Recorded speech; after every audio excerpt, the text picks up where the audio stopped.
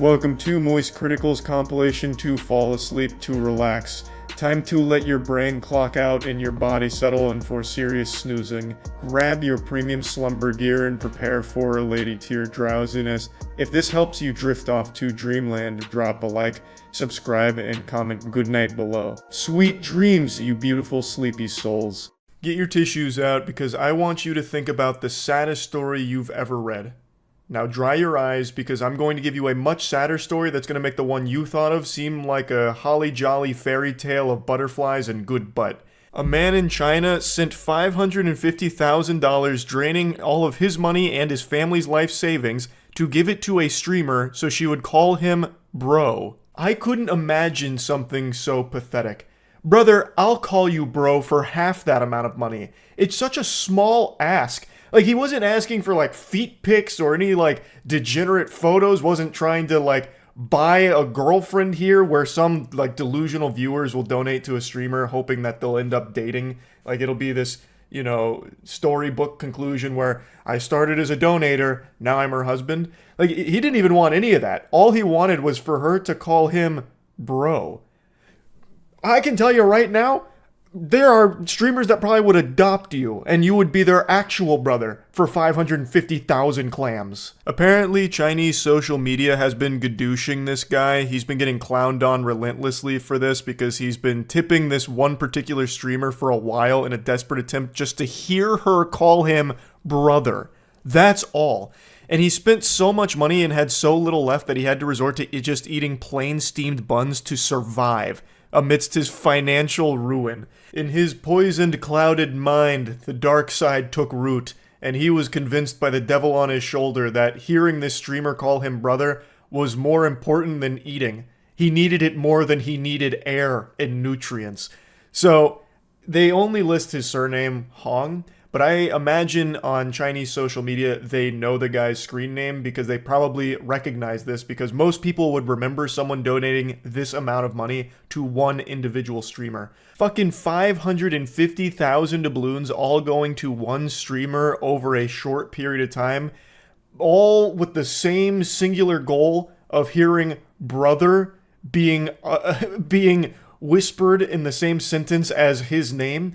Most people are going to remember a weirdo whack job like that. And I imagine his screen name is something so silly. Like, I bet he has one of those, like, pseudo badass screen names, something hardcore, like Gore Daddy. His spiral into madness began earlier this year after he developed an obsession with a streamer and began funneling money into supporting her. And they're keeping the streamer's identity undisclosed, probably for the safety of the streamer, I would imagine, so that's not super surprising. Initially, he drained his family's savings, and then they restricted his access to the funds because he was going ballistic, hog wild with the money there, just putting it all towards this streamer. But that wasn't enough to stop him. That was only an obstacle in the way of his ultimate goal of hearing this streamer call him brother. So he then decided to take it to the next level and start committing crimes to get access to that money so he can continue to fuel this obsession. And he actually took a play out of my local crackheads playbook where he started stealing copper material. That is like crime 101 type shit. That's like something you would Google, like, how to commit crime for quick money, and a WikiHow article would come up, and this would be what they tell you to do. He was actually stealing copper in order to start paying for his donations to this streamer. So he worked in the hardware trade and started stealing the copper from it. He would routinely pilfer copper during his deliveries and sold it to waste recycling stations for cash. It continued until October 15th when the factory reported a significant quantity of missing copper, and they suspected that it had been stolen. Police investigated, and Hong, accompanied by his family, turned himself in. He confessed to only 2 recent thefts, denying any further involvement, but, spoiler alert, that wasn't truthful.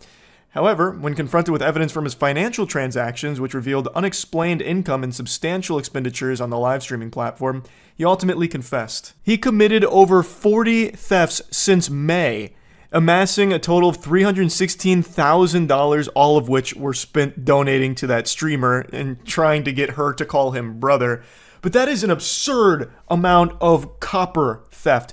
This is like a villain the Crimson Chin would have battled in Fairly Odd Parents. Like, that is a pretty impressive amount of copper, and I got a sneaking suspicion they didn't get it all. I bet he still has some stashed away for a rainy day. He's probably got like a fucking bat cave of copper. He's like the Bruce Wayne of copper. Anyway, though, he did explain his motives to kind of shed some light on why he was doing all of this. Hong stated, "I didn't want to meet her. I just wanted to hear her call me brother." What the fuck? Apparently, a good bit of the money has been recovered and returned to the factory, and the article reiterates that he had to rely heavily on plain steamed buns to stay alive and sustain himself so he wouldn't just die from starvation, because he spent all of his money donating to her, desperately trying to hear the moment she calls him brother. I picture this like that scene from The Dark Knight with Harvey Dent, where he goes, "Say it!" Like, that's him to his computer screen every time he donates to that streamer, just waiting for the word brother to leave her lips. And I guess it never did. He's still on this endless pursuit. It's actually frightening just how poisoned someone's brain can become. It is scary. He even says, like, I had no interest in meeting her, didn't want to meet her. I just wanted to hear her call me brother. Why? Like, is it like a fetish or something? It must be, like, to some degree, right? You would think. Something has truly gone awry in the old noodle up there that would lead someone to be like, I'm going to give not only all of my money, but all of my family's money to this streamer because I really want to hear her call me brother. That's so peculiar. That's so odd. Dude was willing to die for the cause too, like a brave Astartes warrior out of Warhammer 40k here. This man was starving himself. Like, I bet he was fighting rats for scraps, like, beating rats for crumbs around his abode. Like, I don't know what state he was in when they found him, but from the way they talk about him, I imagine he was in a state of near malnourishment if he only had, like, some plain steamed buns to survive off of, because he actually spent every single dollar on this quest to hear the streamer call him brother. And I guess still never even accomplished that goal. And something else really crazy that stood out to me that I learned from this article is, according to iResearch, the market size for virtual gift donations during live streams in China reached $19 billion in 2019. I feel like I'm fucking Dr. Evil saying that number right there. That is incomprehensible. And it's projected to grow to $57 billion by next year. That is an unreal amount of money to be virtually gifting streamers. And then it goes into, like, some of the Chinese social media responses to the story. What kind of copper is worth over 2 million yuan? That really blows my mind. If you just want to hear it, why not record it and play it on repeat? Checkmate. There are so many ways that you could you could poke holes in this man's plan. It's not exactly the most thought out or most sensible plan. Yep, there's a lot wrong here. And another one that said 4 million yuan for a single word brother. Maybe you should see a psychiatrist. I agree with that analysis as well. I knew the market size was huge in China, but I had no idea it was that big. So I'm starting to think that maybe I'm wrong and that $550,000 from a single viewer to a single streamer actually isn't all that abnormal over there based on those numbers. Like, I actually can't even wrap my head around that. That is unbelievable. I also imagine this isn't the only time this has happened. This isn't like an isolated incident. I imagine it's still probably pretty rare for someone to donate every single dollar they have to a streamer, and it's probably one of a kind here, a unique shiny Pokemon type story of someone who's donating all of that money to a streamer just to hear them say one word, brother. That's probably never happened before. But I think Hong isn't alone in being a viewer of a stream in China that donates all of their money to a streamer they're obsessed with. We even see that happen in the States too, sometimes, unlike Twitch. That's happened a couple of times that I recall over the years. I just haven't seen to this degree, where it's the family's entire life savings, then they're committing crime in order to keep going through this fixation. Like, it's scary. Like, that, it is terrifying. Another thing that got me stinking and thinking was about the streamer here who received the $550,000. Now knowing what's been publicized about the individual who donated it, do you think the streamer is going to give it back? I feel like the money was stolen from the family and then stolen from Copper. Probably should give it back, I would think, but I don't know if there's any like obligation to do it or anything, so I'm just kind of wondering how that's going to play out. Hopefully the family whose life savings have been drained here on this degeneracy can get that money back, because they didn't deserve that. That's horrible. That's awful. So anyway, just want to talk about this a little bit. That's it. So yeah. There's a story floating around that's piqued a lot of interest, and a lot of people have wondered if I've seen it. It's about North Korean soldiers that allegedly have become addicted to adult content online, since for the first time in their lives, they have less restrictions on internet usage while they're fighting for Russia against Ukraine. So, North Korean soldiers that are fighting with Russia, they've apparently gone full gooner after having their Sharingan awakened with this unfettered internet access, at least according to Gideon Rackman, a Financial Times Foreign Affairs commentator. A usually reliable source tells me that the North Korean soldiers who have deployed to Russia have never had unfettered access to the internet before. As a result, they are gorging on pornography. A classic source, trust me bro moment. However, this guy does have some prestige with that title, I think. I don't know. I'm not an expert on the Financial Times or anything. It's not like he really dove into the lore or explained where he got this information from. He just kind of made it like a mic drop moment and then walked away. So this could just be a guy pulling shit out of his ass. It's very possible. The U.S. Defense Department spokesperson, Lieutenant Colonel Charlie Dietz, was even asked about it and said that he couldn't confirm any North Korean internet habits or virtual extracurriculars. He went on to say that they're instead more focused on serious aspects of North Korea's involvement, if any, in Russia's military operations, and that the question about whether or not the North Korean soldiers are going auga at their phone screens when looking at honkers should be asked to Moscow instead. Of course, it's impossible for me to know whether or not the claim is true that North Korean soldiers are now gorging on pornography. I'm not there. I'm not looking over their shoulder, breathing down their neck, going, hey, what you watching there? So I have no way of knowing. It doesn't seem like there's any strong evidence to support the claim, but whether or not it's true, it's an interesting thought that I want to talk about briefly. We had a similar topic that I talked about like 5 months ago when there was a story about this remote tribe that had recently got internet access, and there was a viral story about how they've now become addicted to porn and it's destroying their entire community and all of that. So this isn't the first of its kind here, though in that case that was very overblown and dramatic for the sake of clicks, and in this case it's too early to tell, but there's no evidence to suggest that North Korean soldiers are right now in the middle of big-time gooning. On Reddit, however, the front page, they have this photo right here that claims it's a picture of a North Korean soldier that was watching girls dancing all day, but it looks like a really staged photo. I mean, the guy looks super happy. He looks like he's on cloud nine right there. That is a man who is at peace with whatever is on his phone. But it really feels like this picture is not authentic. And then from the same Reddit account, they also posted this, which is a short video of a North Korean soldier apparently watching girls dancing on social media. To me, they just feel more fake than a fleshlight, just very phony baloney staged photos. I don't know why, maybe to capitalize off how viral this story has become. It just, to me, doesn't seem real, but it is very possible it is.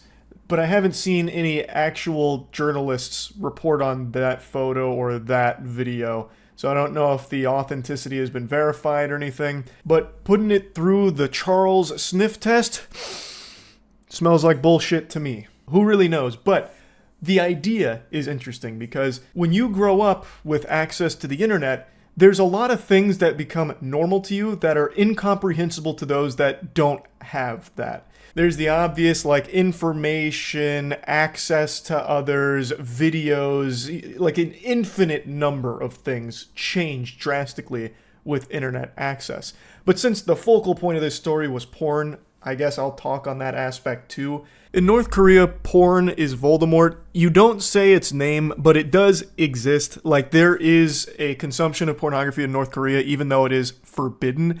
It's usually through the black markets, purchasing magazines or films and such, but it's not something that's like officially condoned, and it does carry a severe punishment, at least as I understand it.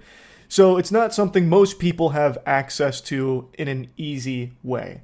So, as a North Korean soldier, if you go fight somewhere overseas and you have access to it on your phone, that is a game changer experience, because prior to that, most likely the only way you'd ever really see a naked person is if you saw them in person, right? Like, think back. I made this point when talking about this in the last video when it came to the remote tribe. The average person in the world right now has seen more yams and butt cheeks than your entire family tree combined, thanks to the internet. In the modern day and age, you can't even open up Twitter without being inundated with titties, pussy, and spread asshole. And it's become so normalized. Not just on Twitter, on just the internet as a whole. If you go to the comment section right now, I guarantee there is probably 1,000 bot comments with a naked woman or just giant milkers that is a copy and paste of some other comment right there promoting OnlyFans or some other porn site. It's just become extremely common. So if you're someone that's never had access to the internet and then you just suddenly get it, it's overwhelming with the amount of new things that get introduced into your life. And it's big for the brain here. Like, it's so overstimulating, like all of the information, and that does include all of the porn that then just gets fucking placed right there on your doorstep. Like, it's something that even if you don't go looking for it, like even if the North Korean soldiers aren't typing in naked booby to blow a load, they will undoubtedly just encounter it because of how prevalent it is just in the internet in general. Like, even if they don't go out of their way for it, it will find them. Again, this assumes the story's true in the first place, that North Korean soldiers are drooling and hooked on porn right now. Even though there's no evidence to support that claim at the moment, the claim itself is believable because of how widely documented porn addiction is. It's a serious, serious problem. And in this case, I'm assuming the soldiers have probably never even seen porn before, considering how difficult it is to get in North Korea. So they're probably even more blown away by it and more susceptible to it, would be my guess. Of course, I'm not a psychologist or anything. I'm not a fucking porn scientist. It's just what I'm imagining would be the case. It's just a fascinating thought, really, because I grew up with the internet. I imagine most people watching this have as well. And even if you didn't grow up with it, you got to evolve with it over time. It was never something that all of a sudden the modern internet just fell into your lap one day. You watched it grow and build into what it became today. In this case, they're getting the internet dropped on them all at once, coming from nothing to everything. It's like fucking Gojo's domain expansion, really, but with internet degeneracy. So I just find it super interesting. Also, this is a bit unrelated and probably a bit stupid, but I do wonder if this is a true claim about North Korean soldiers gorging on adult content. Would the US military try and use that to their advantage somehow, you think? Like, start blasting their devices with advertisements for, like, giant melons, like, click here. And they spend, like, hours doing that, just rotting away watching porn as opposed to fighting. I wonder if that'd be, like, an effective tactic in general. Like, they start just spamming their phones with, like, those advertisements from back in the day, like, this sexy single's in your area. This woman's trying to fuck you right now. Actually, this very second. Hey, asshole, this woman's trying to put on a show for you, specifically you. It's a private show. And it's like Keister just jiggling around. Click here and watch. Have some fucking respect. Just like this giant effort to keep them glued to their phone watching porn as opposed to, like, going out to the front lines and fighting. I don't think it'd actually work. Obviously, I'm just kidding around, but it is an interesting idea. Could there be any merit to that strategy? Most likely not. That's really about it. So, yeah. Are you going to do a top 5 movies of the year? Probably. I do it every year. I'll do top 5 best and worst games and movies. It's been a very competitive year for top 5 worst movies. Oh, God. It's been cutthroat. Is Craven in top 5 for worst? No. That's how bad some of the movies have been this year. Craven is not in my top 5. Actually, you know what? I can do the top 5 worst movies of the year now. I don't think there's any other super stinkers coming out between now and the end of the year, right? I think it's safe to go through the top 5 worst. Okay. Here, we'll just pull up a list of all the movies and we'll go through it and check for worst movies of the year. Oh, man, I forgot Night Swim was this year. That was the very beginning of the year, and we got one of the worst horror movies the year had. But it's actually... Again, you know what's crazy? Night Swim is not in my top 5 worst movies of the year. That is how competitive this year's been for trash. It's been a... Like, 2024 is a year for the history books in terms of how shit movies can be. It's been unbelievable. But here, I'll make a special note for Night Swim up here. Madam Web. Oh my god. It's hard to believe that was less than or only a month after Night Swim. We had such a fiery start for dog shit. Madam Web would definitely be in my top 5. It's just a matter of where. This movie, actually probably one of the worst superhero movies ever made. Nothing happens in it. It's also one of the very few movies I fell asleep during. So at the end of the movie where I was reaching its big like climactic final battle, I already forgot who the villain was. I fell asleep for a little bit. It's just very bad. Everything about it. I don't think I could possibly fish for a compliment even if my family was held at gunpoint. But it's not the worst movie of the year. I still firmly believe it's Borderlands, but we'll get into it. We'll keep going through the list. Imaginary. Another horrible horror movie. I don't think there was a good... No, there was a few good horror movies. I was about to get a little off my gourd there with that claim. The horror movies this year were something very special in terms of being shitty. Most of them weren't even fun bad. They were just almost unwatchably bad. Imaginary is not in my top 5 worst movies of the year, but it's horrible. Just a genuine waste of time. Going to a movie like Imaginary is just like going to sleep, but worse. Because at least when you wake up from sleep, you feel better. With Imaginary, you just kind of go into stasis and feel like shit at the end, and you're out like $15. Oh, Rebel Moon Part 2. Oh, that's going to be tough. I hate it more than I hate Night Swim and Imaginary. This movie actually made me go and do homework. Where I went through and calculated. I actually still have the notes here from it because I spent so much time doing this. I went through and I calculated exactly how long these movies spend in slow-mo. So I made a whole video going over how much slow-mo's in there, timestamping each slow-mo instance, and it's... What was it? 21% of these movies are spent in slow motion. It's so bad.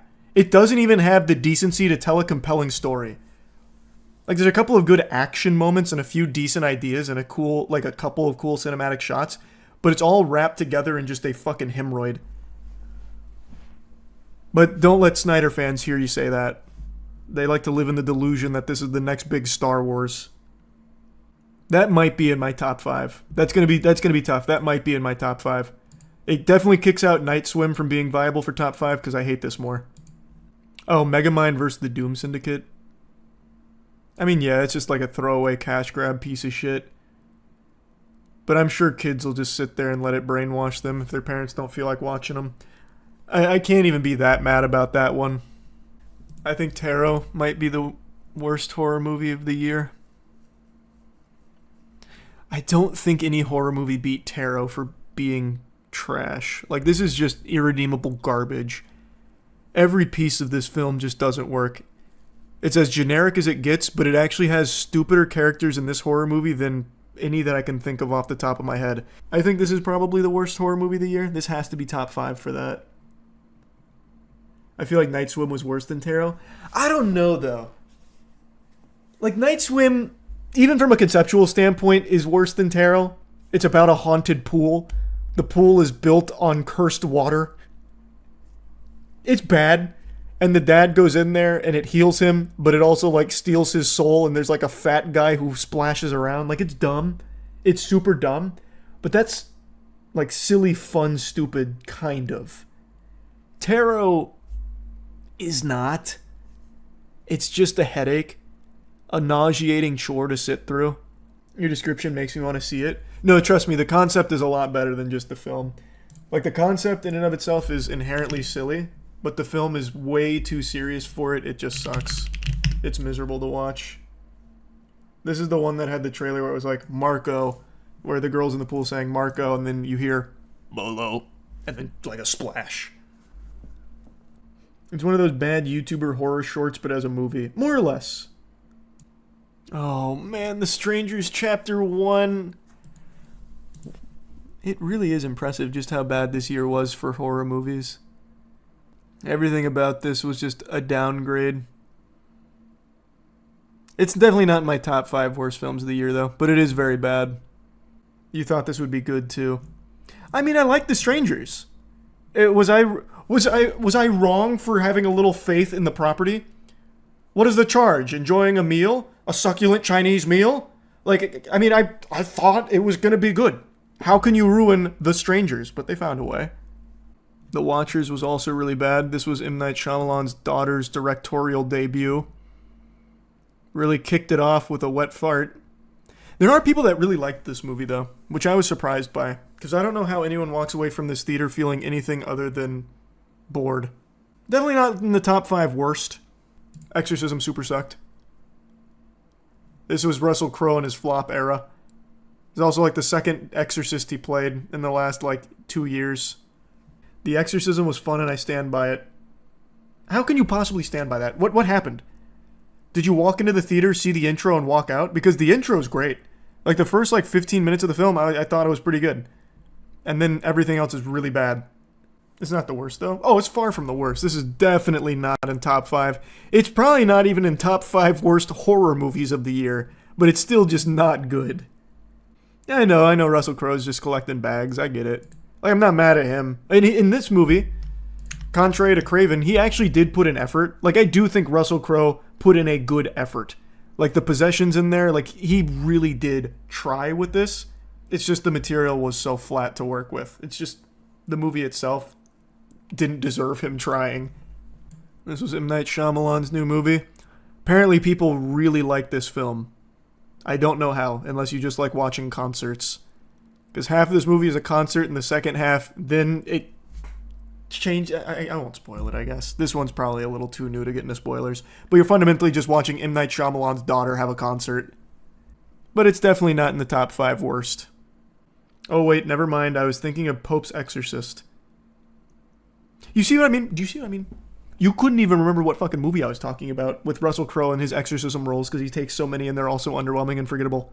You see it? You see what I'm saying now, Archive? Case in point. And here it is. Worst movie of the year, Borderlands.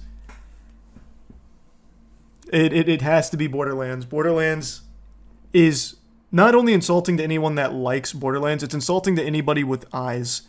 There is nothing to enjoy about it. There's not a single joke that gets told that could even elicit the slightest smile or even the semblance of a smirk.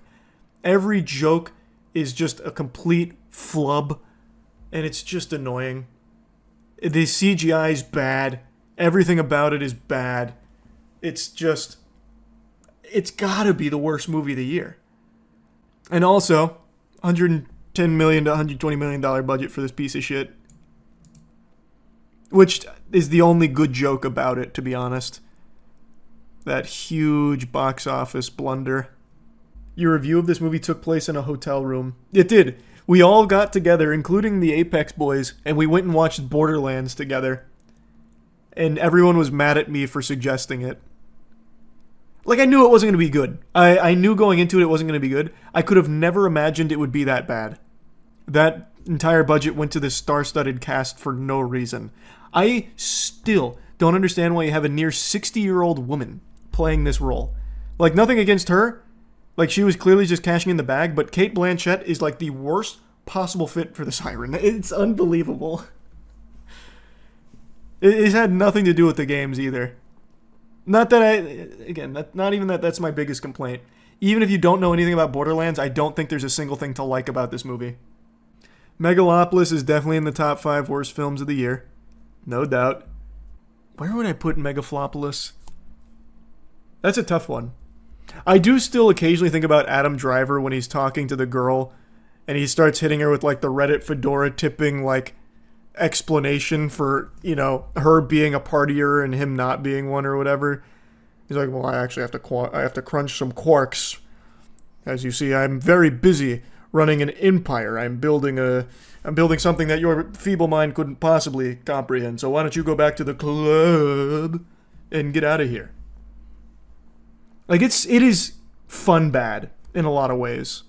Like, there are things to enjoy about the shittiness of Megalopolis, and I think that might save it from being the second worst film of the year. You skipped Afraid. Oh, you're right. Where was Afraid? It's not in my top 5 worst films of the year, but that movie was also pretty bad. This one's about AI. They basically just get an Alexa AI that starts to threaten them because she wants to be mom. It's pretty stupid. Not in my top 5 worst films of the year, but man, that's like something that your like uncle would pitch you on an idea for. Like, check this out. AI. It's evil. What do you think? And that's about as deep as the movie gets. Joker 2 is definitely in the top 5 worst of the year. And not because I think it's objectively worse than something like A Night Swim or An Imaginary, because it's not as bad as those. Like, speaking purely from like a outside perspective. But the disappointment of this movie and just how off the rails and how badly it missed the mark, it has to be in the top 5 worst of the year. Like, this is the most disappointing movie I think I've ever seen. Turning it into a musical, not even a good musical, didn't even have the fucking chutzpah to deliver good musical numbers. Tells a terrible story as well. God, and Todd Phillips, every time he opens his mouth, Christ. Ugh. Like, listening to an Amy Schumer routine's less painful. Everything Todd Phillips has to say about this movie just sucks. No, you guys just really didn't understand it. You see, he's not the Joker. This isn't a movie about the Joker. How deep. How very profound, Todd. And then that brings us to Craven. Alright, Craven doesn't breach top 5 worst of the year. Bad movie for sure.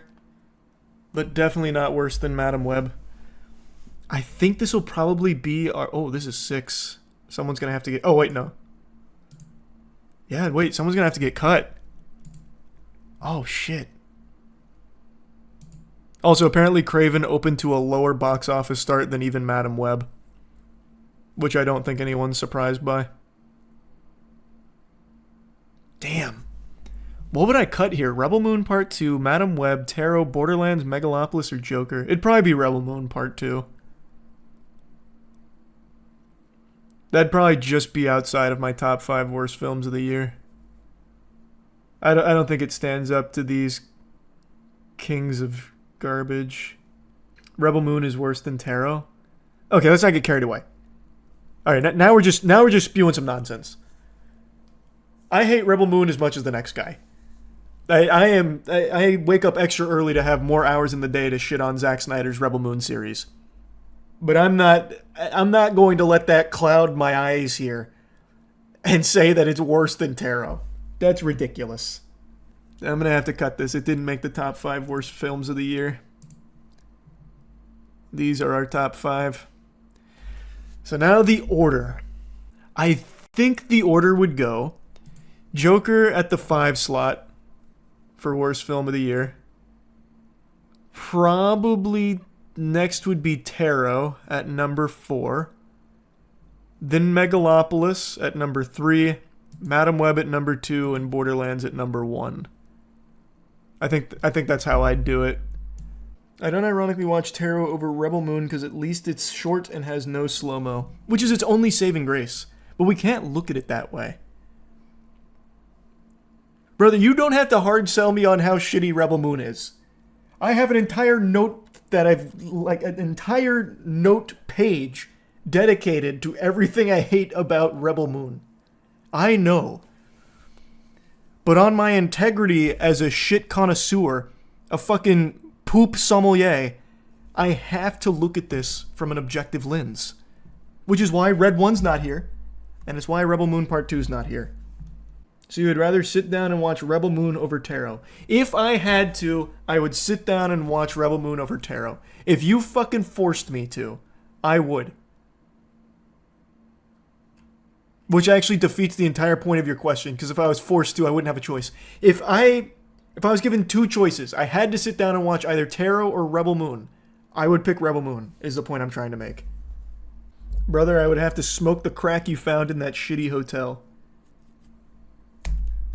You know what? It's my top 5 shittiest films of the year, and I'm sticking to it. Rebel Moon did not make it. It's number 6. It just missed it. It fucking tickled on it. It was close. Tarot is worse. I can't believe we're splitting hairs over what's worse, Rebel Moon or Tarot. Zack Snyder thinks Rebel Moon is groundbreaking. The director of Tarot probably did it for money. I cannot believe we're still locked in this Thunderdome in fucking debate club. We cannot be taking these extenuating factors, these other variables from outside of the film itself. Zack Snyder is delusional when it comes to Rebel Moon. He said like over 1 billion people have watched Rebel Moon. He said it's like bigger than Barbie or whatever. I know. He's a clown when it comes to Rebel Moon. It doesn't change the fact that Tarot is a worst movie. This is a top 5 worst movies on their merit, not the director huffing his own farts. Should I give Borderlands a shot if I like bad movies? No, there's nothing to enjoy about Borderlands, even as a fun bad movie. It's miserable. A delusional psychopath tried swatting someone. What happens next will shock you. Dusting off the old Darman reference here for this one. So some miserable, horrible lady tried to swat someone. I'm sure I don't need to explain what swatting is. It's a horrible, bad thing that'll land you permanently on Santa Claus's naughty list.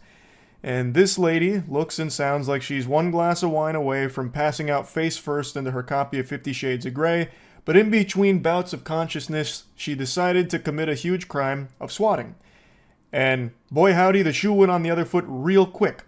They actually found her, and when they brought her into custody, she started launching sonic-based attacks at the officers. It's a wild ride that I can't wait to take you on, thanks to Code Blue Cam here providing all of the footage.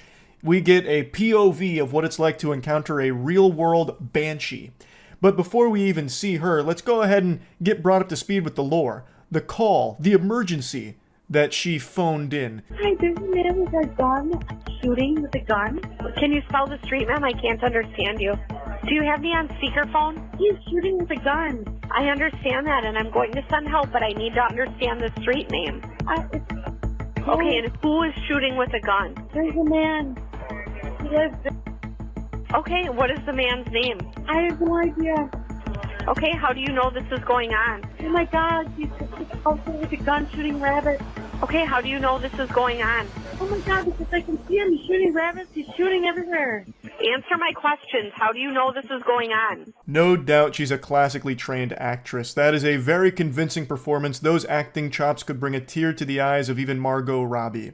And she is using it for evil, nefarious purposes. So she's talking about a man who's shooting. He's shooting rabbits. He's shooting everywhere. And refuses to give any, real info. And then, pauses after the operator's asking her how she even knows this is going on. She doesn't answer and then just hangs up.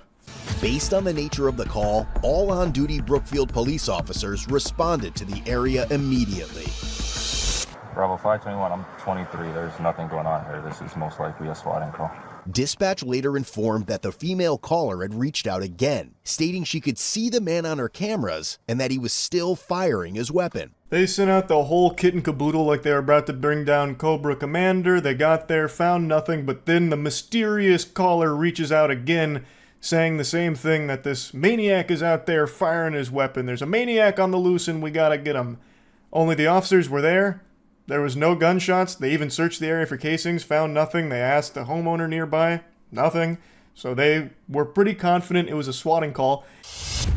While clearing the scene, the female continued to call 911 repeatedly from an unknown number. A sergeant instructed the clerks to forward all her calls to his desk phone. She called them again and again and again, repeatedly just spitting this fraudulent fairy tale, this gobbledygook horseradish.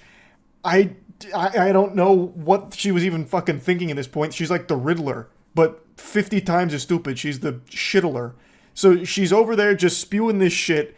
They are at the scene, so they know it's not real, and they just start forwarding those calls to Ace Detective Phoenix Wright's personal desk phone, and he happens to recognize her voice from previous interactions. Let that sink in for a moment. Marinate on that thought. A police officer interacts with so many people, and most of those interactions, I imagine, aren't overly positive.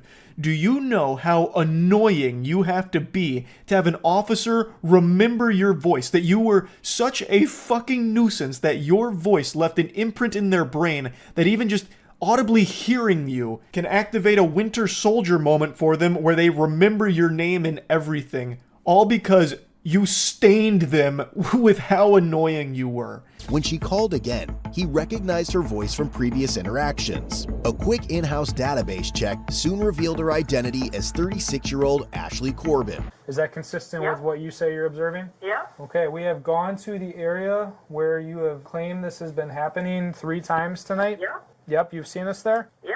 So he got asshole Ashley on the horn here in order to corroborate these reports, saying that you've called 10 times now all about this, we've been out there and have seen nothing, and she's just like a broken record saying, yeah, yep, yes.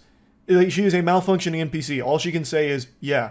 And he's just pressing her like, hey, we didn't see anything, you know, what's going on? She eventually says that the guy shooting is on camera, so the officer says, well, we'd love to see that footage.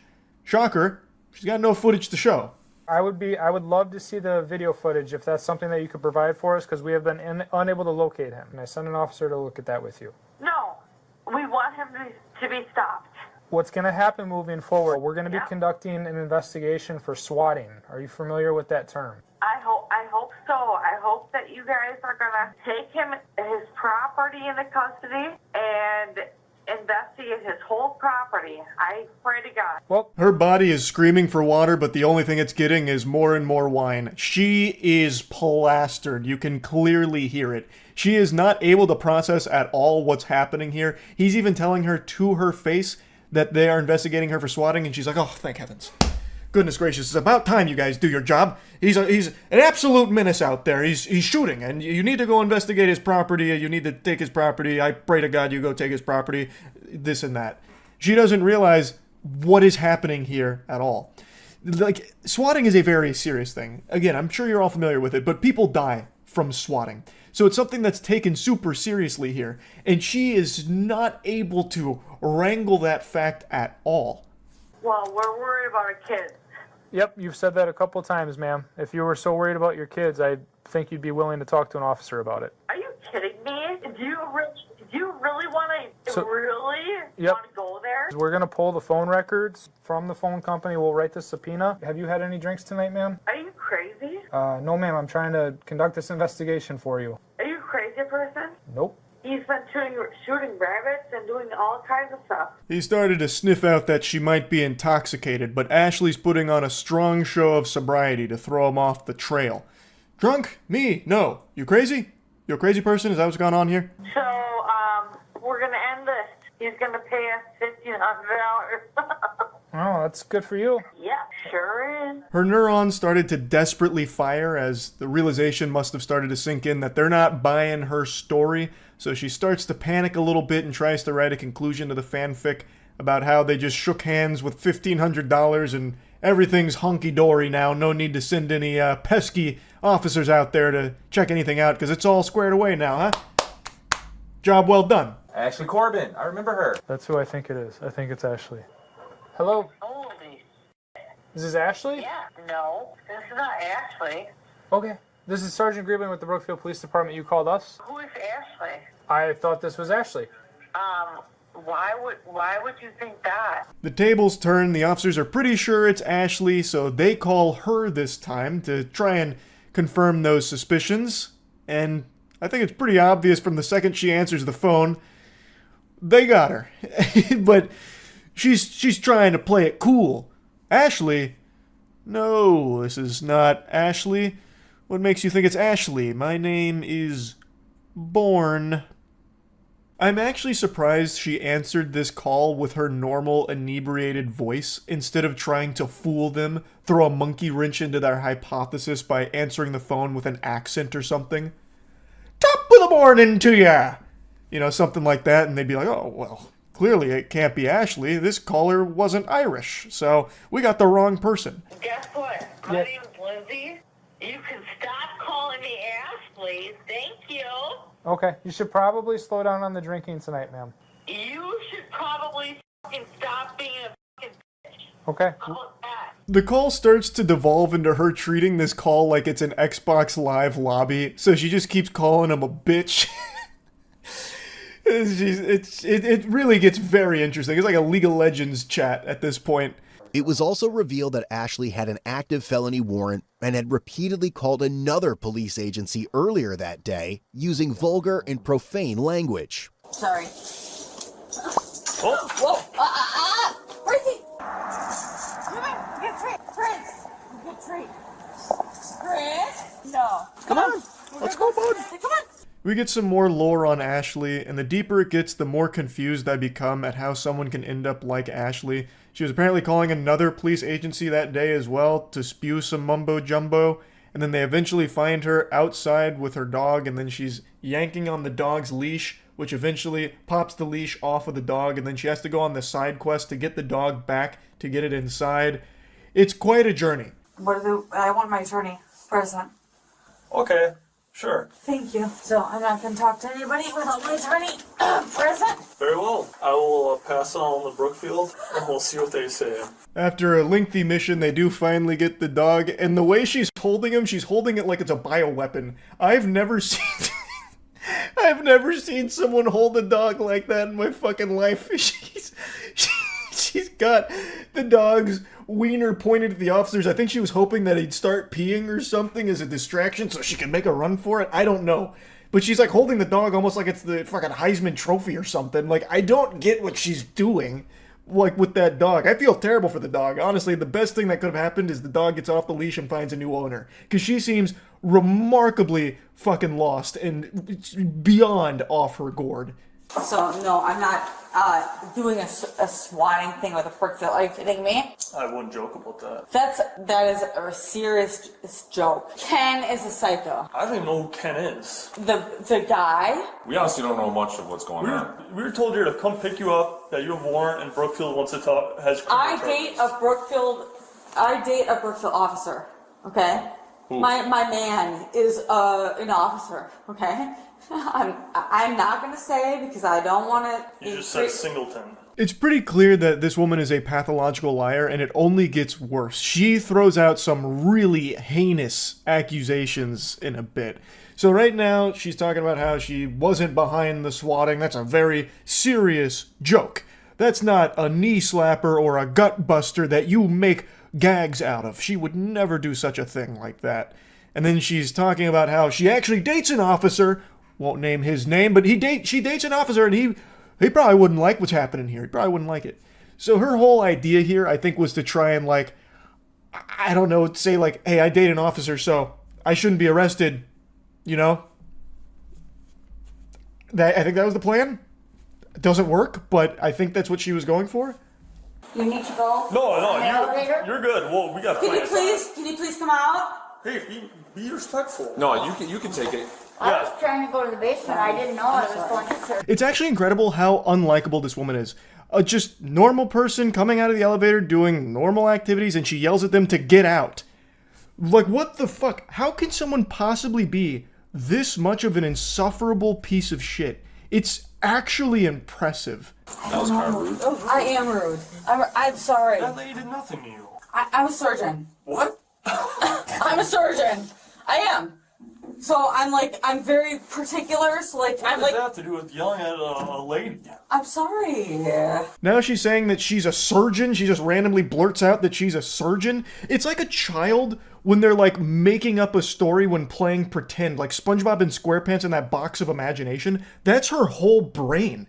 I'm spitting. I'm actually spitting. That's how disgusted this woman makes me. She can't stop lying for even a second, and she can't stop being a piece of shit to people around her. And like the officer's even telling her, like, that was rude. Like, this was just a person using this elevator, and now you're yelling at them. And she's like, I'm a surgeon! I'm a surgeon! I'm a surgeon! I like things to be particular. And they're like, what? What? What does that have to do with anything? I do stuff, like, very particular. Like, I do brain surgery. Okay, let's take a left. So it's very particular. So does that mean you can be an asshole to people? I don't deal with people. So it's like, I deal with, digging in people's brains and digging in. I'm sorry. That's what I do. You dig in, you go in deep 5, and that's it. Brain surgeon. I like how she almost tried to drop some kind of scientific terms like, well, brain surgery, you see, it's actually very complicated, and it's why I'm a little particular about things. I don't deal with people, I'm dealing with brains. You know, you have to go D5. D5. You know, knight to D5. You know, you saw it in Harry Potter when they're playing wizard's chess. Like, you guys wouldn't get it. I won't bore you with the jargon that you couldn't possibly understand with your tiny, feeble minds. Just know that because I'm a brain surgeon, it gives me the right to yell at people. And it gives me the right to call police departments 20 times a night reporting false crimes because, well, it's what I like to do as a brain surgeon. You're lying, and you use me as a scapegoat under the bridge. You guys were harassing me under the bridge, and there was no cameras under there, and you guys were harassing me and me under the bridge. She also left like a big bag of beer in front of someone's door and... What's up? You guys me in the elevator. Okay. Yep.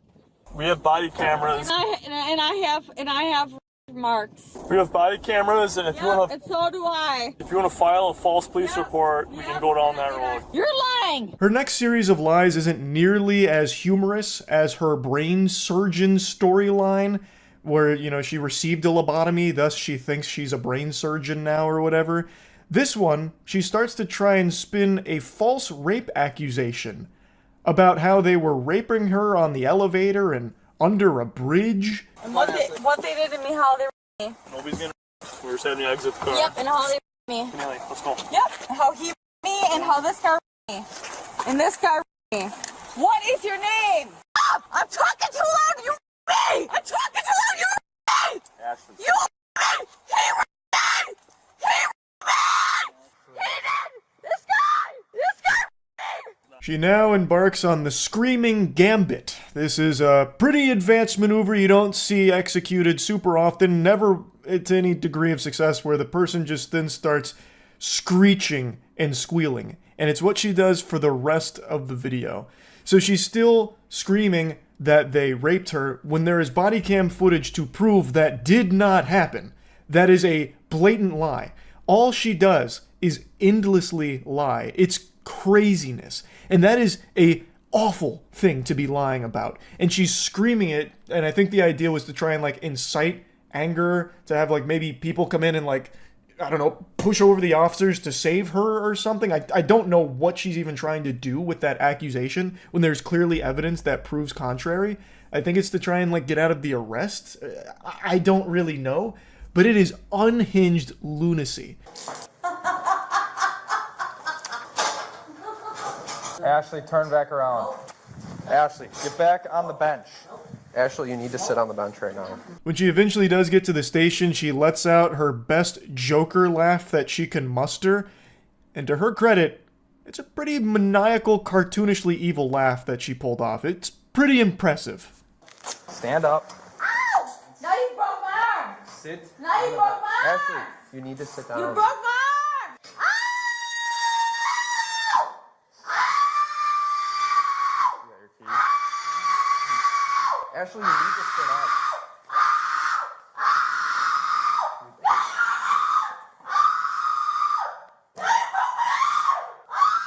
Lord have mercy on all the poor souls that were watching this with headphones on. They're no longer with us. So she's now claiming they broke her arm when they went over to try and get her to sit up. They didn't actually even lift her, by the way. The second they, like, touched her, then she started saying that they broke her arm. Another bogus baloney fib here. Liar, liar, plants for hire. Holy cannoli. And now she is absolutely wailing. She is sounding like a Five Nights at Freddy's jump scare. She sounds like if Toucan Sam ate a ghost pepper. No!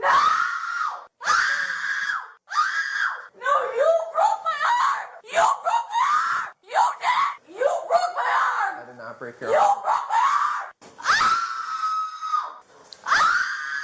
Why are you hurting me? If you sit forward, I won't Don't touch you. touch me! Do you have an NCIC for swatting? Oh God. Swatting. You guys are so fucking stupid. Swatting. Ow! Ashley, you need to sit up. She goes on and on and on and on and on. It sounds like the screaming goat meme. So that's kind of where that concludes, but she did receive some charges for it, but really got let off super easy. She, I think, only spent like 6 months in jail for blatant swatting, and she should be counting her lucky stars that they didn't try and pursue some kind of false rape accusation charges as well. I don't know if that's something they even could do, but I'm surprised they didn't try. Like, this really could have been a lot worse for Ashley. Swatting is something that is extremely serious. So she got let off very easily. And man, what a fucking nuisance she is. Holy. That's really about it. So yeah. I learned about this on stream and made fun of it for a little bit, but I didn't realize just how big of a story this had become, with people still talking about it and upset about it to this day. It's DC proudly announcing that they are making a Harley Quinn fart comic, which also apparently has a special variant that will be a scratch and sniff, so you can smell her flatulence firsthand. Though I haven't seen any confirmations from an official source about a scratch and sniff variant, though it does seem like a no-brainer layup. If you're already going to be making fart fetish comic, you might as well give it the olfactory capability so you can deliver the Methodist right to the nostrils, which I think is far more pathetic than buying an e-girl's bathwater.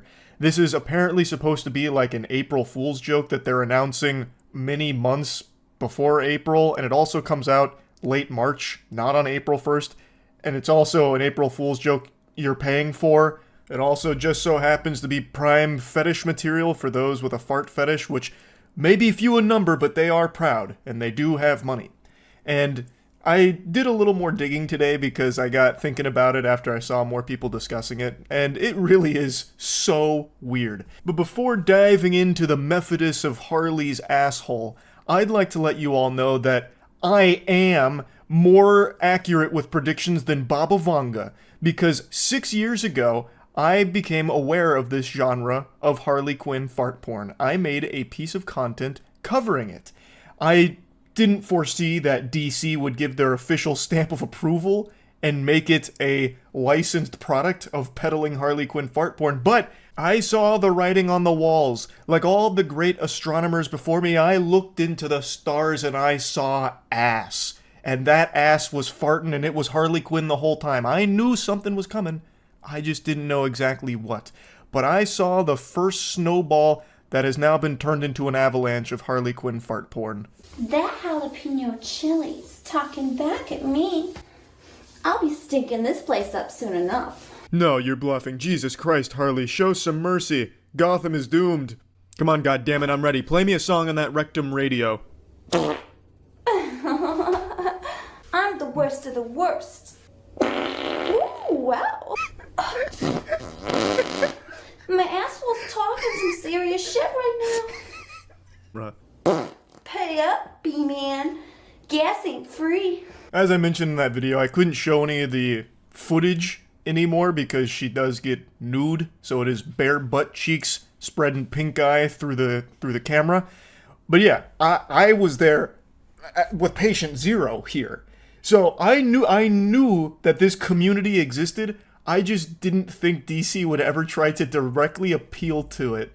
But they are. So let's go into the upcoming Harley Quinn fart comic. We get a sizzler reel here, a little bit of hype up for the comic. This is the synopsis, more or less. I've been holding in all my very worst bits of bubble guts for the last 32 years. Jiminy Christmas. It's worse than I could have ever imagined. There really is no hope for Gotham. And it's all been leading up to this epic expulsion. Your nose will never be the same. You'll gag. You'll cry. You'll feel things you ain't never felt before. This fine publication is a celebration of all things past, present, and future. Sequential art's place in the annals of history is about to change with the release of Harley Quinn's Fartacular, Silent But Deadly. A comic that promises to have the highest concentration of gas per page, GPP, ever committed to print. Emphasis on committed, because everyone who worked on this comic is getting thrown into Dr. Fartley's home for no good gassy gals and guys. Read the comic that Abraham Lincoln called A Joy from Fart to Finish moments before he died. Warning, we aren't kidding. If you're grossed out by farts, then this comic isn't for you. And that's perfectly okay, though I am judging you. Unless you want to put your feelings to the test, in which case this comic is for you. Proudly written by Joanne Starer, perhaps? I'm not quite sure how to say the last name. This is a real comic that's coming out. I've seen a lot of people saying that it's all baloney. Don't believe the lies. It's horseradish. There's no Harley Quinn fart comic. That's ludicrous. Well, it is real. This is actually coming out next year. And it's shaping up to be the most talked about 2025 comic release that we know of so far. And I think that's exactly what DC was looking for, is just a bunch of headlines, because this is just so over-the-top ridiculous that I'm sure they knew that people would generate buzz with this. But is that really buzz you want? It's just kind of embarrassing. Like, as a gag gift, if you released it on April 1st as like a post on Twitter or something, it would still be kind of cringe, but not nearly as bad as this, where it is like an actual publication, like a production you're putting money behind and selling. I don't know. I tend to agree with the people that think that this is just dumb, because it is. Like, I always appreciate really silly, over-the-top things, but this is just, it's gooner material. Yeah, you could obviously hide behind the shield of, no, it's clearly just a gag gift, it's a joke, you know? But it's also a fetish. Like, this isn't, the most popular fetish in the world, of course, but it is still one with a sizable community, and the proof is in the pudding. There is a whole genre of Harley Quinn fart porn, of which I have seen. I have peered into the abyss, the chocolate starfish abyss. So what you are making is a piece of official DC fetish slop, which, if that's the direction you want to go, I mean, I'm not the CEO of your company, go hog wild, I guess, but it is weird. Harley Quinn breaking wind, Gooners busting nuts. So anyway, yeah, a bit odd. Wanted to talk about it briefly, that's it. See ya. The Penguin just ended, and it's the best show of 2024. Probably one of the best shows I've seen in quite a few years. I have now made 2 videos glazing this, and I haven't gushed this hard about a show since Breaking Bad. I want to be clear, though, I don't think The Penguin is up to Breaking Bad level or anything. I'm just saying I haven't been this excited about a show in so long. I thought Shogun had 2024 in a titty twister. I thought that was on lock to be the best show of the year. Not the case. The Penguin came around, and it showed there's a new sheriff on the block. I was pretty confident that this would be a good ending. The show has been extremely consistent. It hasn't really fallen off at any points. There was never any moments where I was like, ooh, that was shitty. They really stunk the place up with that. There was never any ass pull moments, right? Like, there wasn't even a ton of Batman fan service. In fact, there was no Batman fan service, spoiler, until the very end, which I think is earned. They absolutely earned that little bit of fan service at the very end, where it felt rewarding. It felt like a great payoff. There was never any moments in the show where I was concerned that it was going to start to fall apart and fumble, so I was confident that the ending would be good, but I didn't expect it to be this good. This had me going, wowee. Like, it was extraordinary. Just like when your mother calls me up to go to her house, I was blown away. Pretty much everything you could do right with an ending, they did, and then some. I have no complaints about the ending at all. I do want to talk about it, though, and it's going to get spoilery. I'll save that for a moment. I think this show is an absolute must-watch, even if you hate Batman. If you wake up in the morning just to hawk a loogie on a Batman comic book because you can't stand the character and you can't stand the world that's been built with it, I still think you might end up liking this show. Because it has nothing to do with Batman or anything even comic book adjacent. It is truly a crime drama where you follow a despicable villain that never at any point feels like it's just cartoonishly evil for the sake of it. This show does an unbelievably good job of walking the fine line, tap dancing on the line between too far and just enough, where you can kind of root for him, but then you're always reminded, no, this guy's fucked. This guy is evil. This is bad news. This guy's a real jerk. Like, he'll do anything for power. And he'll have vulnerable moments with Victor, who kind of becomes the heart of the show, and the relationship between Victor and Oswald. Like, their chemistry is great. Like, they sell it in a big way. you get to feel so much emotion from both characters. So at no point when you're watching Oswald, he's the main character, do you ever feel like, oh man, I can't wait for this guy to die. Like, you're always just wondering, how is he going to accomplish his goals? And what's he going to do when he gets there? Like, I know he cares about power, but he also shows multiple times, like, he does seem to, like, understand the people around him. Does he actually care about them? And then he'll do something where you're like, he probably doesn't care about them. Like, he just treats everyone as NPCs in his game. And even his relationship with his mother in the finale gets a whole new dimension to it. Now, the show's not perfect, and I don't want anyone thinking that I'm saying it is. That's an unrealistic expectation going into it, because it's not. It's got flaws, just not very many of them. The main thing I didn't like with the decision they made, this is big spoiler, huge spoiler warning, now that that's out of the way, I did not like what they did with Salvatore Maroni. I feel like the character was heavily underutilized. I understand he's not like the focal point there, but he was built up to be a big player, and he did play a sizable role, for sure. I don't want to downplay that. But at no point did he ever really feel like a genuine threat to Oswald. And the way they kill off Maroni, I just thought was really underwhelming. It kind of did like the early Game of Thrones thing where they kill off a major character in a less than satisfying way, because it's realistic. Not every character is not everyone's gonna have like this big send-off climactic death where they die in like a hail of bullets, you know, while they're strangling 2 bears in each arm, right? They're not gonna have like this crazy death. Explosions behind them, blood, guts, and titties all over the place, and they sail straight to Valhalla. But it still just didn't feel earned from Oswald in the moment. What ends up happening is, as Maroni and Oswald are in a scuffle, they're fighting each other, it's getting pugilistic. Maroni's winning. Maroni is beating Oswald's ass, and he has the advantage until he suddenly has a heart attack and dies. And Oswald recognizes that he didn't really win fair and square. Of course, he then tries to convince himself that he did, but he's yelling at the body of Maroni like, why'd you do that? Get up! And then he just starts shooting him saying, I won, I won. But it's clear he knows that he just won from RNG. He didn't actually fully beat Maroni on his own power there. And I think that was the purpose of it, but it's still, in the moment, like, it just didn't feel like a satisfying send-off for this character that I feel like should have had a bigger role to play in the grand scheme of things. But that's not even a huge complaint. Like, it didn't bother me that much, because where it goes from there, like what happens as a result of his death, I think is really strong. It's just, I don't know, I would have liked if they didn't have him die in that manner, especially with all of the pain and suffering that he had gone through at the hands of Oswald, and then to buy the farm like that, you know, it's just not that satisfying. That's really the only thing I actually didn't like. Everything else in the show I liked a lot.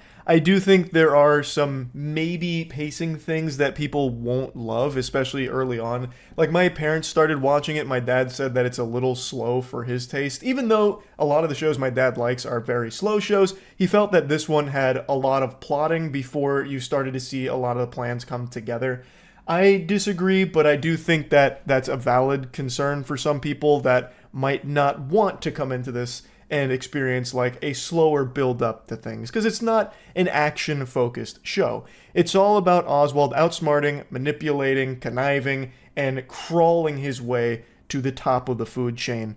And he fucks as many people as it takes to get there. Bodies piling up, lies piling up, deceit out the wazoo, murder out the wazoo, all of it capped with an incredible performance from Colin Farrell as the Penguin.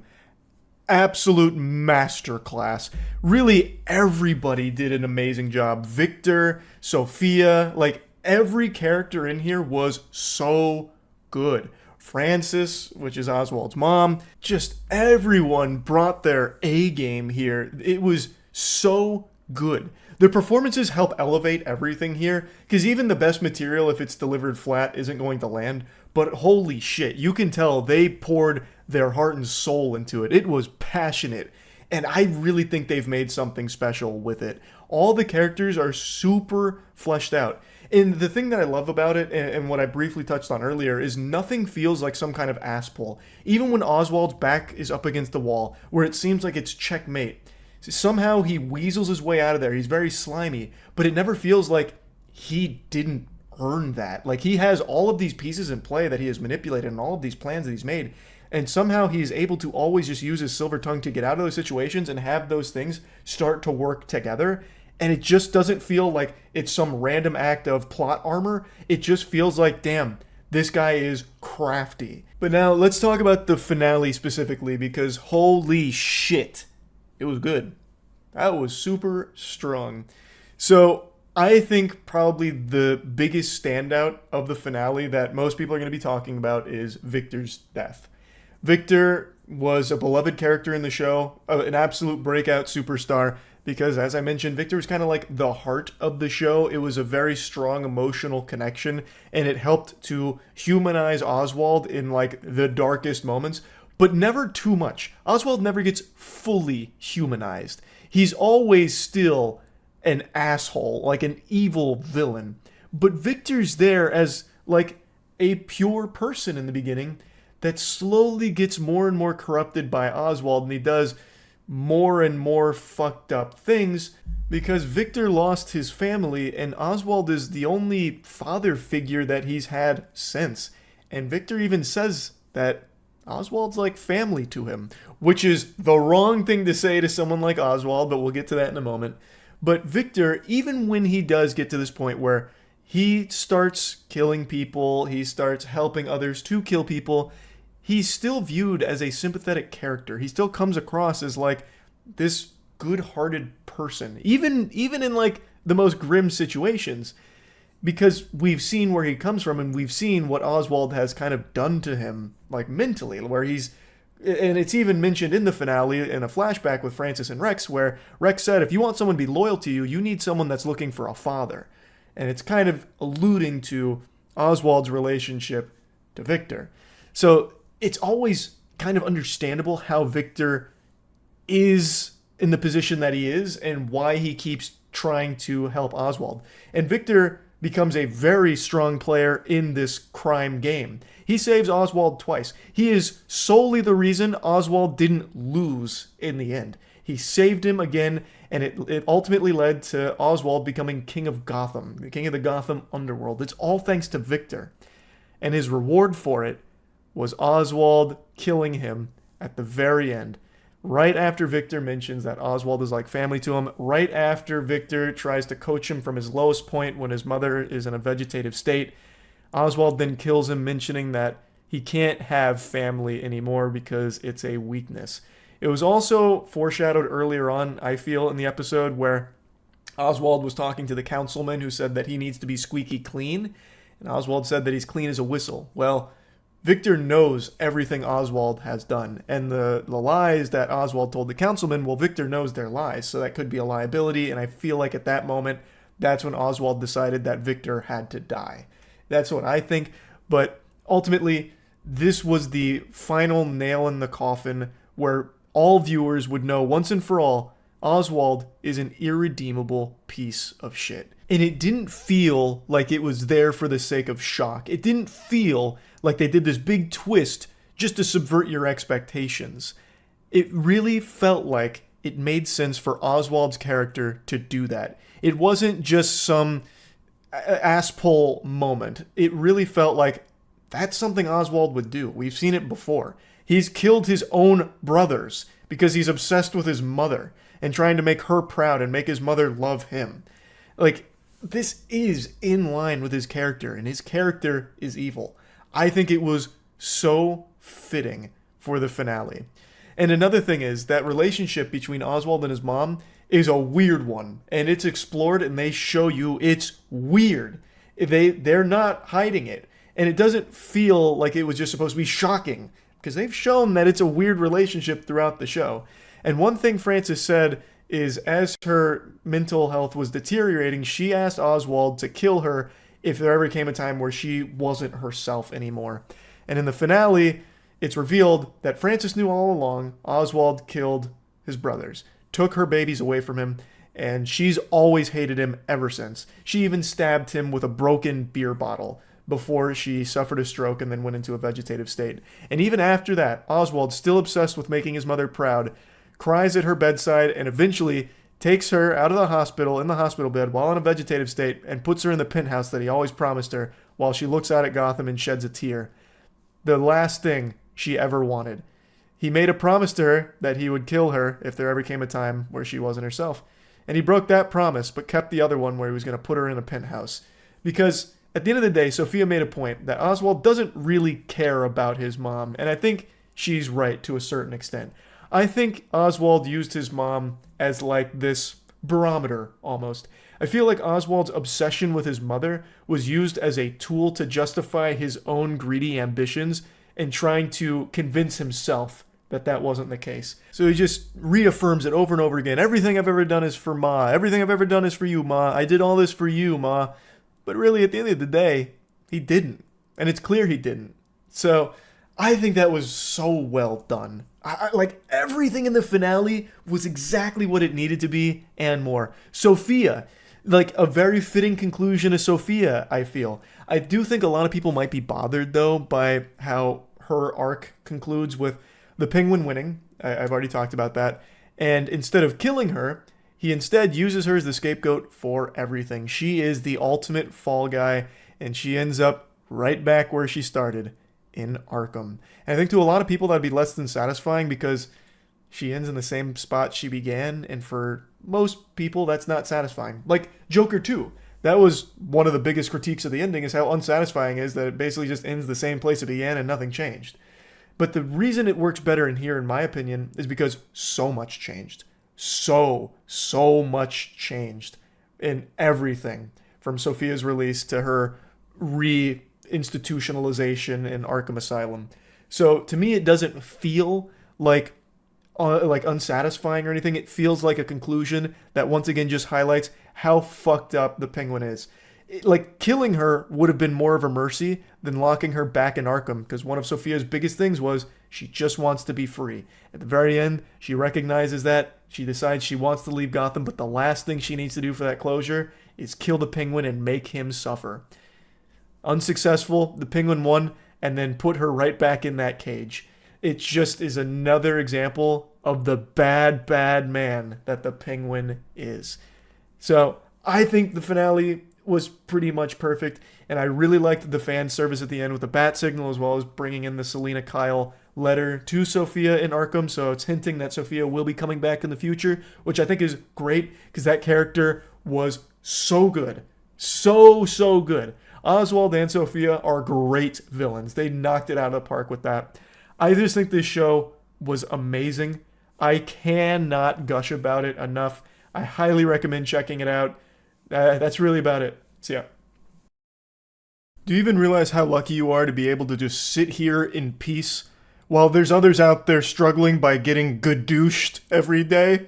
Huh? You ever stop to think about those people? And by the people, I mean that one guy, Wes Watson. I've made a video on Wes Watson in the past, like 6 months ago, where he got absolutely embarrassed on this podcast panel where he looked like the most insecure little bitch of all time. And since then, he's only continued to self-sabotage, melt down, and just devolve into this slug person who is constantly arguing with Reddit every day. Message. There is really a person who wrote me bragging about how big of a Reddit page they have talking shit about me. Like, that's a bad thing. There's that many people that are so worried about me that I'm famous as a motherfucker. I have that many haters. That's how amazing I am at doing what I do. I trigger that many lames. The guy used the word gadooshing. The guy said that they're on there gadooshing me. A pathetic monologue trying to put on a strong face, but it's clear that this is affecting him on a deep personal level. He's trying to cope with the biblical gadooshing that he's been receiving for the last couple months. So Wes Watson is your generic ChatGPT AI spit out life coach, where he doesn't actually do anything. He just asks people to give him money, and he tells them that they're going to be successful for doing it. That's his whole life. He just takes money from people and buys cars with it, and then yells in his cars about why he needs more money to teach more people to become millionaires. He has a whole channel dedicated to just whining to his followers about giving him money, how he needs more money. He is literally just a dominatrix that desperate dudes will pay and think that somehow they're going to make money from it or he's going to impart wisdom on them. Meanwhile, Wes doesn't actually have a business. His business is looking for pay piggies that will pay him under the ruse that he's going to give them life advice, but he openly mocks them for doing it too. It's this like crazy cycle. These are the people who make the videos calling studs like me fake alphas. Oh my God! Wes Watson has become a full-blown special grade lol cow over the last few months, and I have been tuned into the soap opera. I check in on the lore with Wes Watson every couple weeks, so I watch his newest rants, and I also watch content creators that cover him like Too Lazy to Try or John Bravo. And it's just such a joyful frolic through unhinged delusion with this maniac. He loves to brag about being in jail. Like, in every video you'll see of his, he'll mention jail at least 3 or 4 times pretty much. That's his bread and butter. Yeah, when I was locked up, I learned to put toothpicks on my nipples. Like, it's just the most out of nowhere shit. And somehow that makes him qualified as a life coach.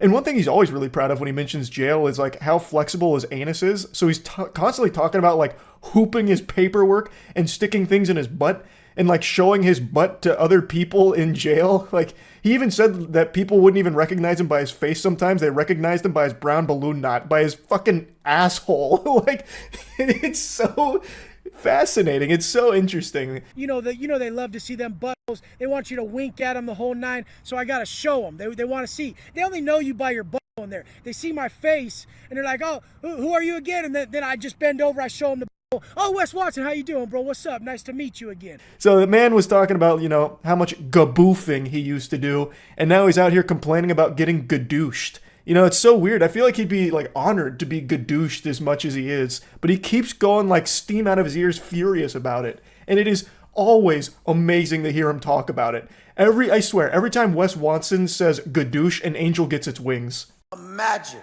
this stud, this ringleader of Reddit reviewers who gadoosh me. Oh, fuck. Oh, my God. No, bro. I was too busy making millions of dollars and not knowing who you are at all while you were gadooshing yourself about me.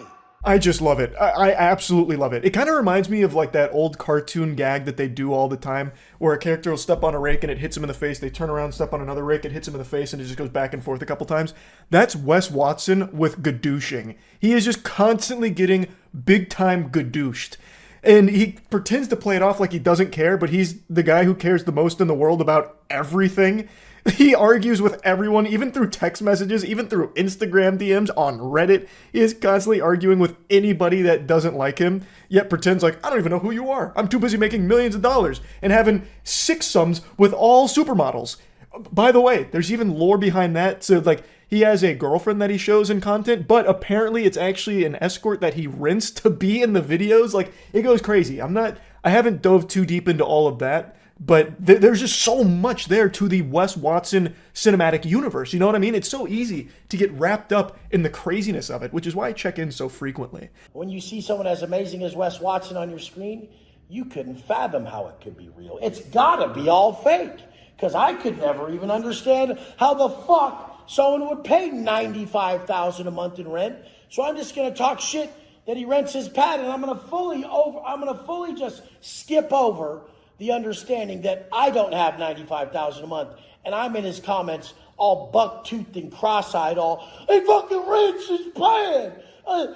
But he leaves out the whole point that he rents it for $95,000 a month and writes that $95,000 a month off to where it's a massive tool for building his business, an expense that brings in profit. So when he's not yelling about Reddit gadooshing and yelling to his followers about how they're pathetic brokies who can't afford $3,000 for a life-changing course that he offers, he's sometimes giving this kind of speech, and this is like the standard playbook for life coaches, the no-nonsense, tough guy, tough love approach. You're broke, you're pathetic. You're insulting me for renting my place, you just don't understand it. And I guess it can work on shaming some people into it, but I think that is so fucking sad. So what he's saying here is a bunch of baloney. This is actual fish paste. So he's renting this extremely expensive place, all to look cool on camera. He's paying $95,000 a month to rent this place just to flex it on the people that are paying for it, for him to live there. It's so fucking weird. So there are... If anyone here has a functioning frontal lobe, you'll know why it's a super stupid idea to pay $95,000 in rent. And he desperately tries to reach into that chocolate starfish of his to try and find some kind of explanation for why he's doing it. And he comes up with this, where you guys don't even fathom the $95,000 that it takes to rent this place. You don't have it. You're more pathetic because you can't afford to waste $95,000 on this kind of place. Meanwhile, even if everyone in the world had that kind of disposable income, most people are sane enough to not do this because you are pissing it away. You're not even building equity. You have nothing to show for it. You are flushing it down the shitter, Wes. And he's trying to say, like, no, it's good for the business. It's good for the business. It's going to turn profit. No, it's not. It's not doing that. I guess you can almost make an argument for Wes specifically because his followers see flashy thing and it's like caveman brain, like neuron activate. Wes have flashy thing. I want flashy thing. He say I only need to spend $3,000 to maybe get it. Okay. Like, I guess it can kind of work in his line there, but it's the stupidest shit ever. Paying $95,000 to rent a mansion just to look cool on camera is so pitiful. Like, it's actually sickening. And I'll go ahead and show you another quick Wes Watson montage clip here where he's just melting down at his followers for being too broke and they shouldn't be complaining about how expensive his courses are. The fact that there's so many fucking grown men and women who don't have 20 fucking grand. Oh my God, that would be lame. Holy shit. Do you know most people I know got millions? Like, and we're not special. Like, we're at the bottom. Like, having some M's is whatever. And you motherfuckers don't have 20 grand and say it's expensive. And the program doesn't even start at, it starts at $3,000. You guys. $3,000? He's basically giving it away for free. Wow, Wes. $3,000 to just get berated in like daily uploads from Wes, freaking out about nothing because he is perpetually livid. This man only has one emotion, and it's anger. That's it. I don't think I've ever seen him calm at all. Even when he's living like his super successful, happy life, he's mad about it. He's mad at somebody. He's arguing with some ghost. It's so weird. But man, it is captivating, which is why I tune in every couple of weeks. I have only made one video on Wes, but I've talked about him on stream a few times, just, you know, going through the exposition and the new stuff in the Wes Watson lore. And I just had to talk about it today because I caught up today and I could not stop giggling at this new arc we find ourselves in the Wes Watson anime, the Gadooshing arc. This is probably my favorite so far. The Gadooshing is actual top tier content. So just wanted to talk about it a bit. That's it. So yeah. A few nights ago on stream, I watched a little bit of a video called I Got Divorced Over Yu-Gi-Oh! And I went into it, you know, like lollipop and spinny hat, thinking it was going to be like good, silly fun. Like I thought it was like an exaggeratory title where he was telling a story about how his wife walked in like Seto Kaiba and ripped his blue eyes. And then he said, enough is enough. We'll play a shadow game to decide the fate of our marriage. And then they divorced or something. But the reality is, it's a very honest and open look at an unhealthy relationship, and it's one that I went back and finished the video for and have been thinking about since. So in a nutshell, this guy had a YouTube channel that was dedicated to Yu-Gi-Oh! And he was actually paying his bills through the content he was making. So it's not like this was a hobby that was destructive to him. You know, he wasn't going out on the streets and selling his butt for Yu-Gi-Oh! Briefcases of cards. Like, he was making a living through Yu-Gi-Oh! And his YouTube channel, but his wife didn't really like it. She didn't have any respect for it, and it basically boiled down to he married like his #1 hater. And she eventually wore him down enough to the point where he did abandon the hobby and his YouTube channel because she just thought it was kind of cringe, I guess.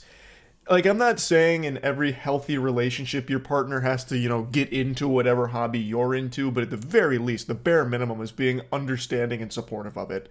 Like, I'm not saying she had to go out there and get a tier 0 deck or learn how to pendulum summon so she could start banishing assholes to the Shadow Realm, but maybe don't be constantly spitting and shitting on your husband for something that he's clearly passionate about and something that is actively making him money.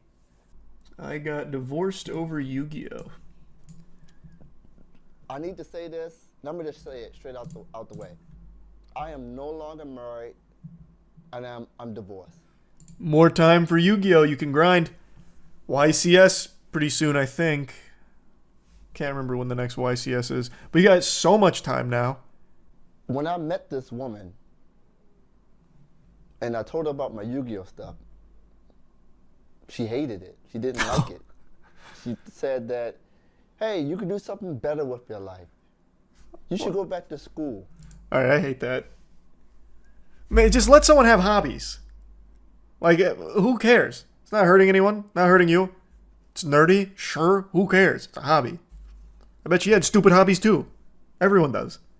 I said, you know what? Maybe she's right. And you know what I did? I sold all my equipment. I sold my YouTube channel. Whoa. I sold all my camera stuff. I'm like, you know what? Maybe it is time to move on. Maybe it's time for me to do something better with my life. Not knowing that at that time, what I had was very special. At that time, something that I chose to do, YouTube, I gave it up because someone said, hey, you know what? Maybe it is time to move on. You got to do something better with your life. There are times where someone's hobby is detrimental to them, whether it's financially draining or mentally draining. Like, that is a problem, and that's where you'd come in and say, like, hey, maybe it's time we look for something else, try a different path, and move on to something else. But that's not the case here. This guy had a channel, and his YouTube and Yu-Gi-Oh! Hobby were helping sustain him and pay bills. So her coming in there, fee-fi-fo-fumming around, marching up to him, saying, like, you gotta move on, makes no fucking sense. Like, that's so stupid. Just basically saying it's time to grow up. You know, this is a children's card game. We don't do this as adults. It's time you be a real man, a real adult, and start doing crypto scams. Like, it's just silly. And she's no longer here. And this problem persists. She told me at that time, hey, you want to meet my mother? You need a car. Because I didn't have a car at the time. I was doing YouTube. I was working from home. I didn't need to drive anywhere. Chasing the dream. Yes, YouTube is what I did for a living. It's how I paid my bills. And I was street performing also. How did I street perform? I just catch the bus 20 minutes down the street, played my horn, went home. I never needed a car. Even though I explained to her, this is what I chose to do. Why did she even come into your life then? It sounds like she didn't respect your hobby. She didn't respect your drive, your passion, or anything. Why the fuck was she even here? Just to completely change you? That's sad. There's definitely a limit too. Like, if you're obsessed with a hobby and it's actually a detriment on your life, which it doesn't sound like it was for him, then I can understand someone coming in and be like, all right, look, maybe we need to reevaluate this. You know, maybe, you know, collecting fucking, I don't know, jelly beans and putting all your money into antique jelly beans is, you know, taking its toll. Maybe we should look at other things so you can get out of the house. You can start, you know, finding something else. I get it. But it doesn't sound like it was to that point here. This is just sad. I imagine the channel was generating income. He just said he was paying his bills through YouTube and street performing. So he was making money. He was perfectly sustaining himself. At least that's the impression I get. She was probably embarrassed to tell her friends what he does for a living. Well, then don't be with him. If you're embarrassed of your significant other, why are you with them in the first place? That's on you if you don't respect them. Don't be with them. It's bad for both you and the partner. I feel like this probably happens a lot, although I've only seen it happen to one of my friends once, where he got with a girl that just really didn't like anything about him. Well, you know, like, what are you doing there? Why are you choosing to be with this person if the goal is to change everything about them, to turn them into a blank canvas for you to paint on? That this doesn't make sense. Find someone that's more compatible with the things you like at that point. Like in this case, she comes in and she just doesn't like any of it. You're going to flush Yu-Gi-Oh! Down the shitter. You're going to go back to school. Honestly, it sounds like a mom that's trying to like discipline their kid. Like, all right, no more Xbox. We're unplugging the Xbox and you're going to go to school twice as much now. Somehow. We're going to find extra school for you to go to. It's just so fucking toxic. This guy was doing just fine. He was providing for himself through his passion, through his ambition, his hobbies, but it didn't fit what she thought was acceptable. So she goes in there and tries to force him to do all of it, and unfortunately succeeds where he does abandon his hobbies and his passion for her, for this relationship.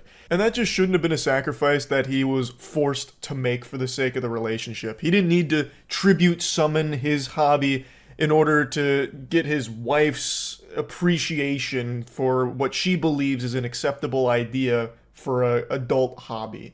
It was making money, it was paying his bills, and it's something he loved doing. Why change that? There's really no good argument I can think of for it. Sounds like she just hated Yu-Gi-Oh! She must have been more of a Digimon gal.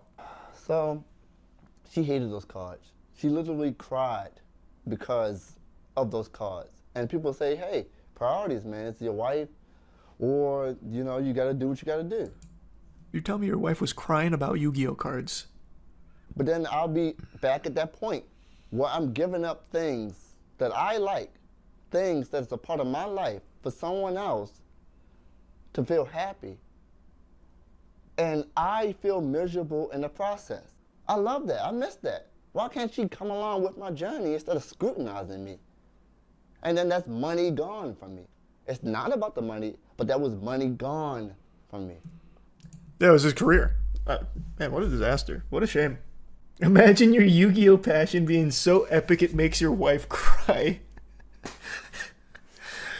My husband has mastered the shadow games. Damn! Fuck!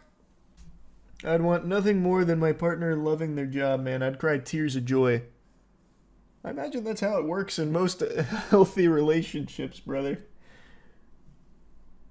I feel like it's kind of important to have, like, respect. You know what I mean? Like, I feel like that's kind of basic. He triggered her trap card of divorce.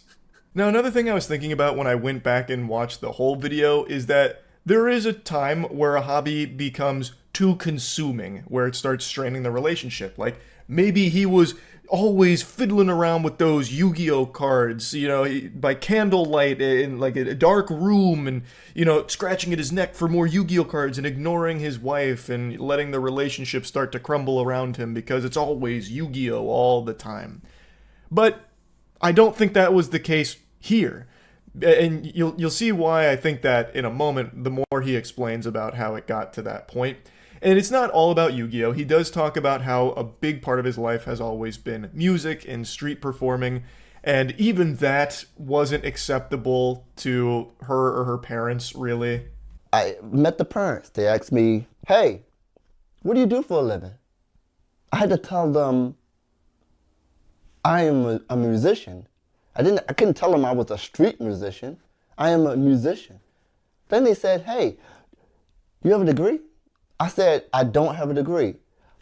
My ex-wife parents did not speak to me for 2 years and told her not to marry me because I don't have a degree. That's fucking brutal, and to me, it blows my little noodle because this guy was doing so fine on his own. He was paying all of his bills. He was living just fine with the money he was making through Yu-Gi-Oh! YouTube content and street performing music. And he'll talk about it in a moment, he was making enough money where he could provide for both himself and his wife through those passions. Yet, they wanted him to just burn it all to the ground, fucking salt the earth, so he could restart with what they think is acceptable, which was going back to school to get a degree and getting a 9-to-5 job. Both things that he did do. Well, he got the 9-to-5 job and attempted school, but school wasn't working out super well for him. But he did everything for that relationship to try and make her happy and be like an acceptable partner in his ex-wife's parents' eyes. So I give up this YouTube thing. I give up my entrepreneurial things. I try to do something that's not innately a part of my strengths at all because I'm thinking I'm in love to do something for somebody to prove something. So when we got married and we moved out to Baltimore to somewhere else that I didn't want to be, she said, hey, how come you're not paying the bills? And I was like, what? I have a job. I have a 9-to-5 job. I don't make enough from this 9-to-5 job to pay all these bills. Before then, I could street performing in YouTube. I made enough money off of that to pay the bills. Now I'm working 9 to 5 all day long, and that's not a complaint because there are people who do that. But I had something that most people wish they had. He's right. He had the dream job. He literally had the wet dream most people wish they had, which is their hobby, their passion, being able to sustain them. So they don't have to do something that makes them miserable just to survive. And he says, like, he gave all of that up for her and this relationship, and that new shiny 9-to-5 that he got, all to please his wife, because she believed that that was the only real way to grow up and, you know, move on from Yu-Gi-Oh! And street performing music. Well, that 9-to-5 couldn't pay the bills for both of them. And that's the unfortunate reality of where America is right now. I've talked about this a lot. The normal salary you make at like a 9-to-5, you can't fucking live off of that in like a 2-person household. That just, it's impossible. Things are way too expensive, especially in certain locations. It's just not happening. It's an absolute shame. It's a fucking crime. I'm not going to just rant about that. I've done that plenty on stream. He had a job that could do that. Like, he had a job people kill over. And she just didn't like it. Found it cringe, I guess. Wasn't proud of his hobby and that job that was making him money. So forced is the wrong word, because he mentions as well, he made the choice. He ultimately chose to get rid of all of that for her, but she was pushing him to do it, and now he's miserable with this 9-to-5, and she's not happy because that 9-to-5 isn't able to pay all of the bills. She says, hey, you need to find a hobby. I'm like, oh, let me play Yu-Gi-Oh! Again. So, last December, last year, I start my channel up again. I buy my channel back from Java. Like, oh, she gave me the okay to go into a hobby. You know what she said? You're spending too much time playing those cards. She says, why are you into those cards so much? I said, hey, I need to make a video about something. After selling everything and starting over, he does eventually get back into Yu-Gi-Oh! To a certain extent, where he picks up the hobby again, but his wife still just hates that the hobby he picked up was Yu-Gi-Oh! And YouTube. So he goes on to say how she just really didn't like it. That's when he gets into saying how she would like actually cry over Yu-Gi-Oh! And that's where I was saying, like, if it was completely consuming his whole life, where he was ignoring her and everything in the relationship was starting to just dwindle because he was too preoccupied with Yu-Gi-Oh!, I'd understand it. But from what I'm seeing and like going back to his channel, it doesn't seem like that was really the case. He was talking about how since he'd been away from the game for an extended period of time, he needed to relearn it. He needed to catch up on all the new things with Yu-Gi-Oh! So he could make content around it. So he'd be able to be knowledgeable on it, which is perfectly understandable, I'd say. And it doesn't seem like he took it to an excessive degree. It's his passion, it's his hobby, it's what he wanted to do, and it's what he was doing, so he wanted to get back to it. He recognized just how much of a gift being able to do that and make money off of it was, and he wanted that back. So he was getting back into the hobby. She still really hated it. One thing led to another, and now they're no longer together. And it seems like the big reason is because of Yu-Gi-Oh! The deeper issue is that she had absolutely no respect for his passion, and she wasn't supportive and seemed like was embarrassed of him. So it's two people that should have never been together in the first place. He gave up everything he loved to try and make her happy, but she was never really happy with the man that he actually is. So it's just very incompatible, and they tried to make it work, and it didn't work. And both people, I think, were not happy as a result of the relationship. Hopefully going forward, they both find better partners. Hopefully this guy's starting over on his YouTube channel. Luckily, he was able to buy it back. Hopefully he is able to find that success that he once had. And yeah, just kind of wanted to talk about it because I just found it to be one of the more honest videos I've seen on the platform about a subject like this. So yeah, that's really about it. So yeah. I've talked about tons of evil companies and industries over the years, but the one I want to talk about today makes Umbrella Corp from Resident Evil look like Weenie Hut Jr. Health insurance. Now, I've ranted and raved about health insurance on stream quite a few times, way before the big thing that happened recently. And I'll just be clear up front that I'm not here to talk too much about Brian Thompson getting banished to the Shadow Realm. I'm here to talk mainly about health insurance itself and how corrupt and malicious it is, as well as the United Health Group CEO Andrew Whitty's video that he made about the response to this whole thing. So to be clear, Brian Thompson was the CEO of United's insurance division. Andrew Whitty is the CEO of United Health Group.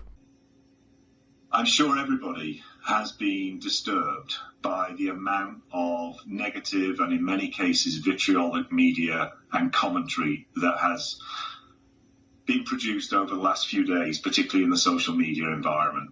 Yeah, mean words are so much more disturbing than an entire business model that revolves around making oodles of cash off the corpses of your clients as you knowingly deny coverage for life-saving medical treatment for those individuals that have been paying you for so long for the single purpose of you stepping in to help in an emergency situation. Then when that unfortunate time arises, it's just crickets and radio silence and then like a giant stamp of denied from United. Here's a nice little graph that helps showcase how efficient these health insurance providers have become at denying your claims. And United Healthcare, they got it down to a science. They are way out in front. They got the gold medal with 33% denied claims.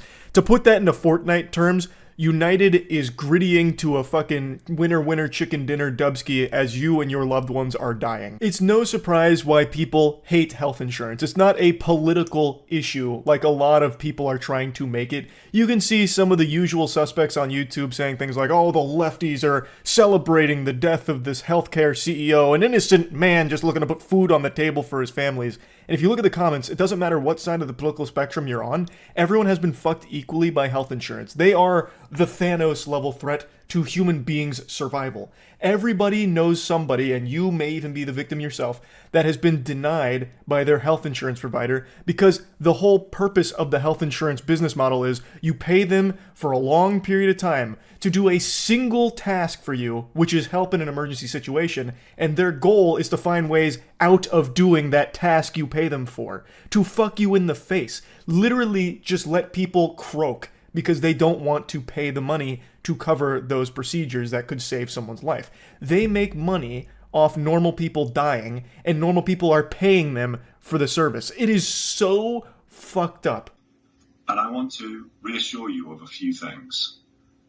Firstly, we are going to continue to make sure that we put patients, consumers, and members first, as we always have done. What? Pardon? I must not have heard him right.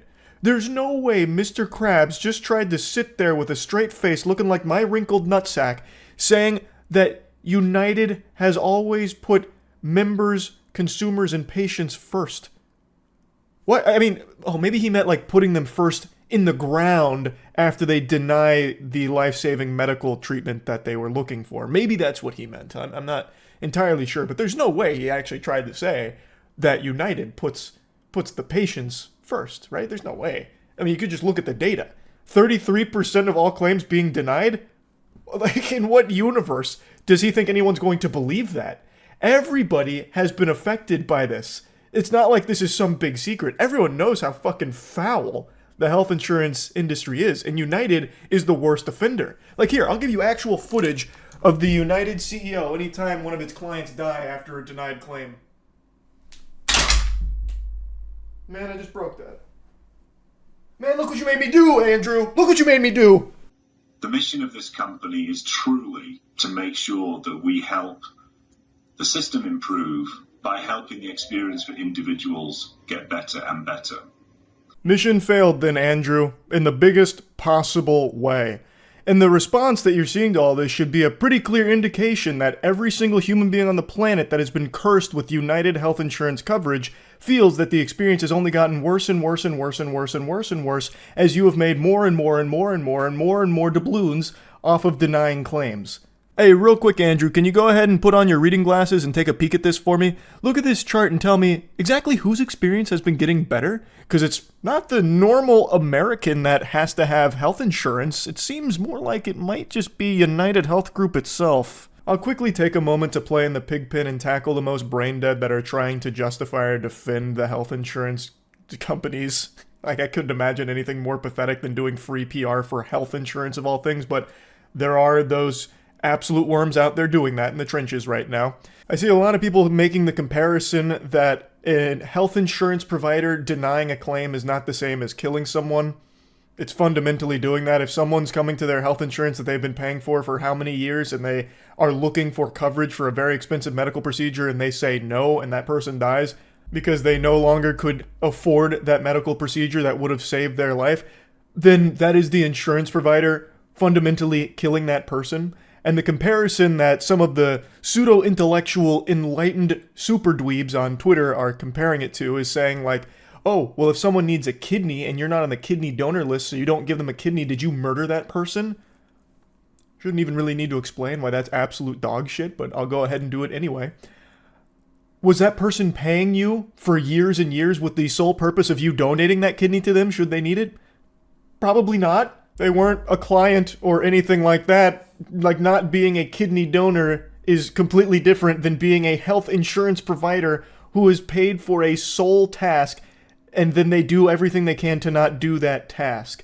And then when someone dies as a result of their refusal to do that task they have been paid for, that is the health insurance provider having a big hand in that person's demise. Another pretty obvious difference here is that giving a kidney is an extremely big deal. Like, that is a risky thing to the person who does it, whereas in health insurance, the only risk in paying for someone's medical procedure is that your shareholders might not get as many millions of dollars because now you might actually have to start doing what people are paying you for. If there is a chance that United Health paying for a medical procedure means they can't afford to pay for someone else's, then they shouldn't be in business in the fucking first place. It means they're trash at what they're supposed to be doing. They're being paid by everyone to do this task of covering their medical procedures when they need it. And if they can't afford to do that, they should not be around. There was nobody who did more to try and advance that mission than Brian Thompson. And there are very few people in the history of the US healthcare industry who had a bigger positive effect on American healthcare than Brian. Hey, come back to reality. Andrew, we're losing you. You're fading into Narnia right now. What are you talking about, man? Making tens of millions of dollars at a company that leads the nation in denied health insurance claims is not pushing the industry in any positive direction for normal Americans, man. And we are going to make sure that we not only acknowledge and honor that legacy of Brian, but we will continue it. That's right, everyone. We are going to be pushing for 50% denied claims next year in honor of this mission. It's a lofty goal, but I think we can deny even more claims come 2025. So mark your calendars. 2025 is United's year. We're making history. Half of all claims will be denied. Mark my words. Like, this isn't something to get excited about, man. The mission has just been growing your profits while denying more claims. So you proudly announcing that you're going to be continuing that mission is about as painful as you coming out and saying that you're going to continue waterboarding me. Like, why would I be pumping my fist about that? The only one that gets excited there is your shareholders. Our role is a critical role, and we make sure that care is safe, appropriate, and is delivered when people need it. And we guard against the pressures that exist for unsafe care or for unnecessary care to be delivered in a way which makes the whole system too complex and ultimately unsustainable. What is sustainable, though, is all of that growth United keeps experiencing. That's what really matters. We need to make sure that is sustained. This is garbage, man. This is actual just baloney. He's just blabbering about nothing. It's a yappuccino trying to spin this as like them trying to do something good. It's not. What Andrew and his company deem unnecessary care is completely unreasonable oftentimes, where it is very necessary for the patient to stay alive.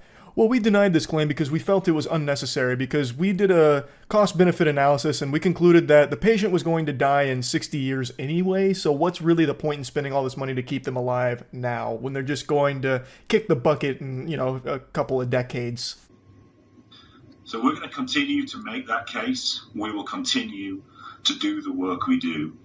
And I have never been more proud of this company and our colleagues and what this company does on behalf of people in need across the country. You would really think with what happened here, someone like Andrew, and I don't believe that he's even really human anymore. I believe he has sold his soul many, many years ago and is just this hollow husk that's only filled with money. But you would still think at some point the neurons would fire in his noodle and he'd see this response and be like, that mission, about helping people, kind of failed at that, didn't we? Maybe we should do something different. But he hasn't even had that realization. Or maybe he has and he just doesn't care, which is the more likely explanation. But you would just truly think that the reality would set in like, oh, people fucking hate us. People are awake to how exploitative we are and how we are actively making their lives harder. I encourage you to tune out that critical noise that we're hearing right now. It does not reflect reality. It is simply a sign of an era in which we live. Great advice. All those people talking about how corrupt this industry is, yes, please plug your ears to that so that way you don't actually hear from the victims of our business model. We don't want you to start feeling sympathy for the numbers on our bottom line, all right? We need to make sure that we don't look at them as anything real. They're just imaginary NPCs for our money, and we like that money, don't we? It's just so crazy. It's so crazy. He's saying that it doesn't reflect reality. Brother, that is the reality. These are your clients that are coming out and sharing their experiences. It doesn't get any more real than that. As opposed to your fucking barnacles that you're vomiting out here, that is the fraudulent fakeness. The reality is that people have been fucked by your health insurance company and plenty of others. The industry is rotten to its very core. And people know that, which is why this isn't some big political issue of left and right. Everyone is united in how hard they have been fucked and how many times they have seen people be affected negatively by this industry. And this guy just refuses to let that set in, and he's trying to brainwash his employees to just be numb to it and pay no attention to it. What we must do is focus on what we know to be true. And what we know to be true is that the health system needs a company like United Health Group, and it needs people like Brian within it. We're fortunate that within this company, we have so many people driven and inspired in the same way that Brian was, and we will continue in our journey to help everybody who needs it within the health environment. It's just crazy. I know I don't need to keep ranting about it, but it actually does just blow my mind that he would even say things like that, which are so provably false. It's honestly like almost a threat that they have plenty of other people like Brian in the company that are as inspired as Brian and focusing on what Brian was focusing on, which is clearly the profits in the company and denying more claims so they can make more money. That's a bad thing. And he's just talking about it like it's an accolade to be super proud of and something to be excited about. It's just frightening. It's actually just frightening.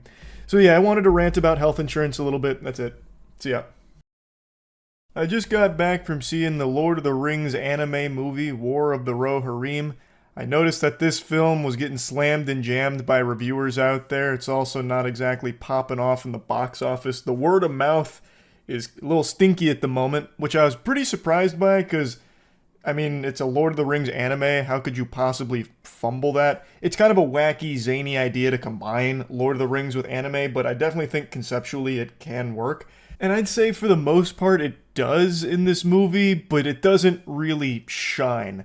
The movie is not nearly as dog shitty as a lot of people are saying that it is. It's not a bad film by any means, but it's also not a great one. I'm seeing a lot of people now that have gone out to see it saying like, it's the best adaptation, this is one of the finest anime movies ever made. That's also exaggerated. I'm thinking this film really is tap dancing on that line between good and okay. That's, for me, where it's living. Really, the big thing is, I feel like the film was too long, yet still felt like it didn't fully deliver the story beats that it wanted to.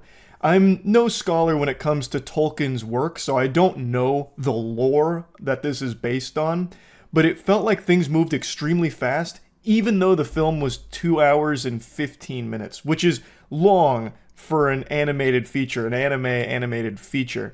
And I can kind of feel that took its toll in the animation department, because a lot of times the film is choppy, especially in the beginning. And I think it's because they needed to spread out this budget, I think it was $30 million, across 2 hours and 15 minutes. That's chunky. There's a lot of meat on those bones. That shit's not boneless either. So that's kind of a tall order. So I think they were cutting corners, especially when it came to like horses. Yeek. So in the beginning of the film, we're introduced to like the big villain that's going to be the catalyst for everything that comes to follow. Like what actually starts this war. His name is Frecka. I think it's Frecka. I'm already forgetting if it was Frecka or Freckhan. I'm not entirely sure, but he gets frecked up and shit goes cattywampus.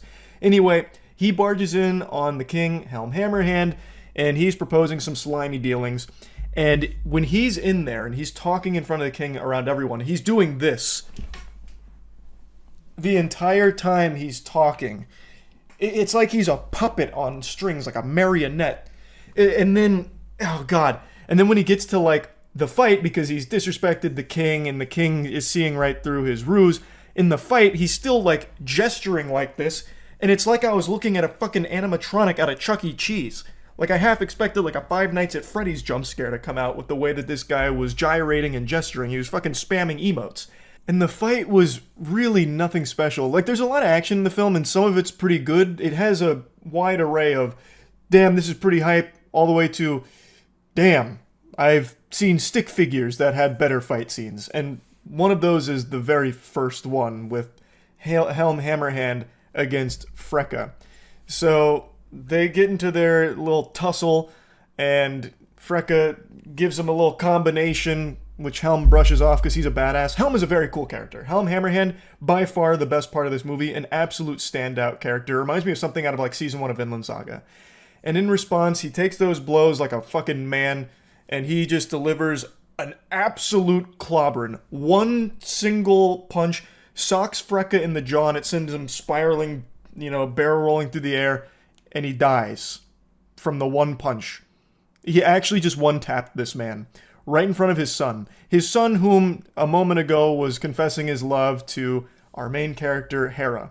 Now, I don't know the lore, again, that this is based on, but as I understand it, in the Tolkien lore, she's not really a big character there. But in here, she is our main character, and it just doesn't feel like she had a ton to do. Like, she contributes to the story of it. Like, she gets kidnapped at one point, and then that, of course, leads to Helm getting really upset about it and disregarding her advice and, like, the advice of somebody else as well, and makes a very rash decision. And the film has a similar theme to something that was present in the Peter Jackson trilogy, which is about the stubbornness of men. And even though Hera is present throughout the film and greatly contributes to the story, it just didn't feel like she had a lot to do. Like, she's not out on the front lines fighting, even though she wants to. Helm says, absolutely no, putting the kibosh on that, that's not happening. She even gets kidnapped at one point, but she doesn't free herself or, like, outsmart the enemy. She just gets saved by others, and then when she's returned, she is once again just kind of disregarded. So it just kind of feels a little underwhelming that she didn't get to do more. Even when she, like, observed something at the enemy stronghold, the information she got from that didn't matter to the story because it's information Helm and everybody else had already gotten by the time she had realized it. So it just felt like she didn't get to do a lot until, like, the very end of the movie. She was more so just watching Helm Hammerhand. It really felt like Helm Hammerhand was supposed to be, like, the main character in some way. Because most of the film is all about him and his overwhelming brute strength. And they show him, like, just beating the shit out of people, popping their heads off like it's Rock'em Sock'em robots, and everyone's talking about Helm. And it's all about Helm's strategies. And since he's not listening to Hera, his daughter, a lot of the movie is spent with her having to, like, kind of just go behind his back to do things to save their people, because he's being way too rash about it. But it just feels underwhelming that she didn't get to do more as the main character until the very end. But overall, I did like the story. Wolf watched his father get clocked by Helm and vows to get revenge by any means necessary, throwing away honor, morality, everything, and just wants to make him suffer. And he wants to sit atop the throne. It's a fun story, and it's delivered pretty well. It's just, there are times the animation is just not great. For a feature film, it does lack sometimes. There's a scene when Wolf and his army are coming down a hill before, like, a big climactic battle, And when they're coming down that hill, I swear to God, it looked like South Park character movement. They just had like people just moving like this. Like it wasn't smooth sometimes. And again, I think that's just because of the runtime. To save on budget, they had to make some sacrifices. So a scene with them coming down the hill, like that's one of those things that you don't need to have it be like super fluid. Like it's not going to ruin the movie, and it doesn't by any means. But there are quite a few instances of that throughout the film, which is a bit of a shame. Because overall, I do think the animation quality is good. At times, even great. It's just they weren't able to maintain that consistently throughout the whole film, so it does stand out when it drops for something like that. But I don't think it's by any means bad. What I do think is pretty bad, though, and something that it seems a lot of people disagree with me on, is that for most of the movie, the voice acting is just really flat. Not for Helm Hammerhand. I actually think he was like... Pretty much everything about Helm Hammerhand I thought was amazing in this movie. And also the main bad guy, Wolf, I thought was a pretty interesting villain that was done pretty well. And the voice acting performance overall was good there. But there are some characters that it just feels like it was their first take. They said, fuck it, we'll do it live, and then shipped it. In particular, there's quite a few instances where Hera's lines they were not hitting. Especially in the beginning. So, when Wolf confesses his love to Hera, she's responding to it, and this is a pretty big deal. She's responding to it the same way I respond on stream when someone says, Charlie, you're short. Like, just a very monotone, like, oh, okay. I guess is what it is. That's how she is responding to this, saying things like, no, I can't marry you. No, you know I can't. I don't want to be wed. Marriage is not something on my mind. And she kind of says it just like that. Like, there's no real emotion behind it. So when you do have scenes that are supposed to be a little more emotional, I just don't think they landed all that well sometimes. Another one was Targ, Wolf's right-hand man.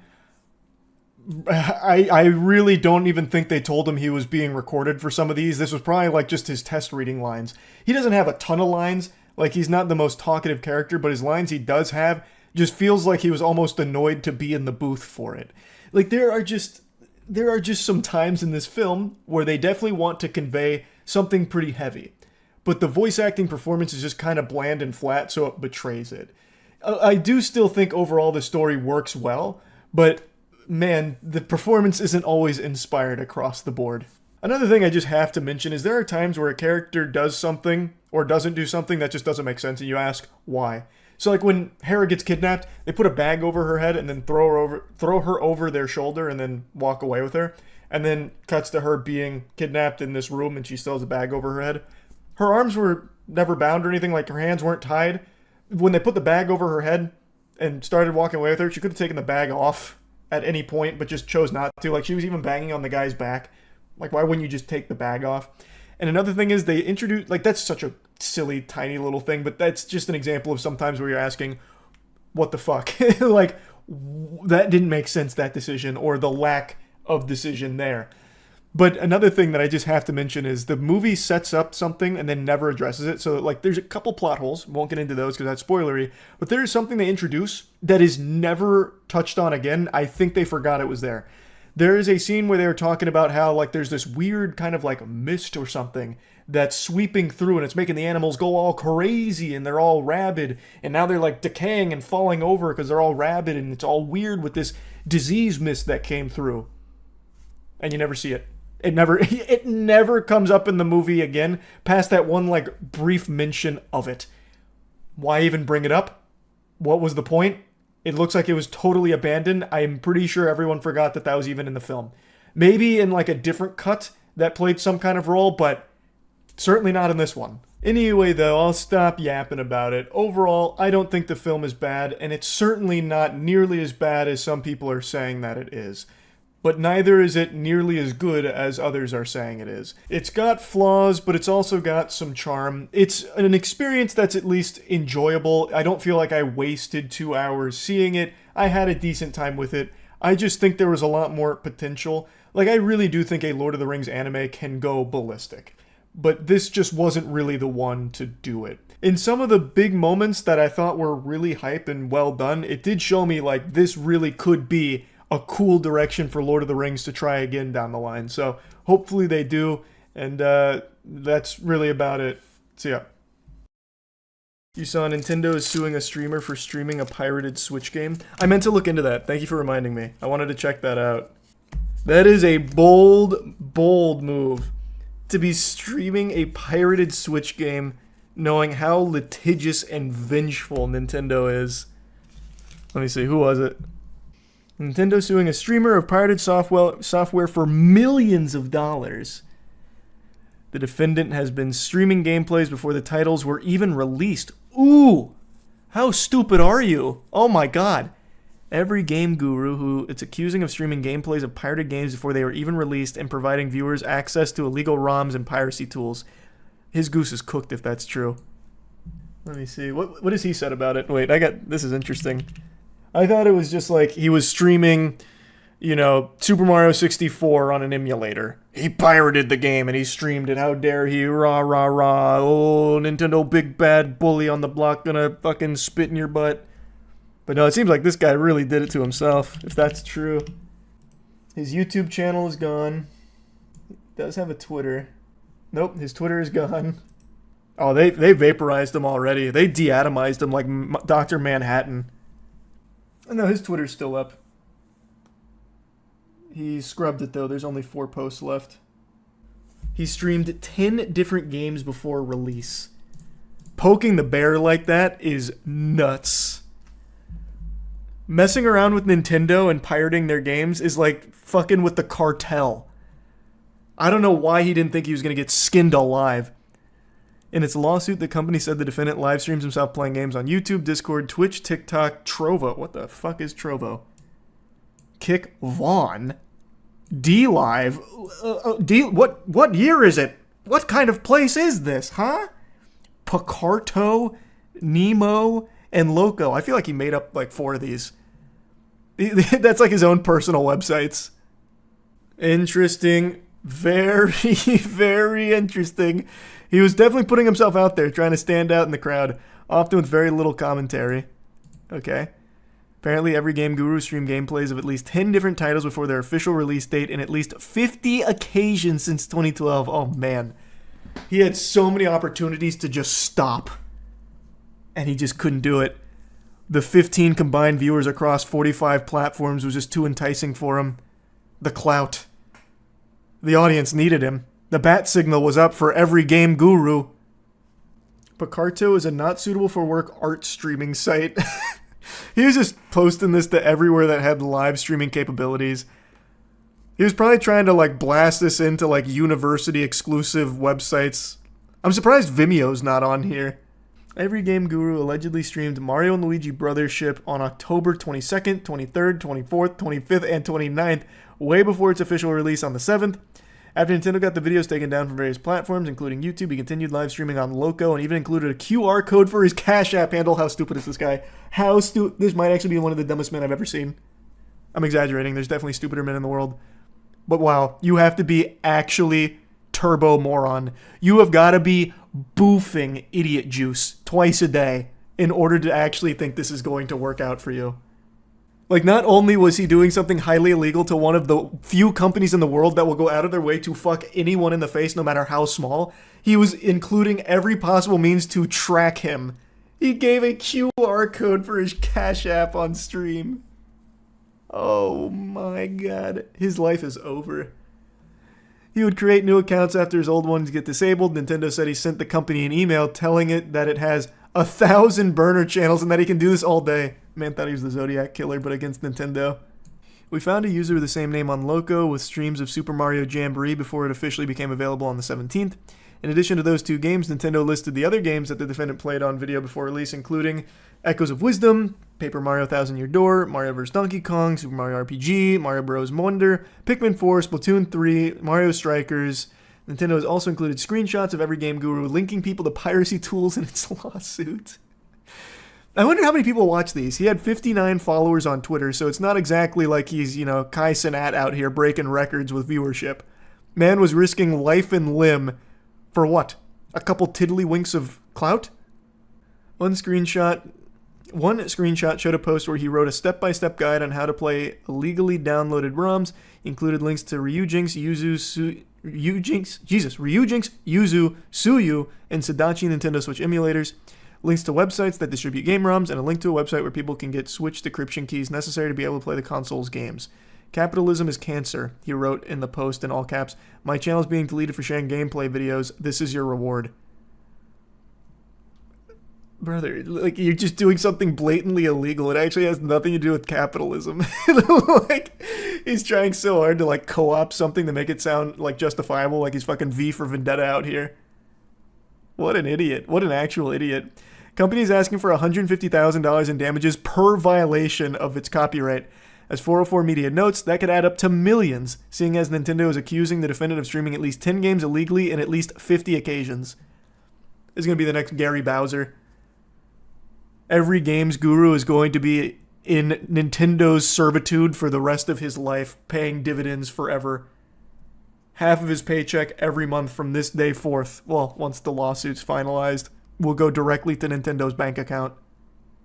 That was his name, right? Gary Bowser? The previous guy that Nintendo butt-fucked? I'm pretty sure it was. Yeah, it was. Okay, I thought so. For those that don't remember, Gary Bowser was a guy that got into some hot water with some modification tools. When it comes to Nintendo property, they weren't super happy about it. He was making a lot of money off of it. They eventually sued him. They threw him in jail. And now, for the rest of his life, basically, he will be paying them back. Also, I might be misremembering Gary Bowser. It might be Doug Bowser. It's either Doug or Gary Bowser. I can't remember which one's the CEO of Nintendo in America. Nope, Gary Bowser. I had it right the first time. Hack seller Gary Bowser says Nintendo can take 25% of his monthly income. Basically forever, because he owes so much money to them. And he's already 53 years old. So every game's guru, you and Gary Bowser about to be best boys. Can he even pay half that in his entire lifetime? Nope, it's not even about that. It's just about sending a message. And now they're doing the same to every game guru. This guy is, like, exceptionally stupid, though. Like, this is a completely different level of being dumb. If only everyone kept their mouth shut. You know what's crazy? If every single person, all of them that you can count on one hand, kept their mouth shut about every game guru streaming illegal games before they released, he still would have been caught because he sent them a fucking email. This guy couldn't keep his own mouth shut. He sent the company an email itself in order to put himself on their radar. This man just wanted to, like, ruin his life. He said, you know what? I'm a little too happy. I need to fuck that. And he did. World's dumbest crash out. It's gotta be up there. It seems so personal. Like, hating Nintendo, I get it. I'm right there with you. This, you're not even fighting against them. You're just fighting yourself. This is just so nonsensical.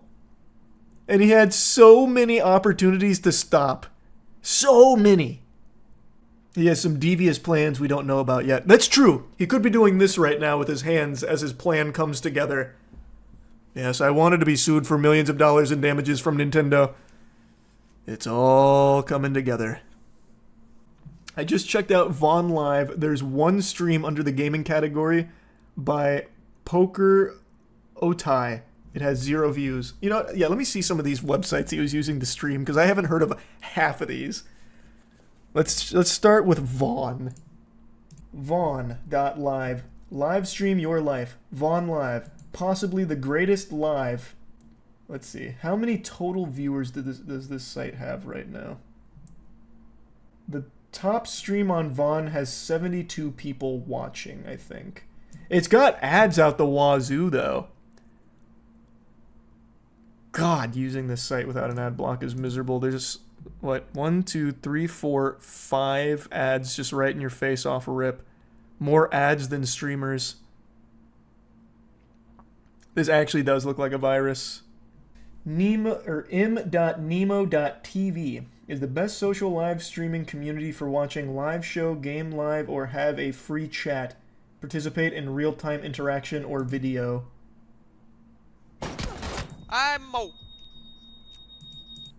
This one at least has some gaming on it right away. Let's see, the top streamer right now. This one, okay, so this one's more of an international one. So this one seems pretty popular, actually. And then Picarto. Someone already told me what Picarto was, but I'm gonna look it up myself. Apparently it's a not suitable for work art streaming site. Picarto, the world's best create live streaming service. Come watch your favorite artists and creative minds. Don't think I can pull it up on stream. There's not even a gaming category. Not that I can find. Didn't even know DLive was still up. Oh, I forgot to check DLive. How's DLive doing? We actually did a check-in on DLive about a year ago. Your stream, your rules. Are they still using lemons? Still doing lemon party over there or whatever, where like the currency is lemons? It seems like they've got 1 or 2, 4, 6. They have over 10,000 viewers right now on DLive. I don't know how to order it by top streamer. What's DLive? Oh, do you not remember DLive? This was back with the whole Mixer hype when there was streaming competitors. And PewDiePie signed to DLive and made that video about how he's streaming exclusively on DLive. Like, they must have really, like, put a bag on PewDiePie for that. And he went to DLive. Nobody followed him. And then PewDiePie was like, yeah, this shit sucks. And left, like, in a month. DLive was after Mixer. Yeah, I don't remember the timeline. It was just during that era where people were signing deals away from Twitch or going elsewhere besides Twitch. Kaiba deals? Actual Kaiba deal, yeah. I mean, it was smart. Take a bag, semi-retire for a little bit, then come back. That was the Mixer model. And the Facebook Live model. Because the audience was still here. So it's not like people really lost anything by taking, like, the Mixer deals or the Facebook deals. It's been a while since I've gone over diabolical texts, and today I've got a doozy for you. It's a maniac melting down over mayonnaise, blowing a gasket, going ballistic at his girlfriend because he believes that she has tampered with his mayonnaise, and even goes as far as to lightly accuse her of trying to poison him through this new state of matter that he found the mayonnaise in. He's a 46-year-old gentle sir, tip the fedora, who's a big mayonnaise enthusiast that really thinks he stumbled across a grand conspiracy here that his girlfriend is at the helm of. We begin our journey into madness. He says, funny how all the Hellmans is liquid state. Ideas? This is clearly confusing to her because it reads like a fucking riddle. She says, what? What does that mean? Lived on my own since 96. Never seen that. 2 separate bottles. I love the way he says that, lived on my own since 96. That's like some shit you'd hear from like some washed up loser who's like, yeah, as you know, I was the quarterback that led my high school football squad to the state championship in 98. Go Warthogs. I could have been pro if it wasn't for that damn case of athlete's foot. She then asks, are you talking about mayo? Which he responds saying, bravo. What a fucking douchebag. This guy is turbo dweeb. And then she says, so we went all day not fighting and you're ending the night fighting over mayo. Okay. That's a pretty sad message because it sounds like they fight all the time. He then gets his monocle out and begins his interrogation, connecting the pieces of this puzzle like it's fucking LA Noire. Super weird you disappeared when you dude. And both of them melted in the fridge. I have samples. This man's got the beakers out and he's mixing chemicals, testing the viscosity and the compounds within the mayo. She then reminds him that she doesn't eat mayonnaise and then asks what melted. And he just says, "Inver seen anything like it, going to bed." What in the world are you talking about? Great question. Try to answer tomorrow. Weirdo is speaking in riddles. The timeline is all cattywampus, so he's saying that it's odd she disappeared at some point. I don't know what he even meant by that. He said that she disappeared when dude.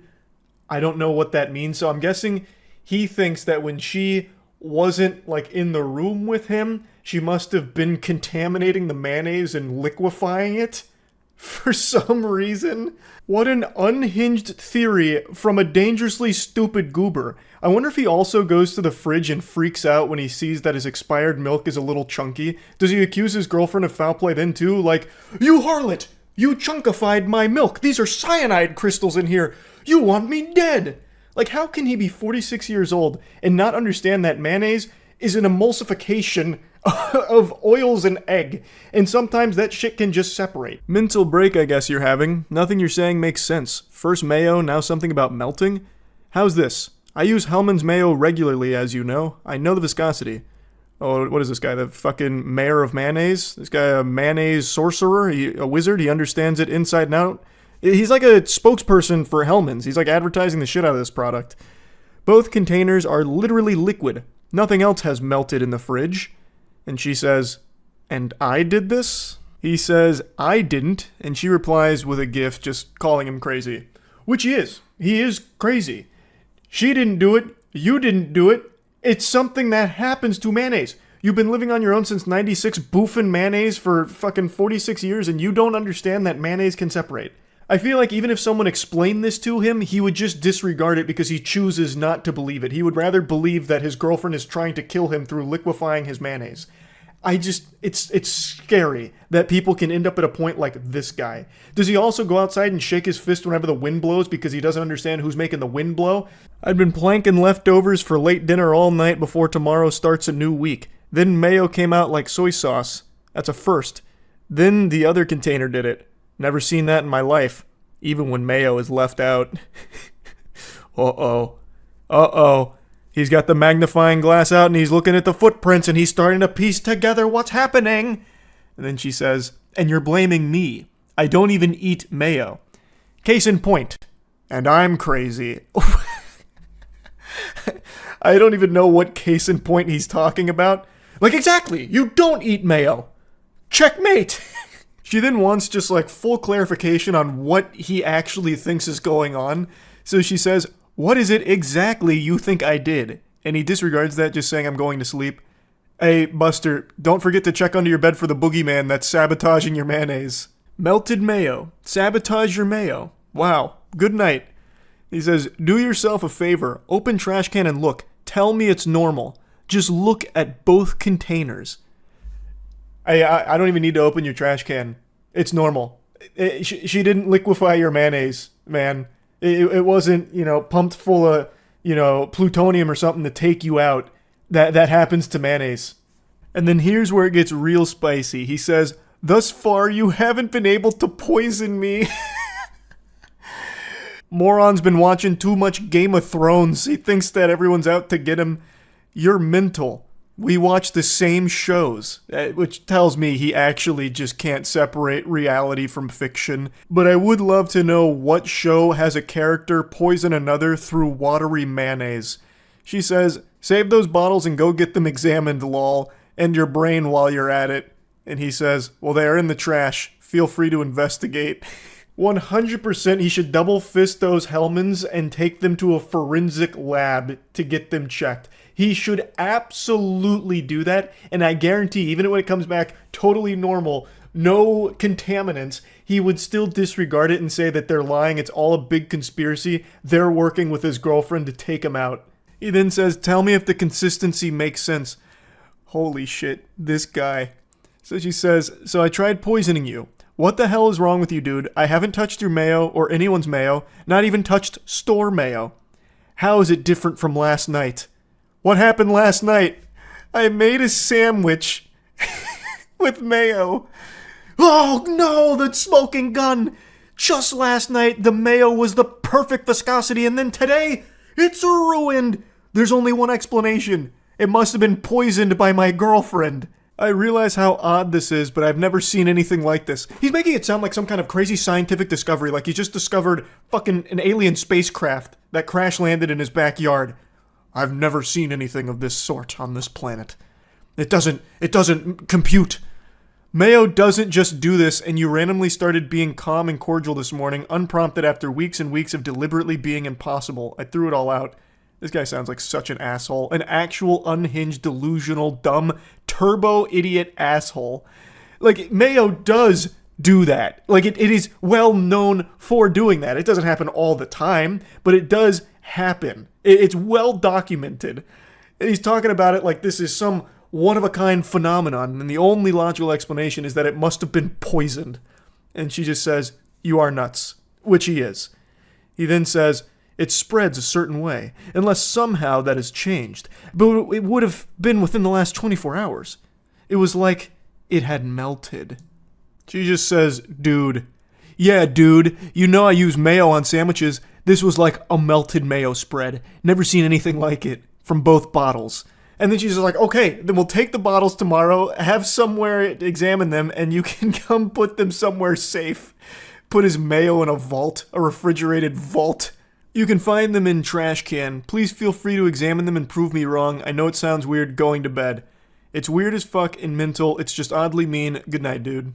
I don't know why he keeps challenging her to prove him wrong. It would only take one quick Google search to figure out why his mayonnaise has ended up in that state, and it has nothing to do with his girlfriend tampering with it to make an attempt on his life. What a bizarre lunatic, making a huge hubbub about mayonnaise, and then accusing his girlfriend of trying to kill him.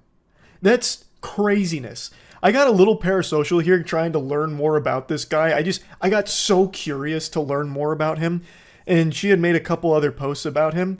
The other ones are just really sad. I'm not going to get into it, but there's nothing I learned more about him except that he is a big asshole that is very unstable, and she should absolutely leave him as soon as possible. ASAP. So, anyway, I just had to talk about this a little bit. It was a wild read. That's it. See ya. Dark Souls 3, I think, is probably, like, the best Dark Souls game.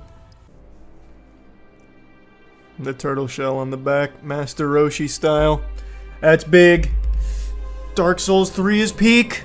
When the link of fire is threatened, Dark Souls 3, best Dark Souls. Yorm the Giant. Dark Souls 3 had a Yorm the Giant collector's statue that is like $2,000 right now on eBay. And it's such a shame because Yorm is such a cool design, but a terrible boss fight because it's a gimmick boss. But the statue's really cool. I really contemplated getting it, but I'm not dropping $2,000 on Yorm. It's gonna be another Goof Juice run. Alright, what do we want? Again, since I don't have a build in mind, I might just do the one with the best spread. Yeah, maybe we just go Deprived.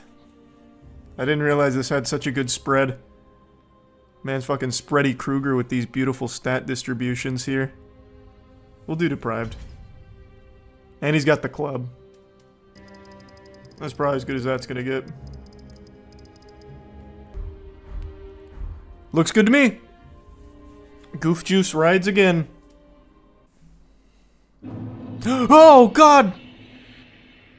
Why is my skin not red? Just my face. No! Shit! He just forgot the sun cream and he looks normal. Yikes. Oh, what a shame. I blew it. I blew it. Man just got a bad rash, yeah. Yikes. Yeah, this is it. There it is.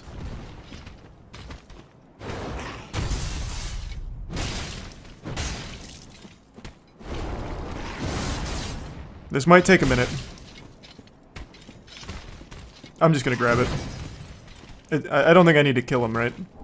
Nope, I do. He drops it.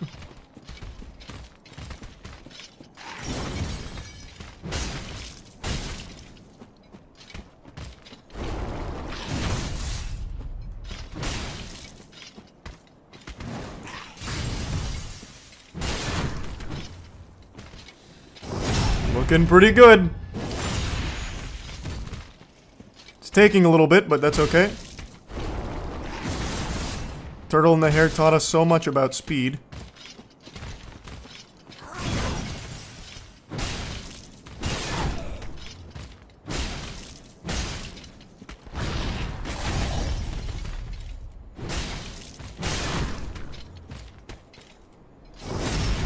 Oh my god! Transporting through space and time? There we go. Titanite scale acquired. I'm already prepping for late game. Pardon me. I'm here. Oh, whoops. A little too much dip on my chip there, got ahead of myself.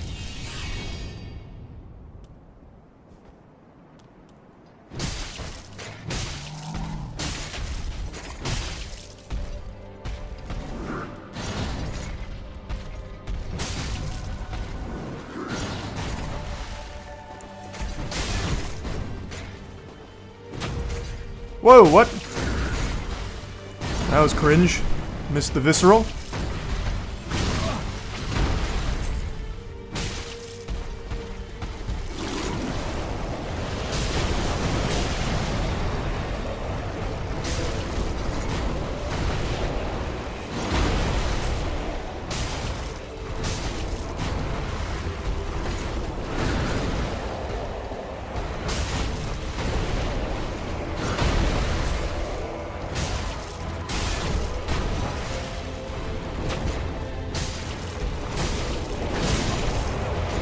First try, baby, per usual. That's the goof juice difference. Looking good. Didn't even get the visceral either. Didn't need it. It's a crutch. Looking like a 0 death run so far.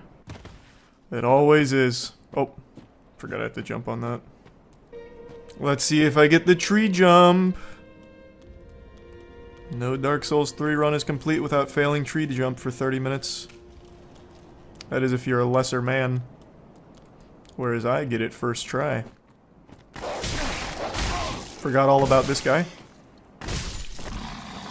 Alright, let's see. Oh, I went the wrong way. I need to go up. Up! That was close. That should have been it.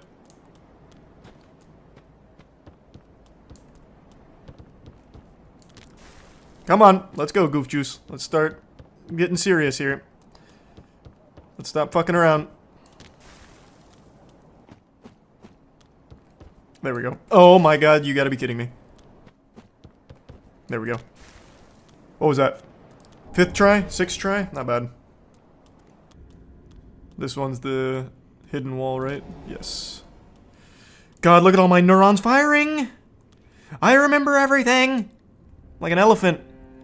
But I don't remember what items here. All I know is it's a good one. There it is, the covetous. I don't know why I'm bothering to kill all of them. It's not even good souls. This is just disrespectful for no reason.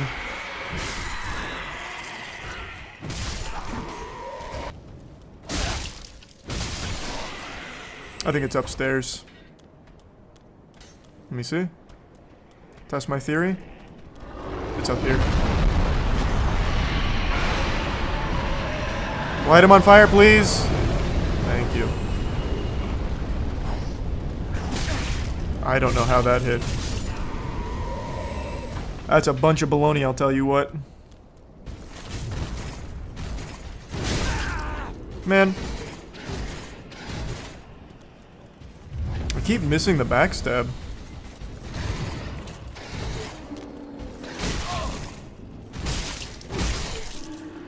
Well, I thought I'd stagger with that. Nope. I think I might just have to grit my teeth.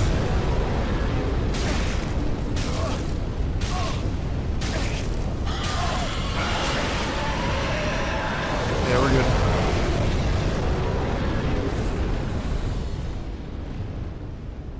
I remember when I was doing, what was it, the Convergence mod? In here, there's a real asshole who's like camping down here outside of the mimic chest, and it brutalized me. That was feeding me my vegetables. But I know this is a mimic. You can also tell by the chain. I don't do any damage. Holy. Uh-oh. Scary. Oh god. Man's teeing off on me trying to kick a field goal.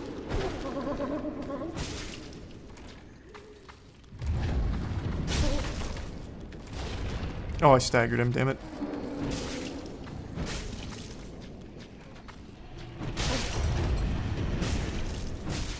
There we go. I gotcha, coward. That's big. Master wine. Porky off the perky. Where's my dark axe? Oh, it's not a... Oh, it is the dark axe.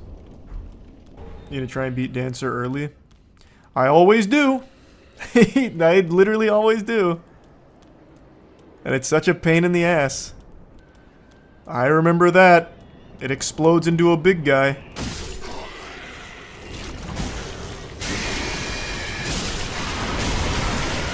I don't remember it being that tanky though, I'll be honest. I thought I was gonna be chunking the shit out of it. Instead it mighty morphed and just one-tapped me. Well, I immediately missed.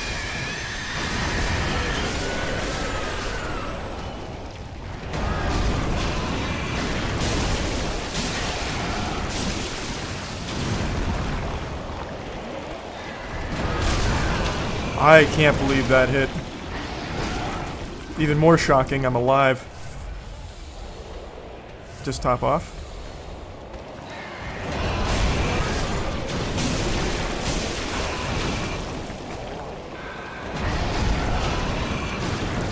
Plunge. What?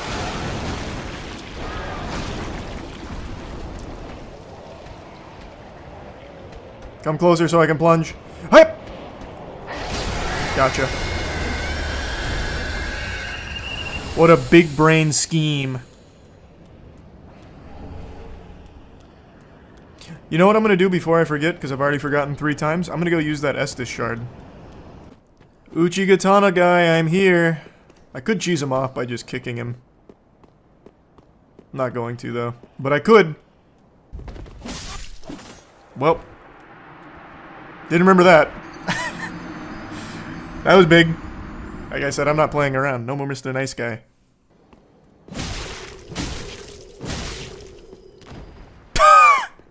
Ouch! Oh, fuck! He can still hit me from there.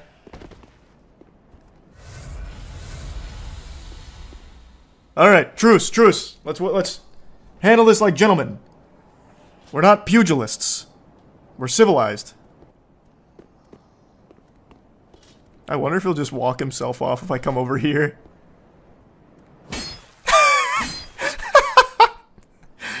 An excellent duel! Fine work, old boy. Outplayed. God, I'm just outsmarting all of the AI here. Holy.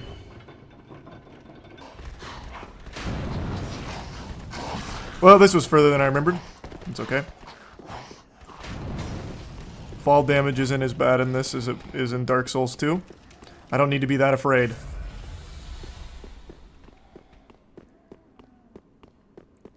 Alright, Fort. Show yourself, coward. He has such a good theme, too. I remember this became like a commonplace song for so many videos for a long time. Still might be, I don't really know. Thanks for resub, Joe. Thanks for resub, Shinra.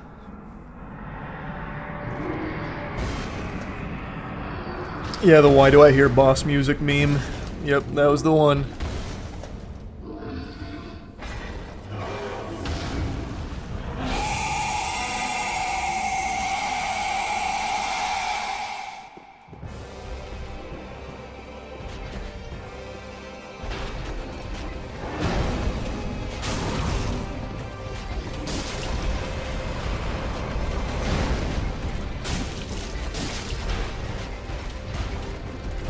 Oh god, too early.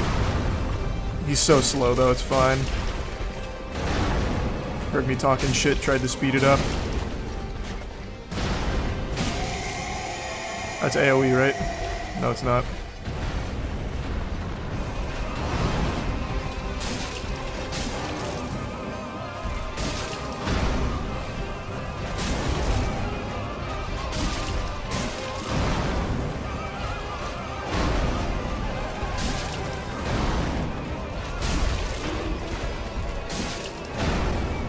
Hitless. Yes, sir. Yes, sir. Now give me that bonfire. We're gonna try Dancer. I am Emma. Emma. Hey, Emma. Good to see you. Good to see you. Of course, please. Be blunt. You're lying. You're fucking lying. You lying sack of shit. Whatever is this about? Okay, I'm sorry. No, that was rude. That was rude. The wait has... I am Emma. Allow me to... You will not... They have left to their journey homes, converging at the base of this head to the before John through the great... Hey, thanks for the banner. You lying bitch! Yep! Lord, it must be... Bye, Emma. My dear prince. Thanks for the vows. And the way of the blue. Dancer time! Wait, what? Oh, that dancer spawned when I tried to leave. Thanks for resub simply. Okay, there it is.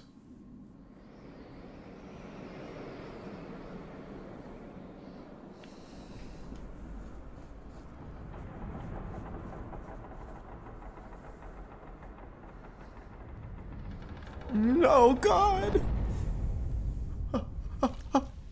Teeth chattering. Oh, jeez. No, it couldn't be.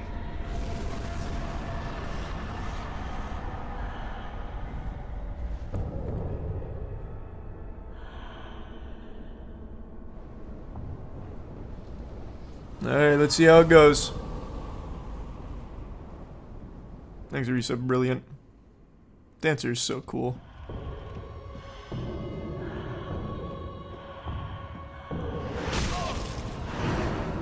Not the best start.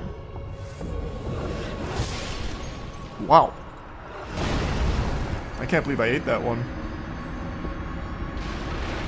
Not a good first run. Feeling a lot better about this one, though.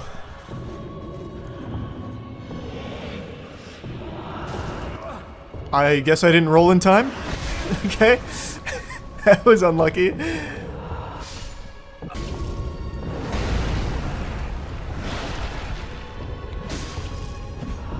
I got greedy, but it's okay. Oh, too far.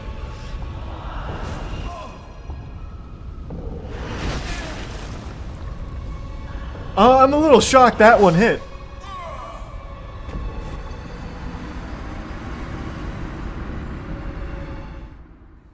Dark Souls 2, maybe that hits. Dark Souls 3, I'm shocked.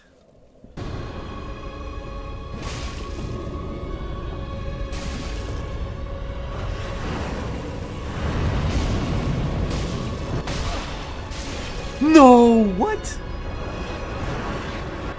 That caught my roll? Oh, I thought I was so safe. I was in a good rhythm there. This is just not a lot of damage. It is just so little. Like, I feel like I can definitely do it. It's just gonna take so fucking long. I don't know if it's worth. I'll do one more. No, no, no. I'll just get a little further then come back. I don't want to just keep chipping away for 65. It's just gonna take so fucking long. It's not worth.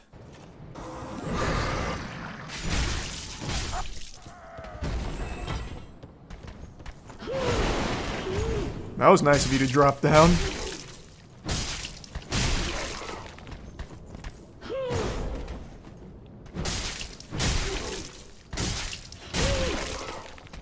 Nice. Fucking stun locked. Just uninstall. Cringe. You make me sick. Nothing crazy, Preston. You're free. Oh, look, we're wearing the same accoutrements. Look at us. 2 peas in a pod, huh? You're no jailer, are you? No, I'm Goof Juice. No, no, you're from far away. You must be remote. That still hit. What a fucking load of baloney. Oh, I'm super stuck.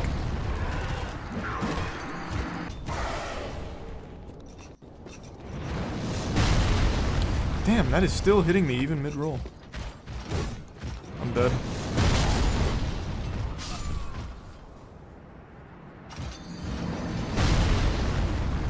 That Nintendo-looking wood hammer was a 2% drop. The big hammer? Let's see if it's any good.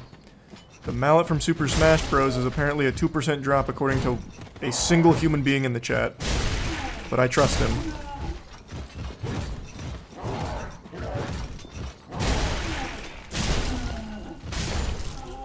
Nice.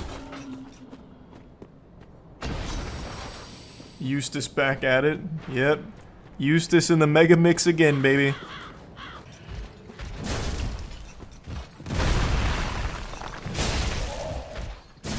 Oh god, I'm out of stamina. No, we're fine.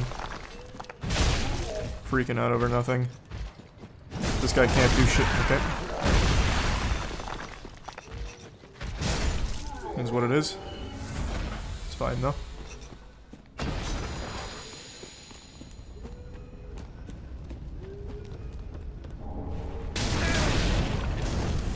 Oldest trick in the book. Oh my god, you coward. Bet you don't even smoke crack. Yikes. Did not mean to use a Estus. Oh boy. Oh boy, we're falling apart.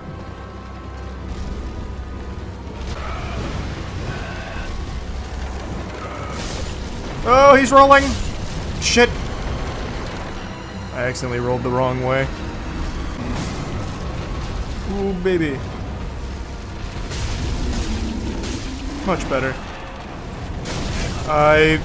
Whoops. Not the move I thought that was coming out. Oh, shit!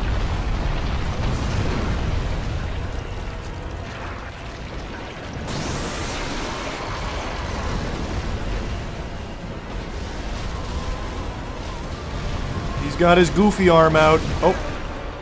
Didn't expect that to be so fast. I'm dead. Never mind. Actual hitbox porn. I was right in the opening.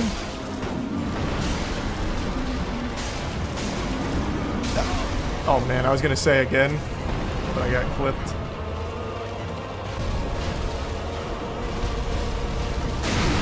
Here we are. Where's his last set? I don't think I can reach those on his foot, can I? Yes, I can. No! That's so sad.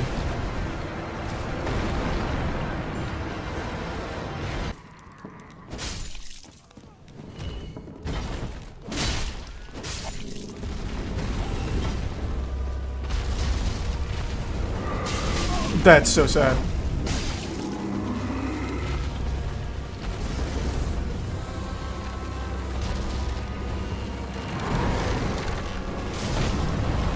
Thank you. Can you finish killing the ads?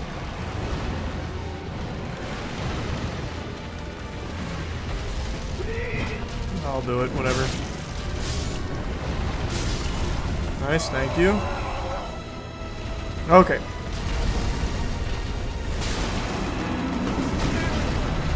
That was a close call.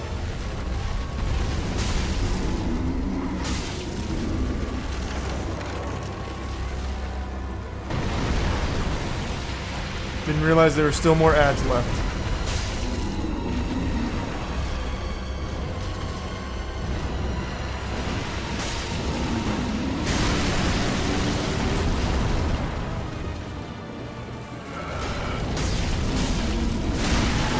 Oh, I'm stun locking him.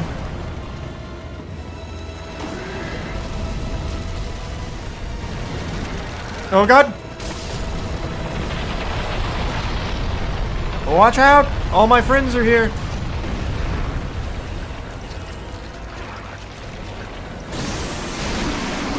Another one. Oh, what? It didn't stun him. He didn't care about that leg.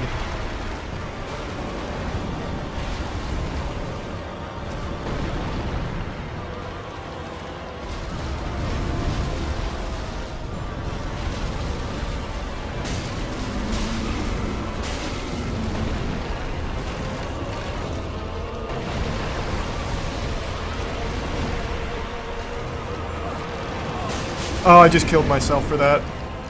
I can't believe I'm still alive. I got so greedy, I thought I'd pop right there.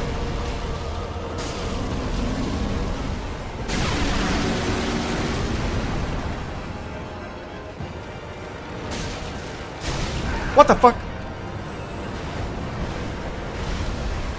I was panic rolling like a motherfucker.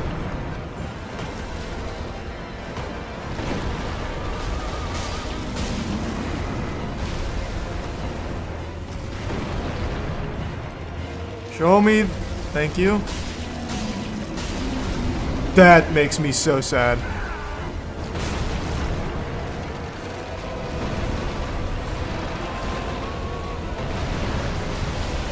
Have to full heal. Oh my god. Just need to hit those balls a few more times.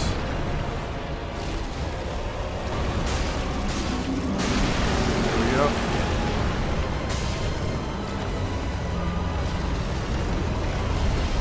Looking good. What a fight. What a fight indeed. Is there anything worthwhile down there?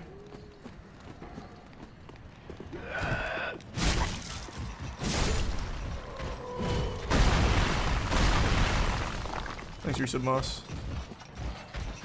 That guy said he'll check for me. Alright. Hey, you see anything worthwhile down there? Hey, Sigurd! Onion! Good to see ya.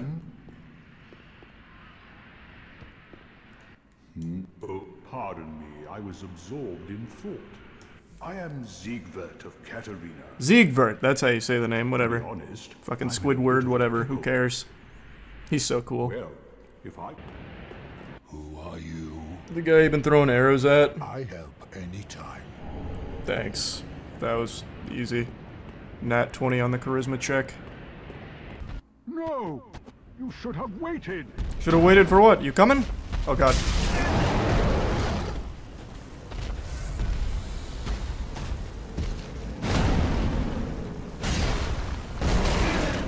Hey! Oh god. Yep, I saw that coming the second he jumped. I had locked myself down. Damn it, I'm sorry, Skeedverd. Wow, I really blew the name on that one. That one wasn't even close. I'm coming back, though.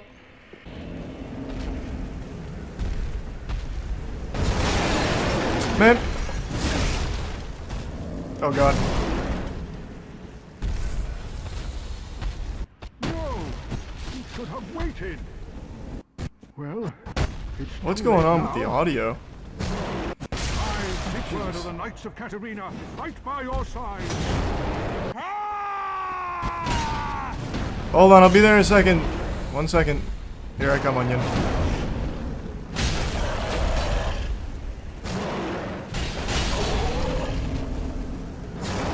Is he stunned? Oh god, he was. Oh.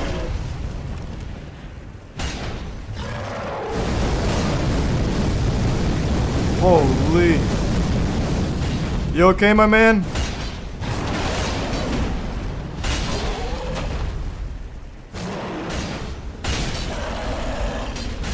We got him! Rest in peace, Diet Demon of Hatred. Look at us. Look at us, huh? Just two dudes being guys. Alright, what do we got? Give me something big. Oh god! It's an ambush! Whoa! Since when do they shoot dung pies? Man, squirting poop at me. Jesus. I thought I took a lot more damage from that than I did. It's alright. Human pine resin, okay. And now we're looking real strong. Don't really need that for anything. We are in such good shape now. Chloranthy. Wow. Man. Jesus. Sound like a kid trying to say pterodactyl. The stamina ring plus Flynn's ring is massive. Alright, let's see if I can do Dancer now. I have a better weapon. A little more health. My damage should be better. Let's see if I can blast her. Alright, I'm back, Dancer. I'm a little stronger, but not too much. Wow. That couldn't have been worse. Cool. Well, I'm coming right back. Hold on. Close shave.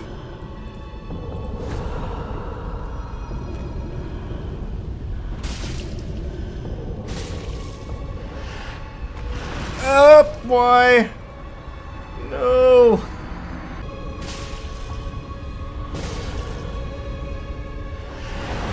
Oh, I'm stuck on the fucking wall. That's so sad. Man. Oof. Maybe not the one here. This couldn't be worse.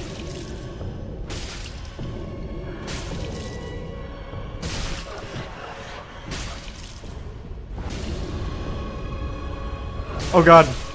Oh no, that one shot still. Ugh.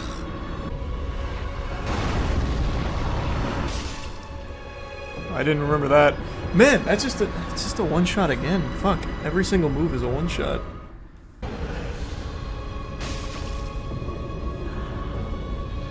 I could play this like a bitch and just bait out like the easy punish attacks, but I'm not gonna. I'm gonna try and do it the right way. It'd also still just take forever anyway.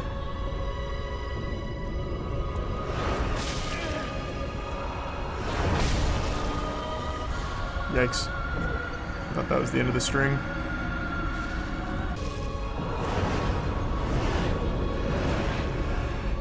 Oh, I thought that was gonna be the spin. Fuck! There it is.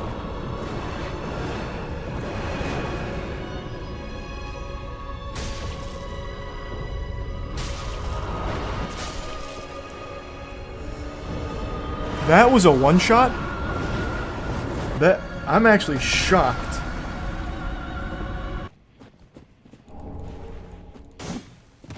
Mildred! Oh, I wanted so badly just to knock you off the ledge.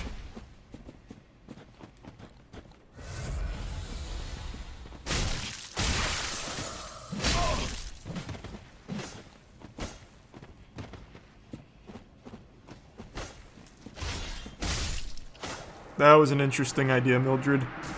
Can't say I don't respect it, though. Always wonderful to see you.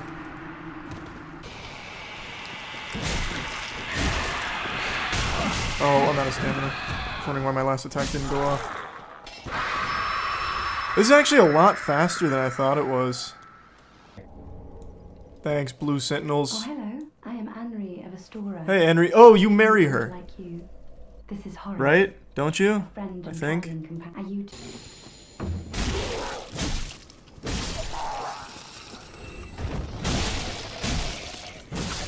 Man, Mildred's butcher knife is surprisingly good. I really thought this shit would be a 2-pack of ass, but it's not. I was only using it because of my respect for Mildred. But now I actually just kind of like it.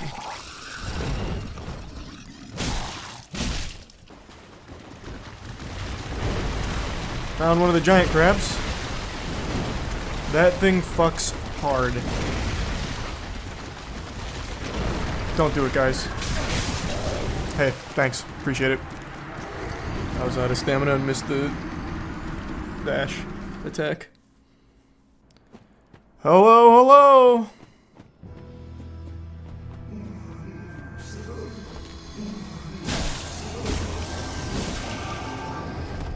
That's pretty good damage.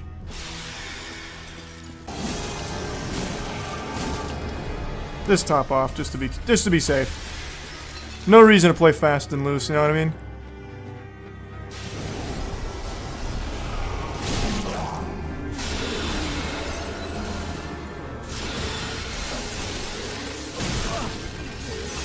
I'm so upset. I should have just killed them. A little too big for my britches, a victim of my own hubris. I just needed that hit to go through and it would have died. That's so sad.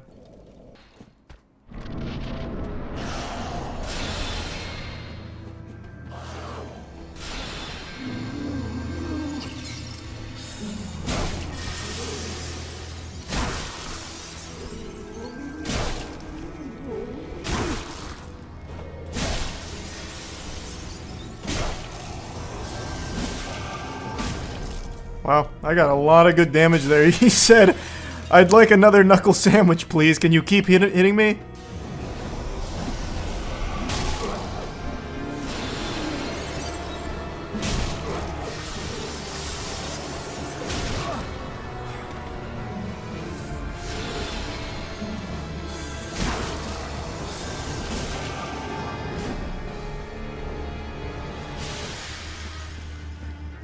I keep forgetting about his sword.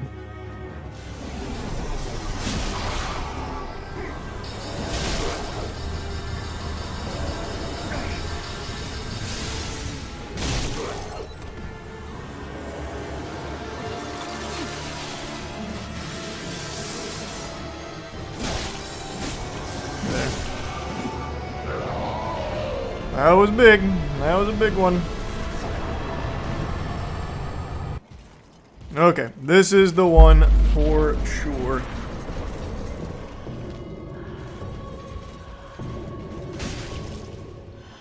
I actually do damage. Okay. That was very sad. I just took a hit on the easiest attack. Dodged the wrong way. Shit! I got greedy. I got bailed out though. I'm stuck on the fucking wall again. Ah! Oh! Jinkies.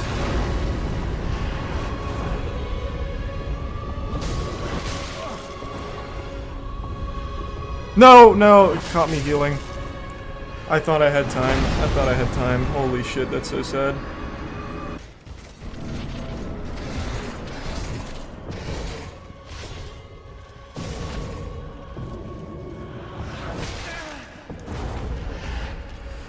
Terrific start.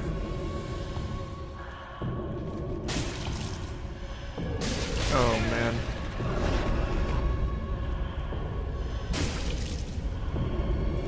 She's playing aggressive. Oh, I'm dead. Never mind, she used the slow move. That was an interesting combo.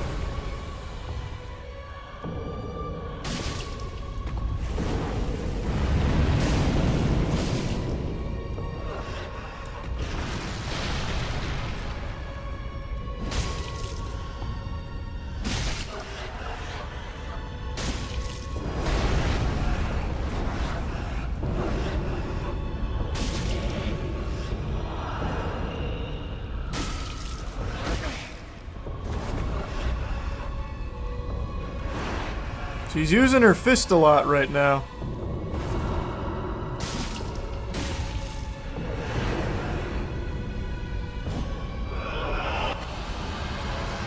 Yikes. Didn't expect her to phase there.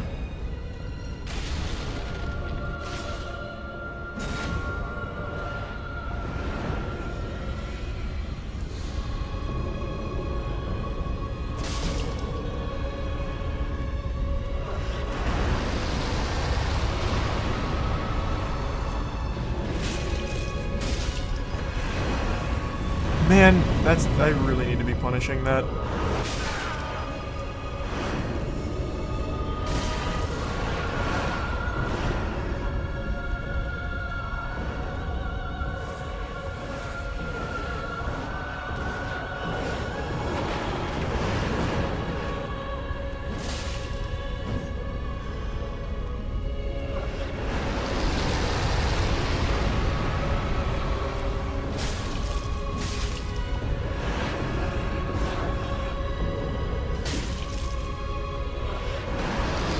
She is loving that move right now.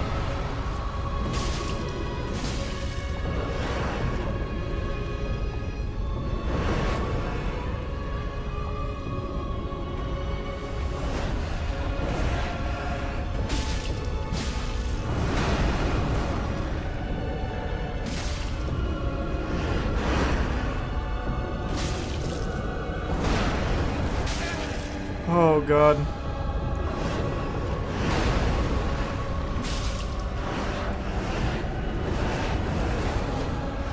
What the fuck was that?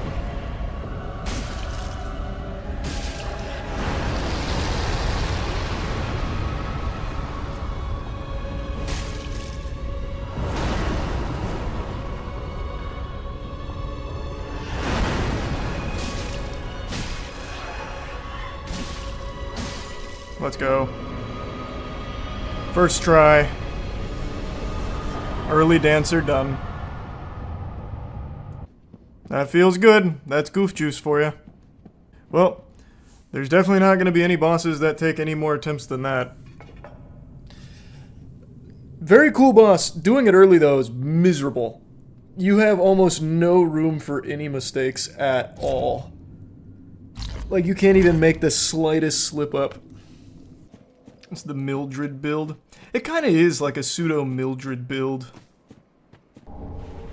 Whoa, wait, is Great Machete better than Butcher Knife? Oh no, this is a Great Axe, this is an axe, so this is just gonna be better because it's faster, but let me see. Insane rare drop. Is that actually a rare drop? I feel like you're just memeing. Because I got the Eustace Mallet earlier, which is apparently a rare drop. And do the Big Onion side quest. Yeah, I've already started it. Hey, hey! Oh boy, I'm getting ganked. Oh god. And I'm using an unfamiliar weapon. Oh, he's looking for a backstab.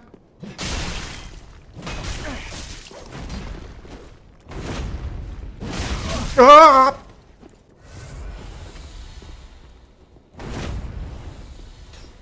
Stop throwing rocks. Why did that kick? That couldn't have come at a worse time because I could have killed there. Yep.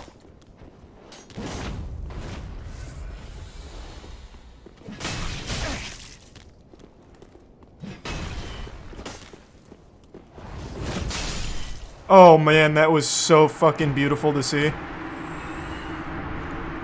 Lined him up. That was satisfying. That felt very nice. Big collateral. Can you stop? Have some shame. Guys, grow the fuck up. How about that? Oh my god, I missed.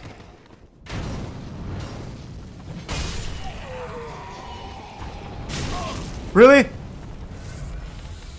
Come on, pal. Is this where you want to be when Jesus comes back?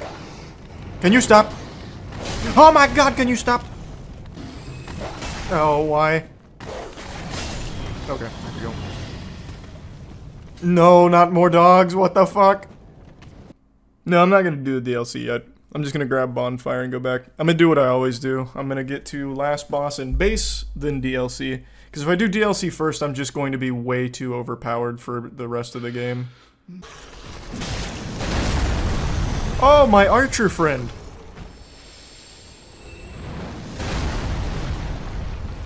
That's exciting!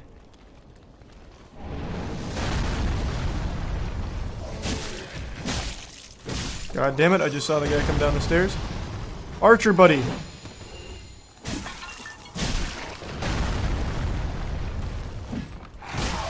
Holy!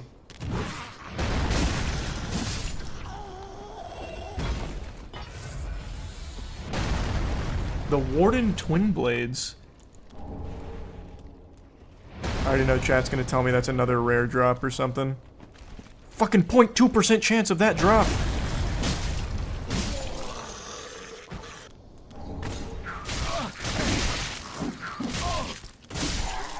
Okay. Goomba stomped, huh? Excellent. Everyone's full of fucking pranks out here, I see.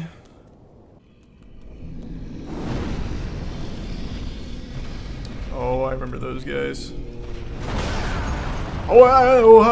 Pardon? Can we check the tapes on that?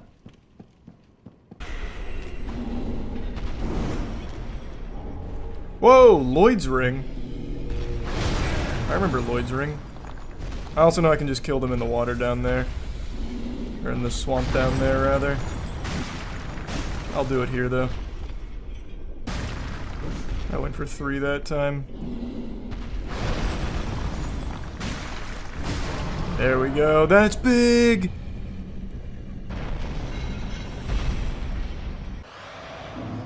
What's a statue you wish you owned but can't find anymore?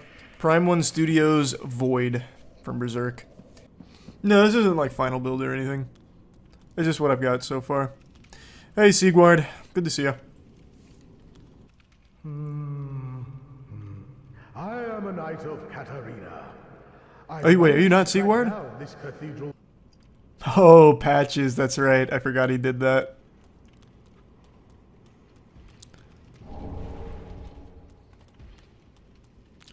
So what if I spring the trap? Or should I just kill him now, you think? I'll just do it. Fuck it. Just for the sake of the cutscene. Oh no! Shame on you, you greedy guts.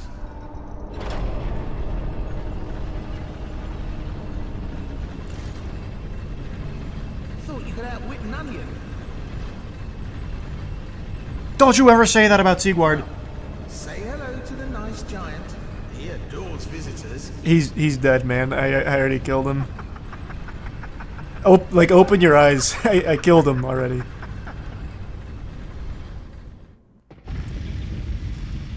Hello, nice giant. Where's the old giant?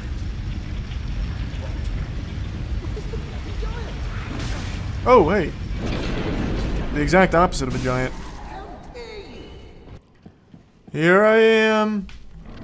Hello, deacons of the deep.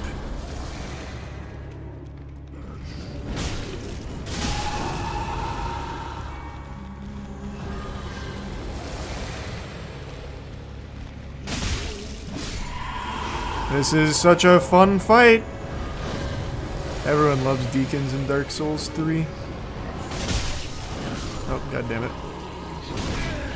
Can you stop body blocking, my boy?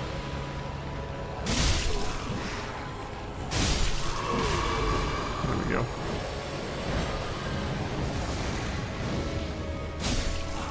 Oh.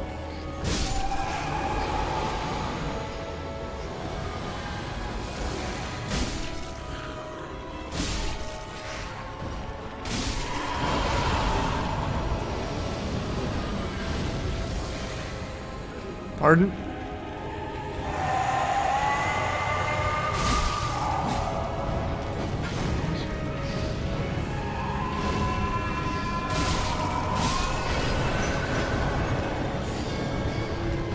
Oh, I don't remember that attack.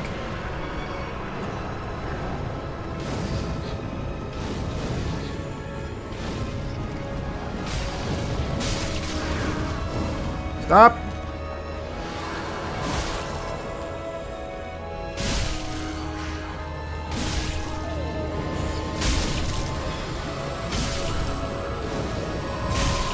I'll just kind of lawnmower my way through.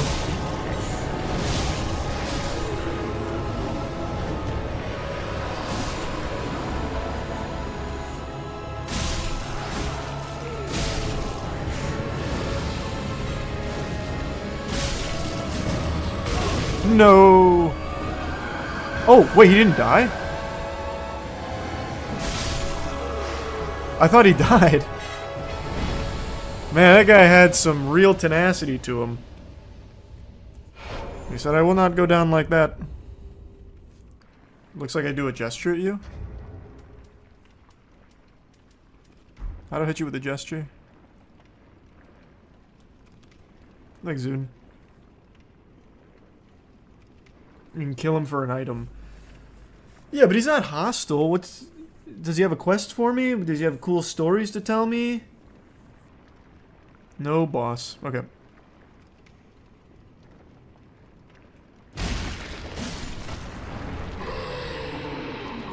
Thanks for this, Hopestone.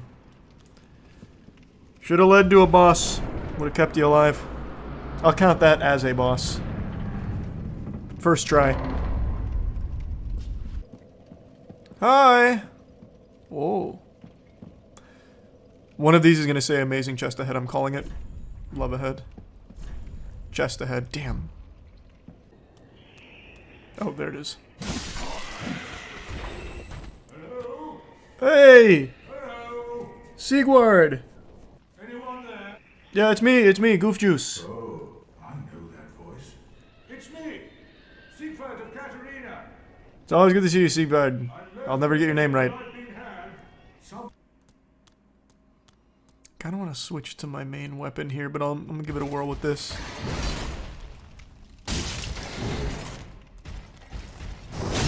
Backstab. That's a big one!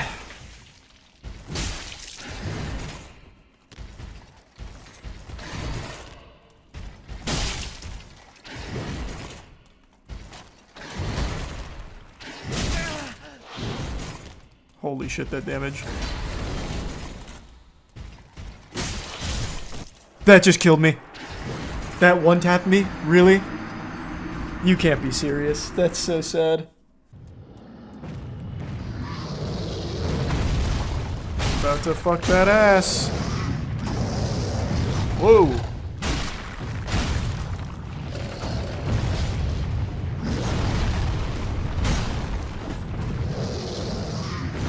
Come on, man. Give me those cheeks.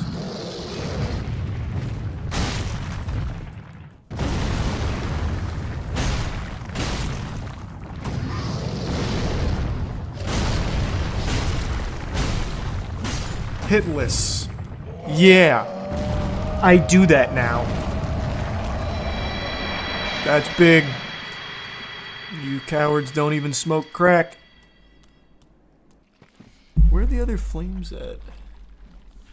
I do not remember. I think there's one this way, though. I don't care about my souls over there.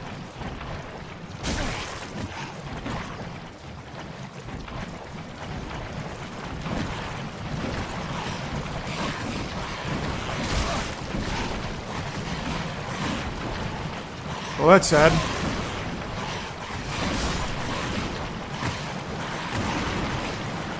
Very tricky terrain there. I thought for sure I'd be able to get over that.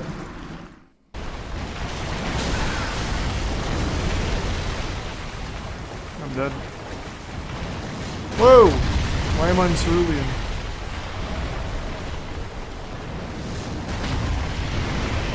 Oh, nice! The archer's helping. My boy!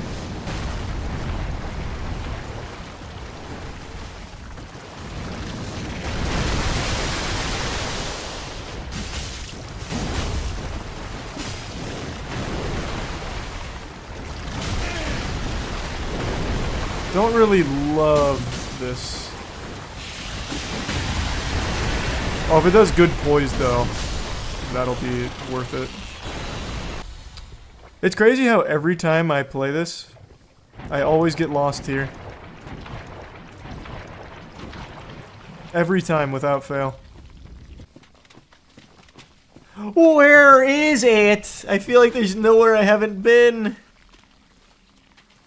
Is it over there? No, I've been over there.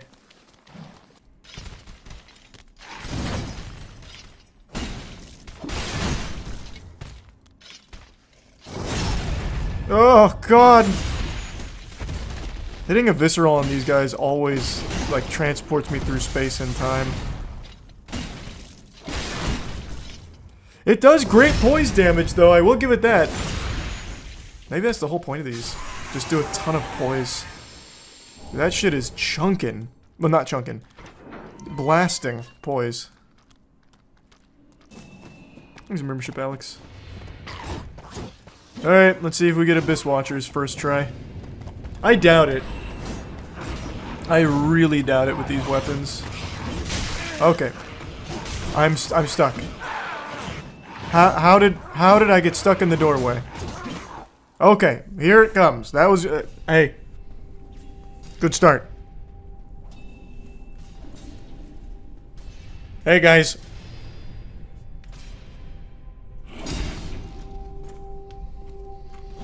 No.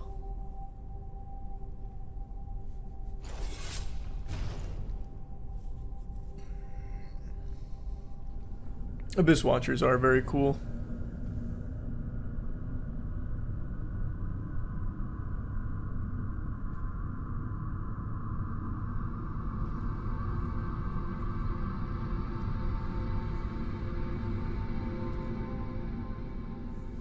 Alright, here comes the hammers.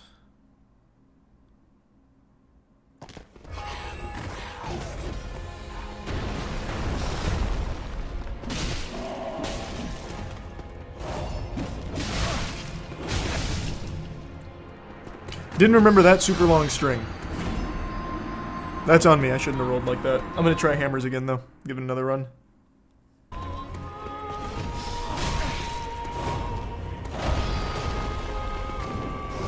Big backstab.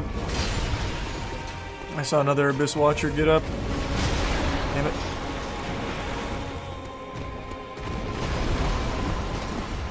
Scary.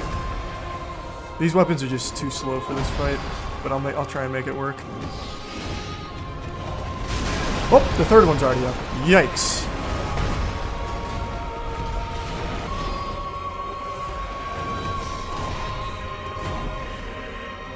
That wasn't a backstab? Oh, that was nice though.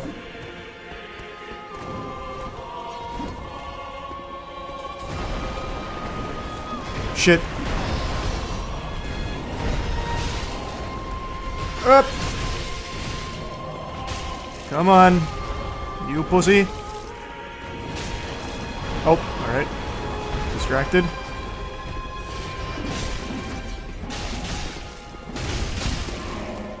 No! Oh god, I'm stuck! I went for the visceral. I almost paid the piper. I got so greedy. I thought that was the end of the string.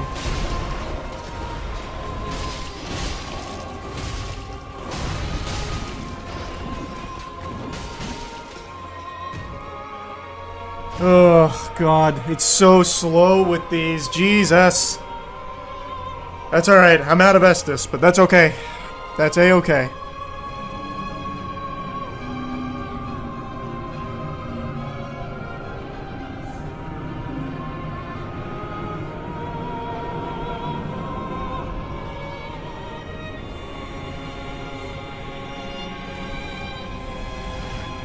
Alright, this is it. I'll just do it hitless. It's that simple.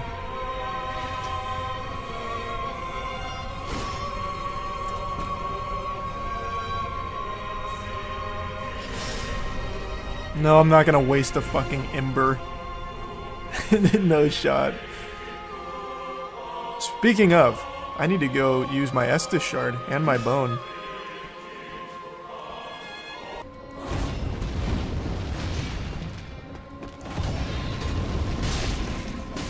Ugh.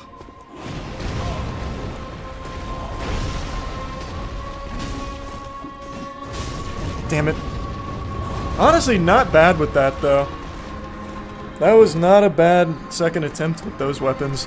They're unupgraded, and they're not really the best scaling for my build right now, but that wasn't bad.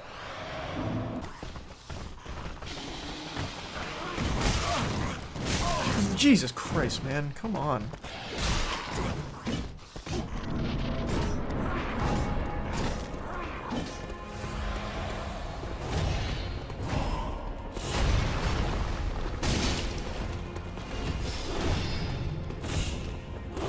Oh, god damn it. I could have had a big punish there.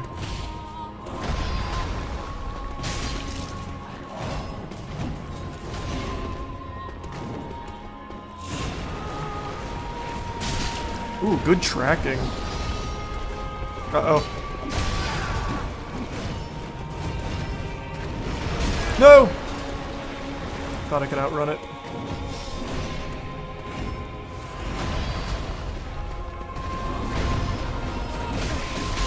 Man, you son of a bitch. Need them to fight. No, not the boss. Fight the ad.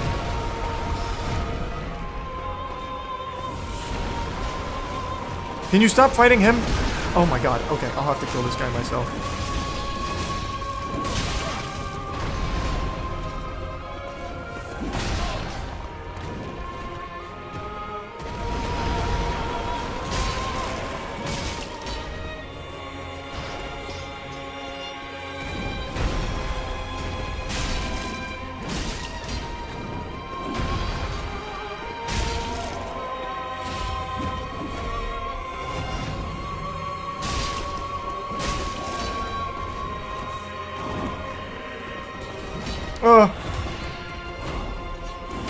No shot. Fuck.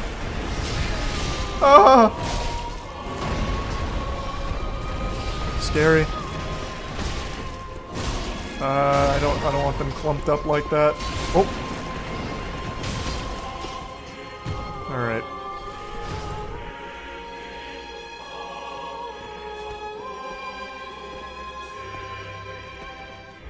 Come on. Attack?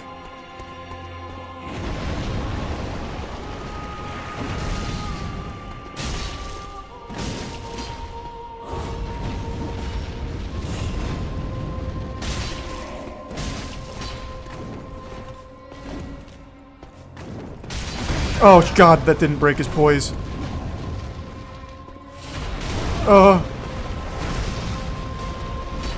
Damn it! Out of range.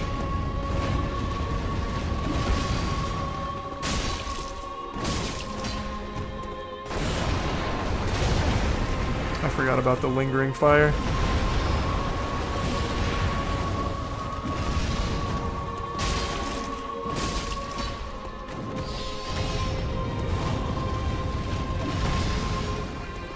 He really liked using that. Third try. Unupgraded Guts Sword, baby. Extra iframes and 30% reduced damage taken. Well, I'm fucked. This is definitely another player. As long as he's not cheating, though, I'll just take it like a man.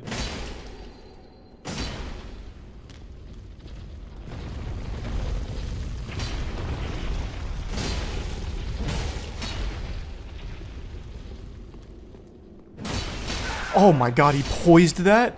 And then two-shot. Tough. That's not a player, it's an NPC. Oh, is it? Ah. Alright, here it comes. They're gonna break the bridge. Or wait, do I do it? I don't remember. Nope. Okay. Perhaps I misremembered.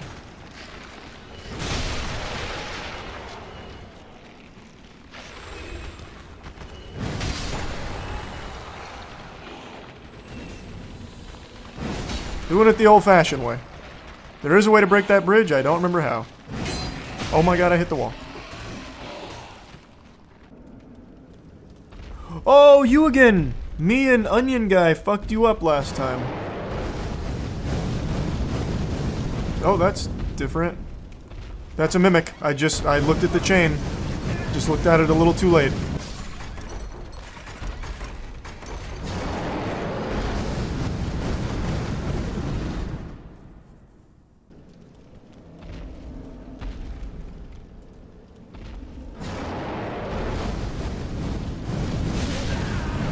God damn it.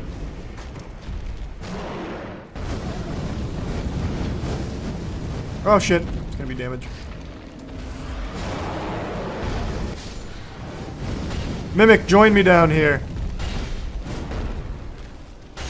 Nice. Let's see how much damage they do to each other.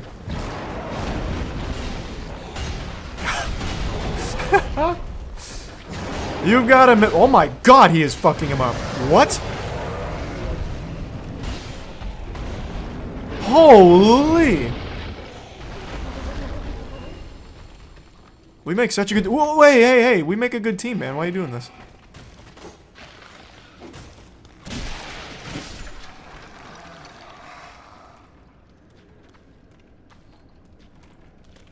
Now he's all docile. No, he's not.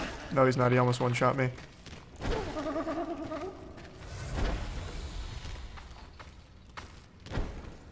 Please stop for a second.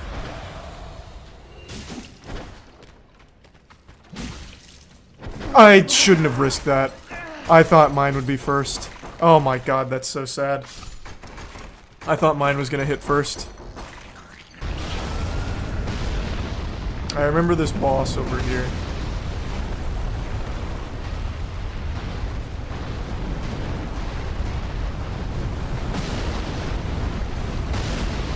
Let's see if I can kill the boss here.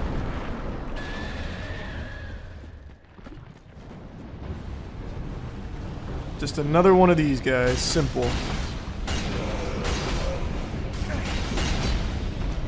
Not a ton of damage.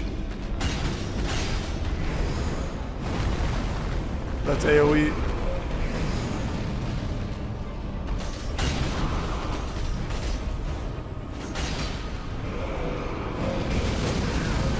I'm stuck. I'm still stuck. Holy shit.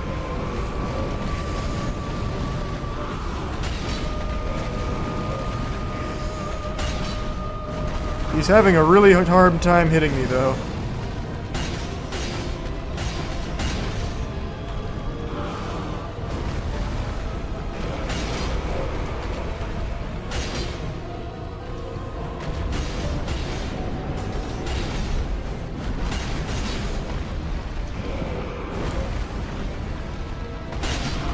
What a crazy little fight we're having.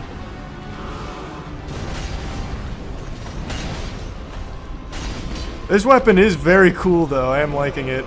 Oh, shit. That still missed.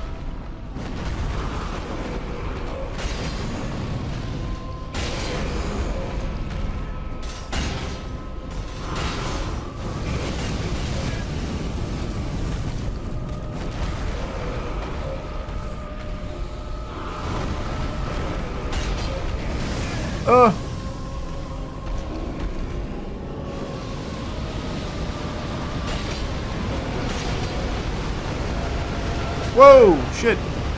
I'm stuck on his tail. I'm stuck on his tail.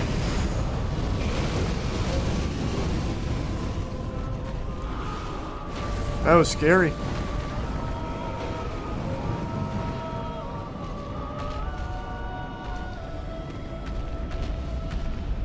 Oh, there's fire here!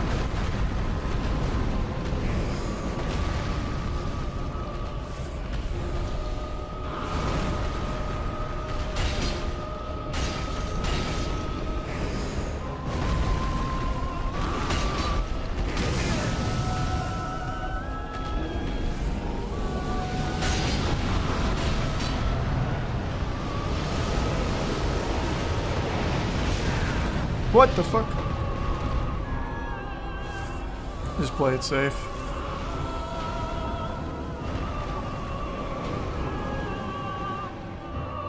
And then it goes out, right? Yep. How far out? Okay. Here I come!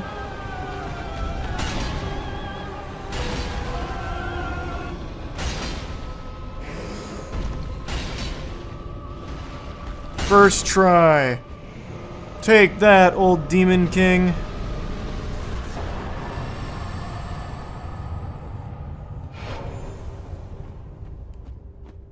This is a cool weapon.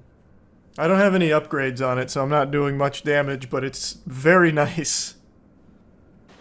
It looks like there is some good shit down here. Aren't these little frog dudes in Elden Ring? Yeah, they're also in Dark Souls 1. I've told this story before, but when I first played Dark Souls, I got cursed by one of those frogs, and I couldn't figure out how to get rid of the curse. And what a curse does is it, like, halves your HP, like, permanently to get rid of the curse. At least it did in that game. Couldn't figure it out. So I ended up, making a new character. Ah, here we go. Wow, that hit me on the back. That gave me the reach around. That's crazy.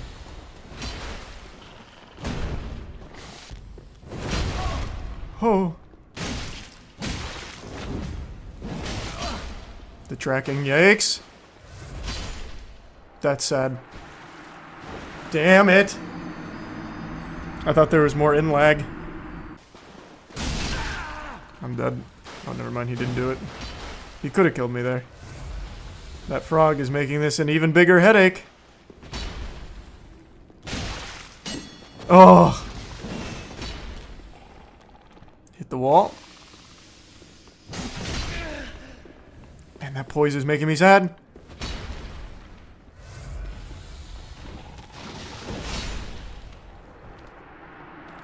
Man, the way this guy tracks is crazy.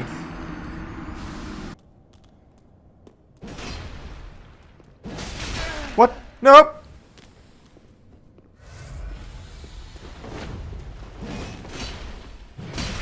Oh my god. I still couldn't even get in there in between that. Come on. Come on. There. What? He negated the damage?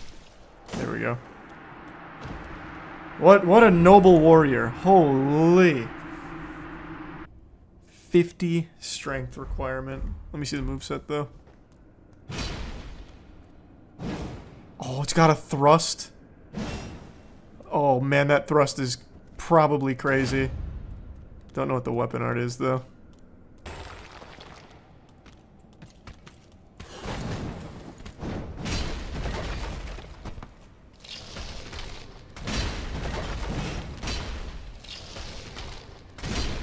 Wow, it's really blasting this poor guy. Okay, I guess. He didn't like that very much. He was ready to uninstall. Yeah, these guys are not fans.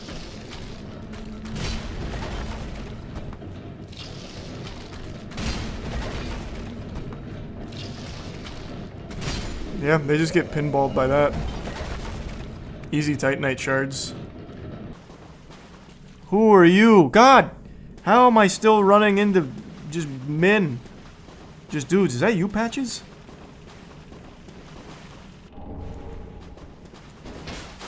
You're not Patches. You're Horace.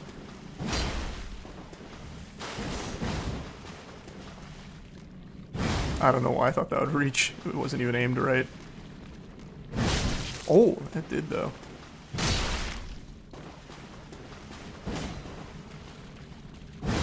Oh god, that range is nasty.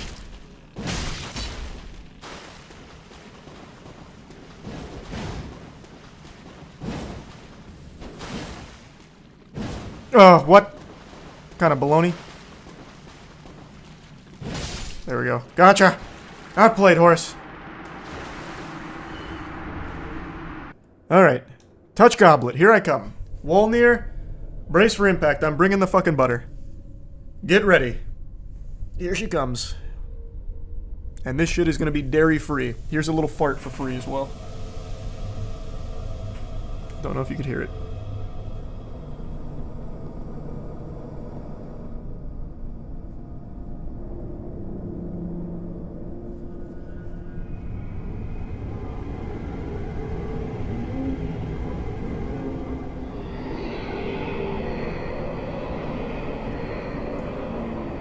Wolnir's a gimmick boss, right? You just keep hitting the gauntlets, I think. There we go. One more.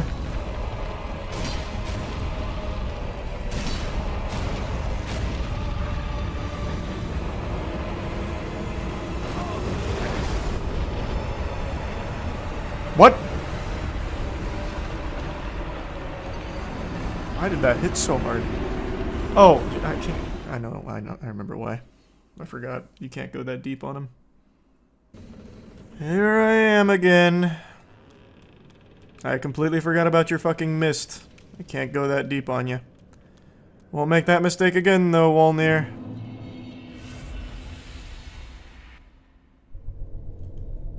That's a good example stick. That's true.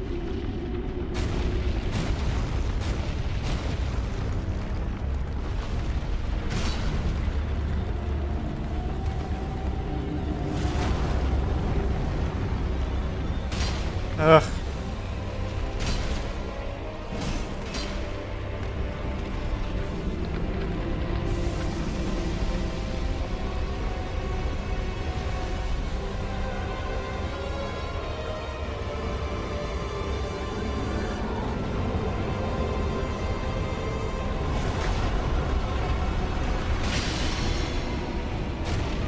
There's one bracelet. Oh, you bastard.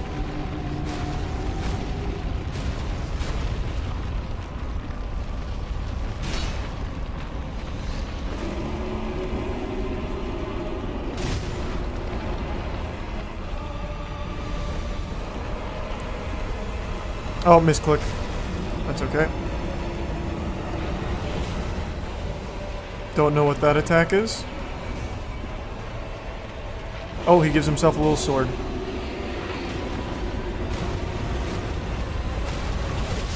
Hey! Uh-oh, I'm dead. Never mind, I'm okay. I don't know any of his attacks. Seems like a waste of a sword there, I'm gonna be honest with you. God damn it, I'm stuck on his fingers again.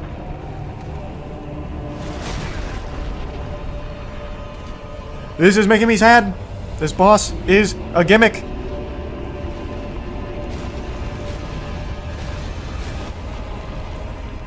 Oh my god, stop hitting me. Thank you.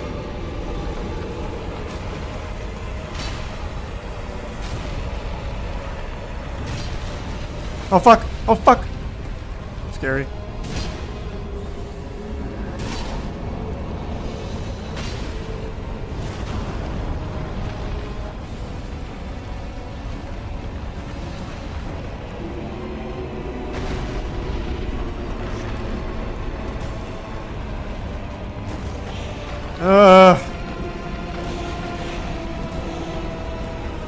Come on.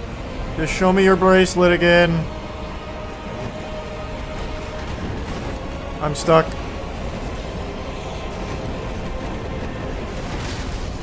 Holy.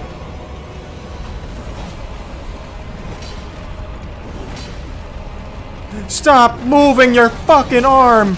Oh my god! Stop moving that goofy little arm! Oh shit! Ah! Oh. I don't know how I caught that.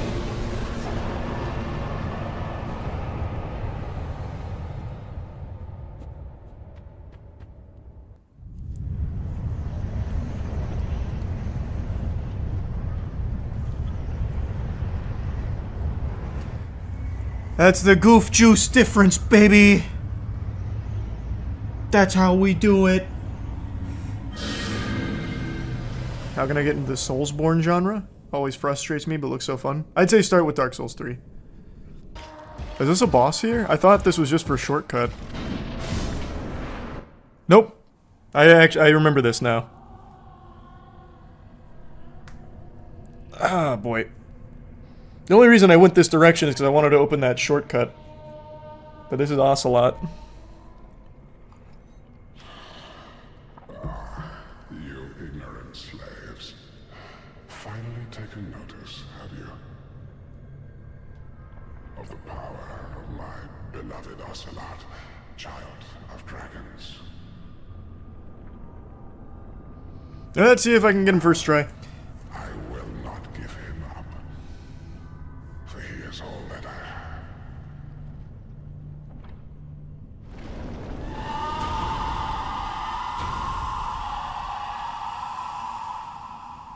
He's a tier 1 Sebastian. Alright, Ocelot. I remember him being pretty dog shit, like he's not very... Really? He's not very hard. I'm just gonna top off for the Lloyd buff. But we'll see.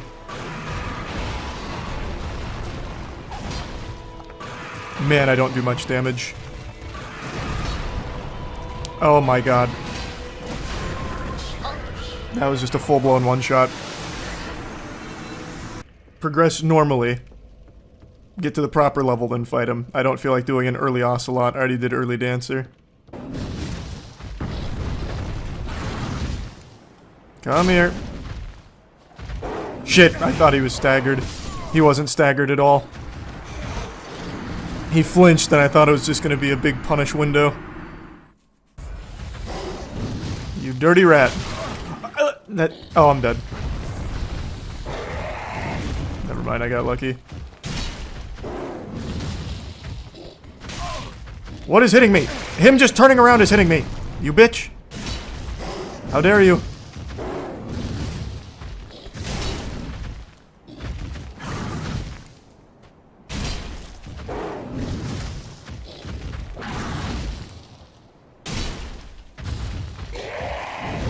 Finally. Alright, I got both Pontiff eyes now. That's big for us. Oh, holy shit. Thank you so much for that, Strink. Thank you for that. Thank you for the generosity. I hope you're having a wonderful night. Thanks for your sub, Sable. I think I'll just commit to using Fume. I might just go upgrade it. You a friend? No, you're not a friend. Are you? Do I fuck you? Like, what? I feel like I should. I'm gonna do it. Oh, it's just a normal guy. I couldn't tell from the way he was crouching.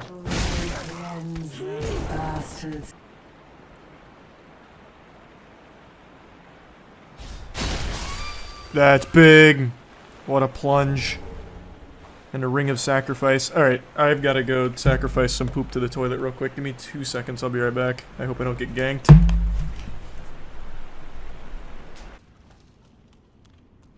Sigward! My boy! The quest continues. Always lovely to see you, my friend. Excuse me, I must have dozed off. No worry. It's rather No warm worries. in here. Well, oh, I, Siegward of Katarina, and a little surprised. Emit force, whoa! I know. I make a fine Estus. Even we undead deserve. And finally, Siegbro! my sword, and our sworn duties. And to big fucking juicy tits. Sunshine. Yes! Have you heard somewhere, and even below that, home of Yorm, that reminds me. Oh, well, Alright, he powered off again. He blue screened.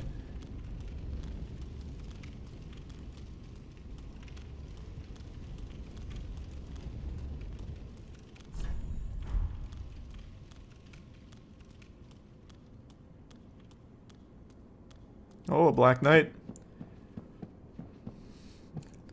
A lot of bloodstains here. He's bested many a player. But not me. Okay. There's an archer behind me. No, I did not mean to do 2. That's so sad.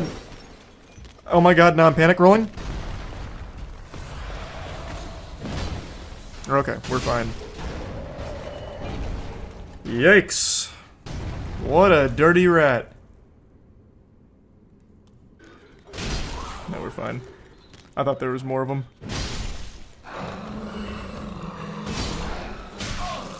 Okay, didn't see you there.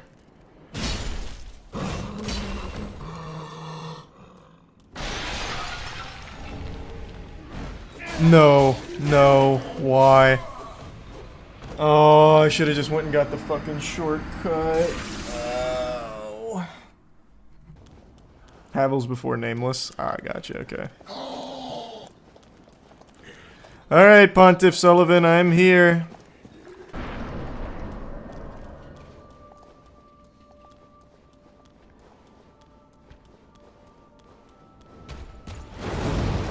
I'm not parrying.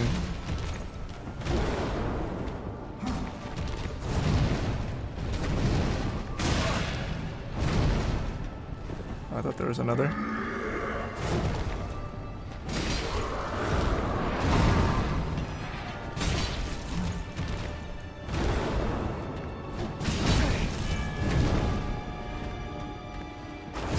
Oh no, I was too slow on the dodge. No! That's what I get for playing like a bitch. I should have stayed aggressive.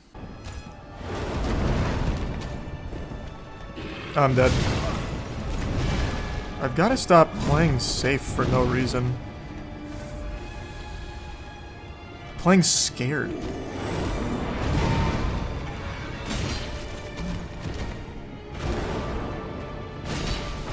Uh-oh. Oh, I buffered it. Yikes! Damn it, Pontiff. Alright, Pontiff. This will be the last time you draw breath. Here comes Goof Juice. I should really just be using heavies on that for an easy punish.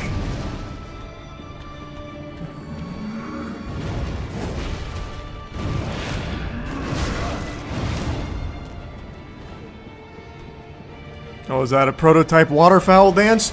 You cuck! Oh, he didn't jump back. Whoa!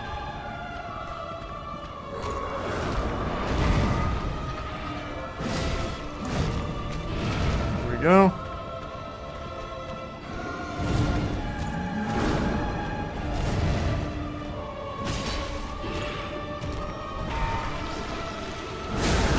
I thought I could get it off in time just for damage. That was stupid. That just killed me, I think. What? Holy shit, I shouldn't have gone for heavy. You recovered so quick from that.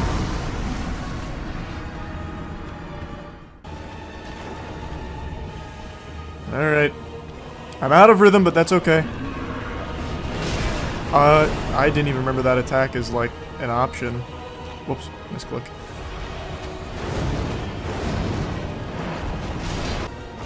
Oh! They're desyncing! What the fuck? No! That was like the ice climbers moment.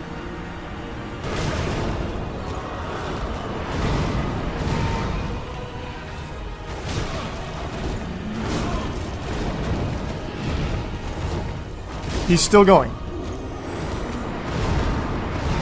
What a throw. What a throw. I need to stop back rolling. I don't know why I'm doing that. My brain just shuts off during that and I just panic roll backwards every time. I don't know why I keep going backwards. It's always the worst option. I'm not parrying. I never do parrying in any of my runs. Parrying just trivializes most of it. Not for every boss, because not every boss has parries that are super helpful, but some of the coolest bosses are just trivialized with parrying. I don't have a lot of fun with those.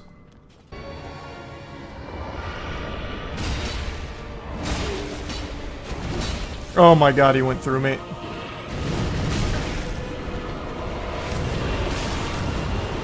Oh, I thought that was gonna be the lunge. Damn.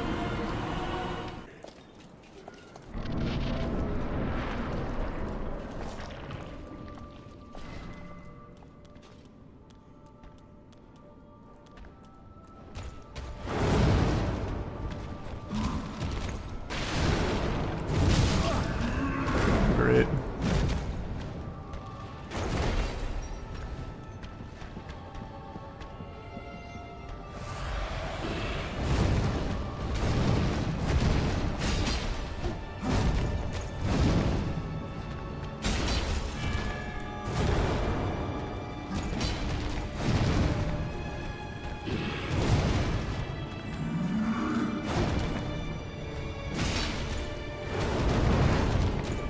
I keep thinking he's going 2 on that, but he never does.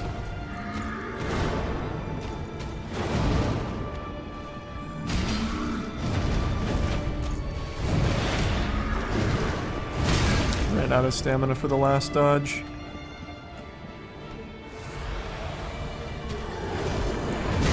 Oh, I didn't get through him. I'm dead.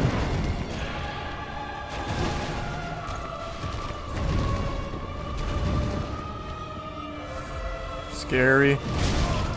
What the fuck?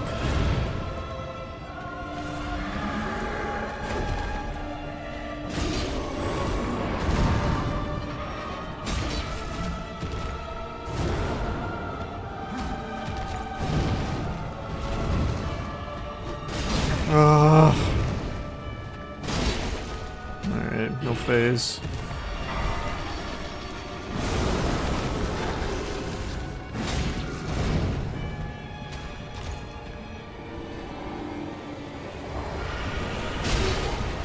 Why did that kick? Alright, that's the end of that.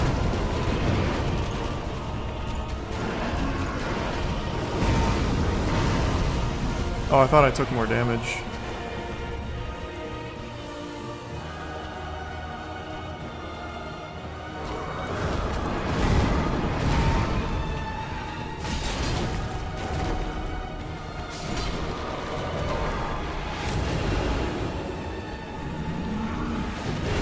Oh. Excellent, he's still going. Top off for Lloyd, fuck it.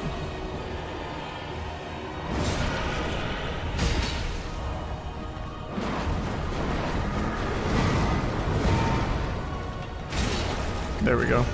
Nope, he's too far. Now, there we go. Oof.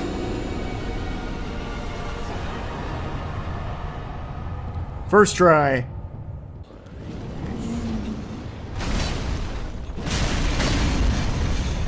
Holy shit. Wow. I absolutely rocked that guy. Jiminy Christmas. That giant just woke up after God knows how many years of slumber. Just to be put down again instantly.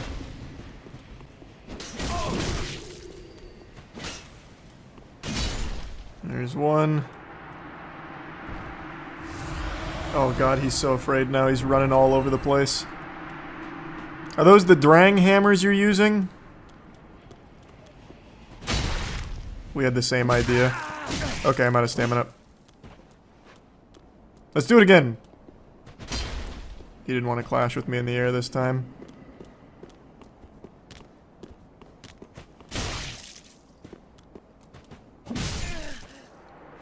I'll take the trade, whatever.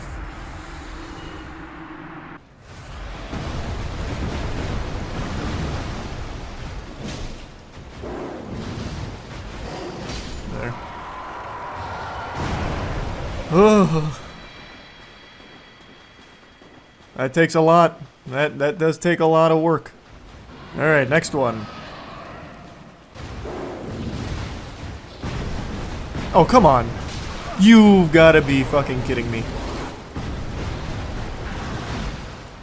I'll just go for Lloyd's.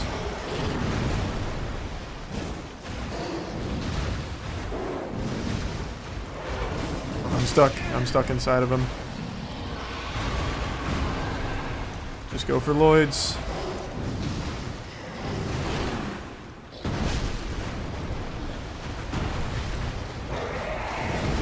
There. Alright. Ring of Favor, let's go! Fap Ring. That's Fap Ring, right, in this game? It's not Favor and Protection, it's just Ring of Favor. HP, Stamina, Max. Oh, this doesn't break when you take it off, like in Dark Souls 1?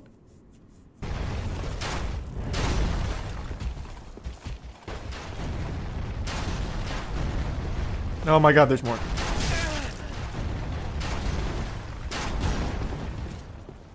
What are you guarding? Why are you here? There's nothing over here. What are you even protecting? You make me sick. You actually make me sick.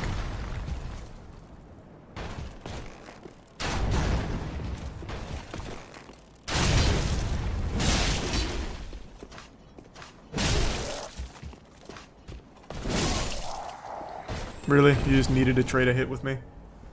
Why? What's the point, man?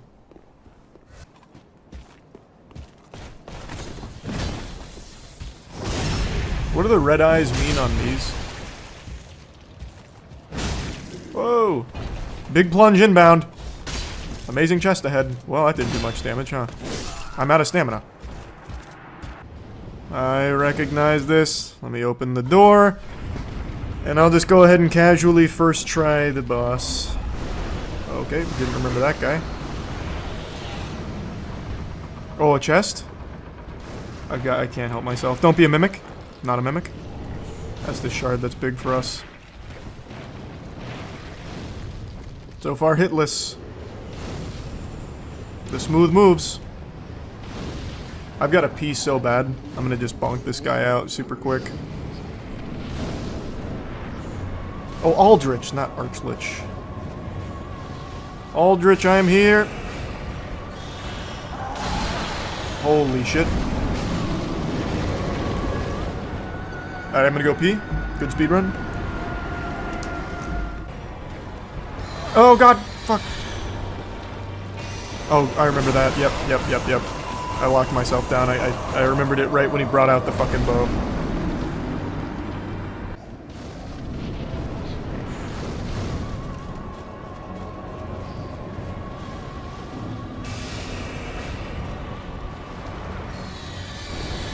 Ugh.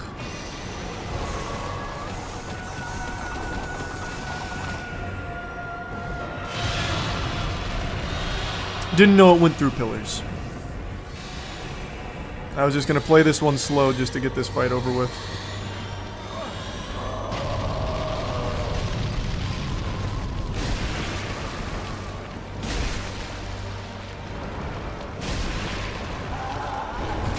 Oh god.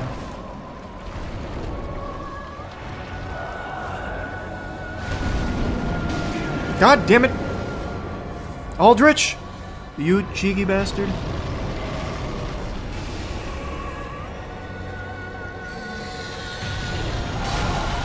Oh, I'm stuck.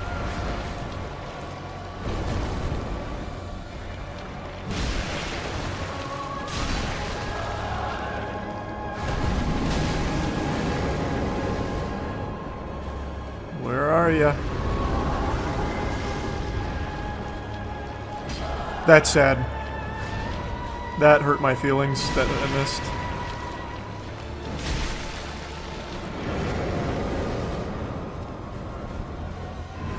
You know what I forgot to do? Upgrade this weapon. Just realized that.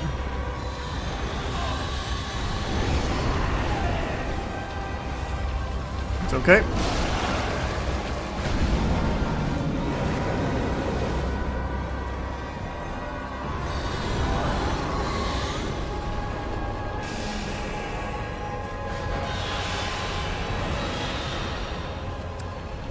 Can you get out of the fire?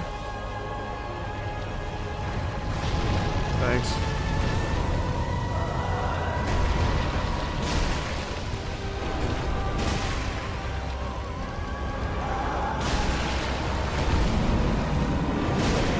Alright, almost there, almost there. Up. I might as well just full heal. Oh, it's still going! Oh my god, it's still going!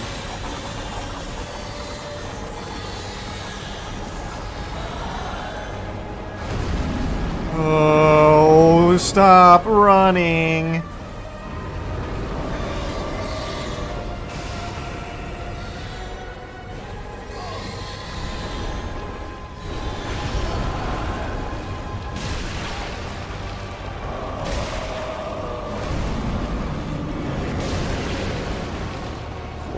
Fuck it, why not? Almost there.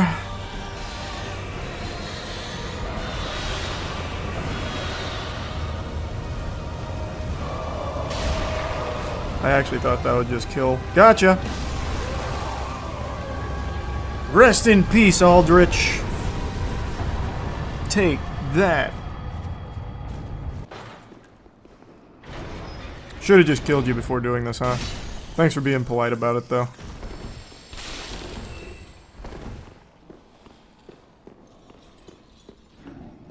I don't even know why I'm going room to room just clearing these guys out. They're doing nothing wrong.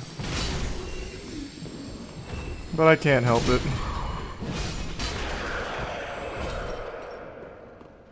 Thanks, Resub Rip. Hey. I don't know why I killed you, man. You looked so sad already. What, man? I'm just autopiloting violence here. Oh, that was close. I saw that guy behind me out of the corner of my eye. What a tight squeeze. Are you hostile in there, baby man? I'm coming in. Hostile.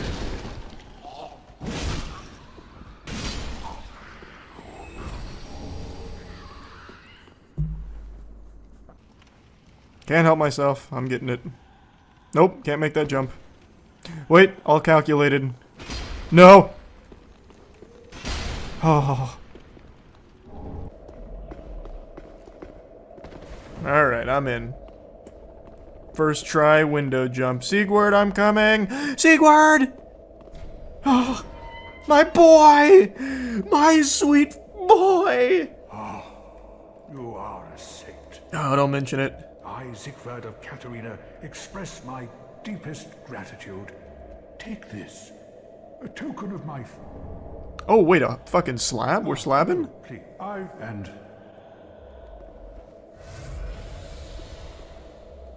True bolt.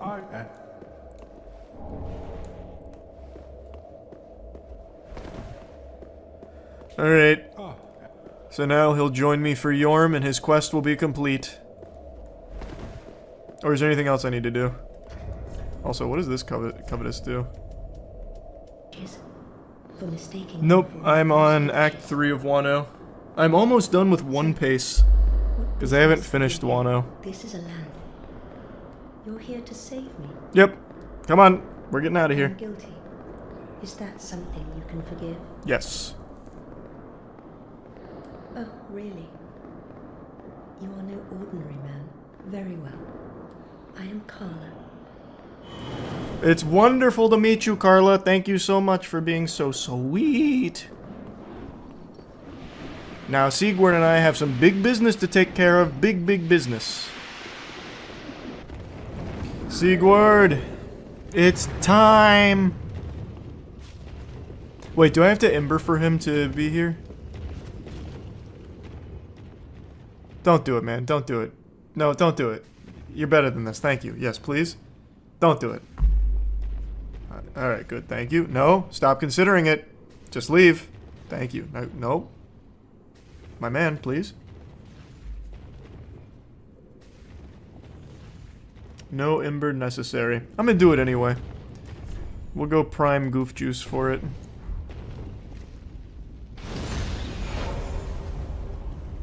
Sigurd, it's time.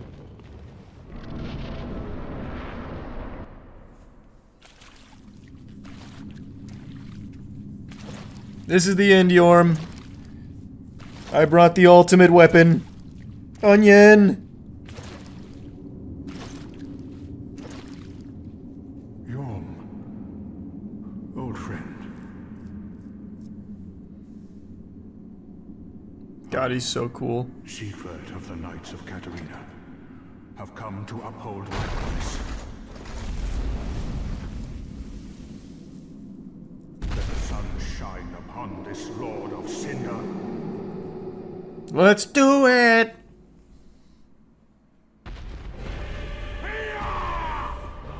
Oh, that's a good scream. Oh wait, shit, it's the weapon art. Oh god.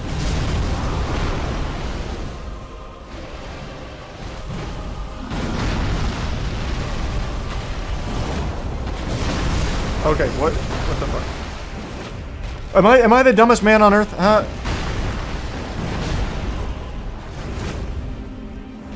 I don't remember.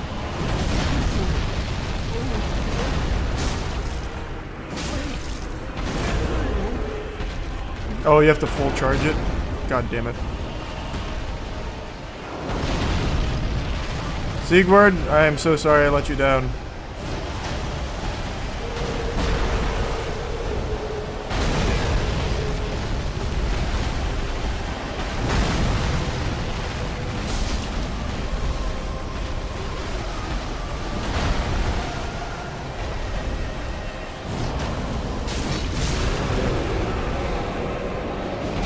Oh fuck, AoE. Maybe not. You need him to survive to complete the quest. Oh. Alright, kill me.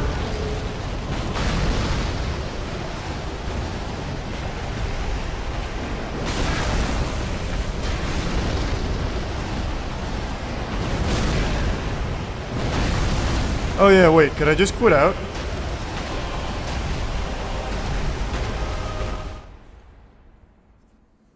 That way I can save that ember. Alright, we had a couple mishaps there, Sigurd. It is my fault. I'll be the first to admit. Oh my god, he's dead. I'm so sorry.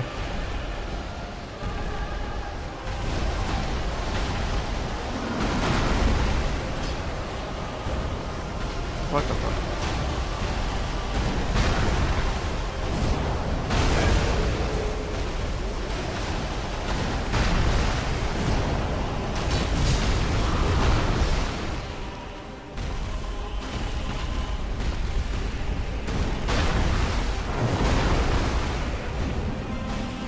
Well, I mean, he commits seppuku anyway.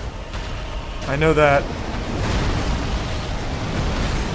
So it's fine, it's fine. He died a very honorable death against his friend.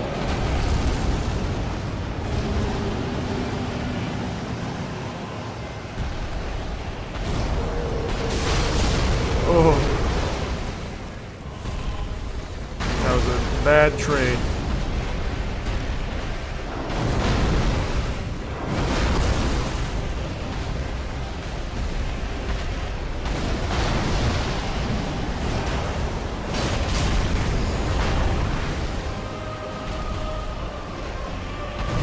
No! I'm out of stamina.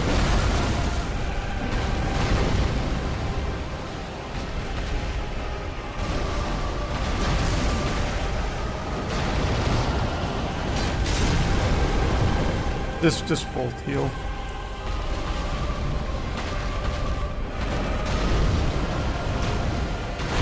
Whoa, man. Can you relax, brother? Oh, shit.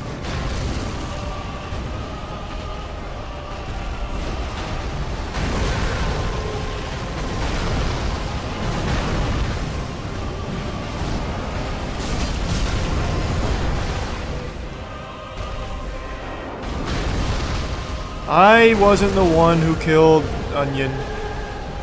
My incompetence was.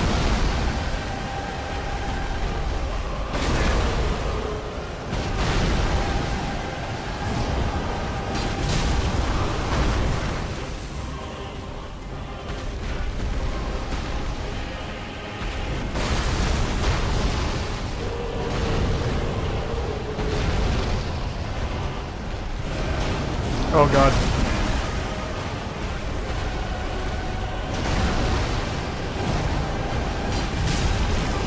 One more.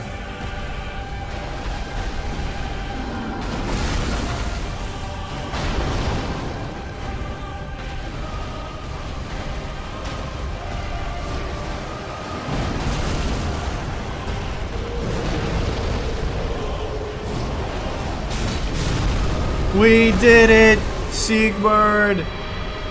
The two of us together, we did it! Yeah, oh man. That sucks. I'm sorry, man.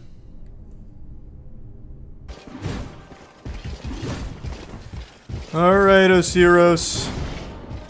Let's get it. I'm just gonna top off just in case.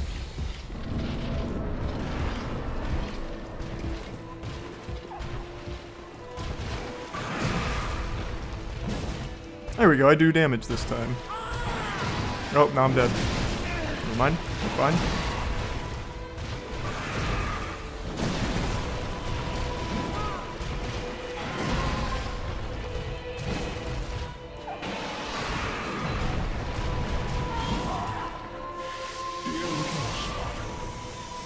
Where have you gone?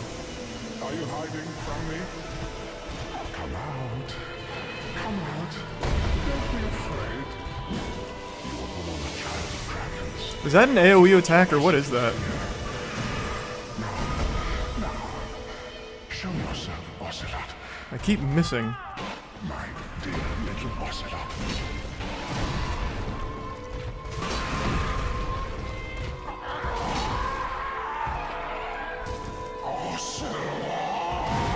I missed that too. I actually fucking injected him like a needle there and it didn't do damage. That's so sad.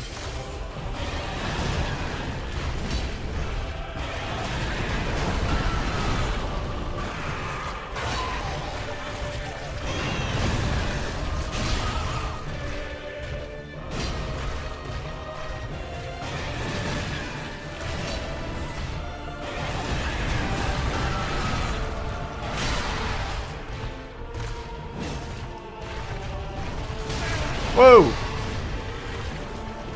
Oh god. Oh my lord, I'm getting hit, or getting stuck on everything. Just play it safe.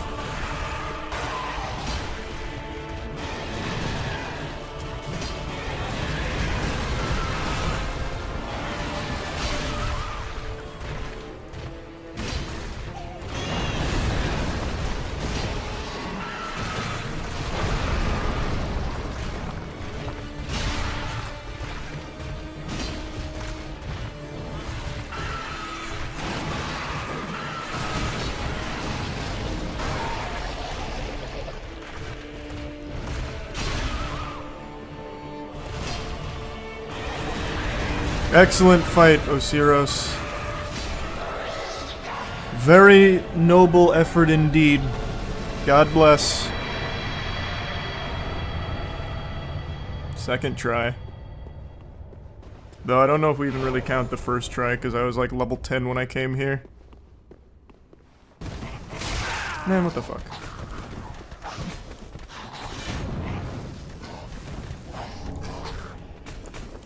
Well, that's not good. Okay, guys. That's enough. Really? That's plenty.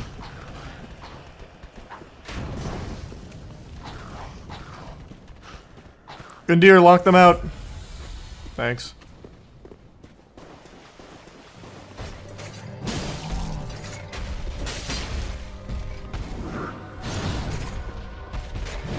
Oh! Forgot he has a kick.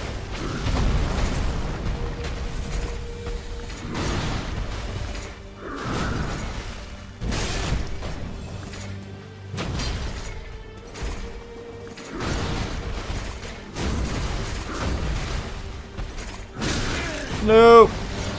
Traded.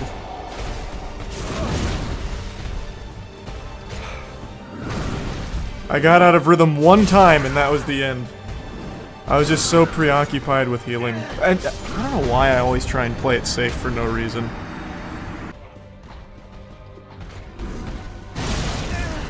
Really? Really?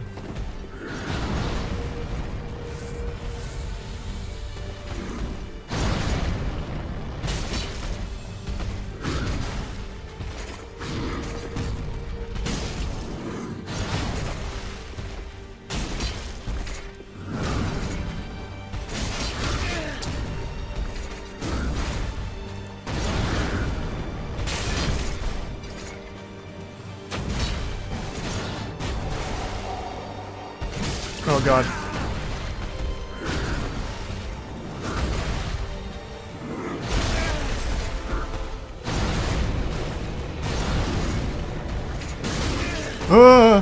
That kick.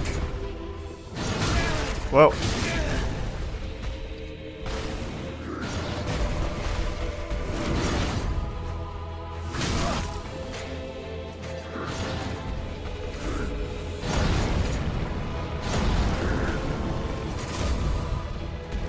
Not the kick. Oh, thank God, not the kick. He's still going! What a string.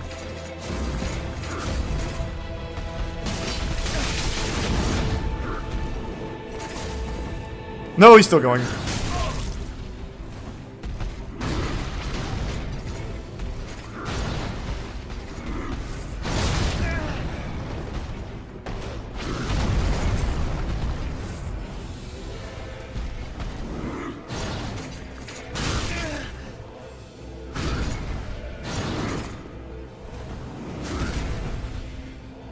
Nope. Thank God it wasn't the kick.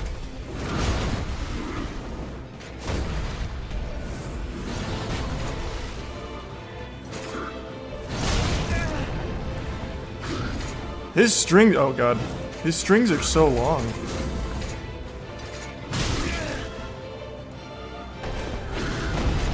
And he is lights out with that kick timing.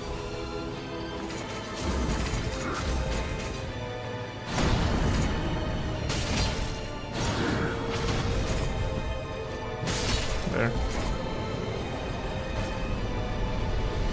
Excellent, Gundir.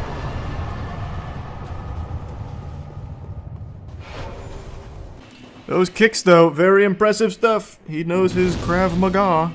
Well, nope, Krav Maga is definitely not kicks. I guess it'd be more like Taekwondo.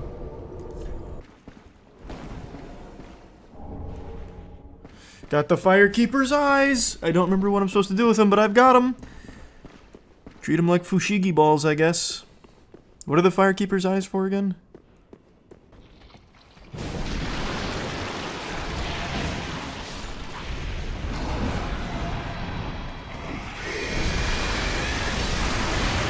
Whoa! Oh, Jesus. Hey now, hey now, hey, hey, hey, hey, hey, hey, hey, hey, hey!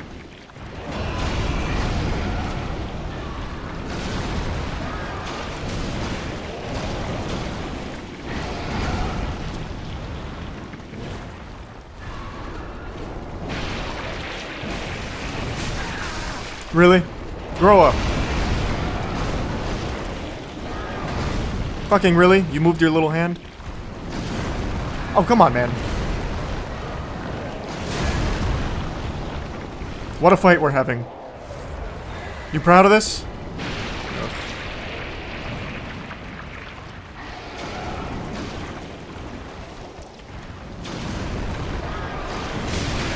Man!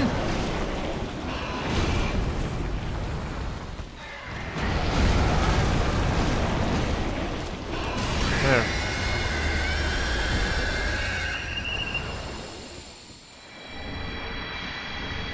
Big Titanite. Oh, this is a dragon armor guy.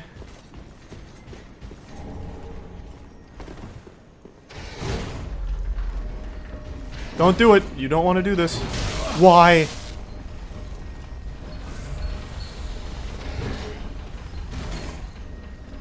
What? What? How? Oh, God.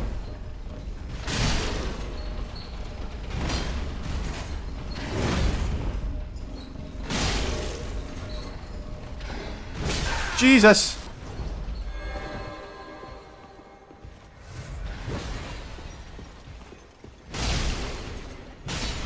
Alright, there we go.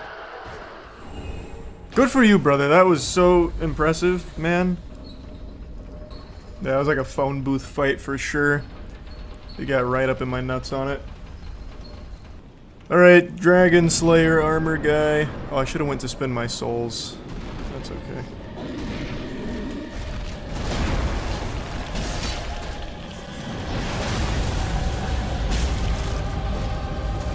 I do good damage. Oh god.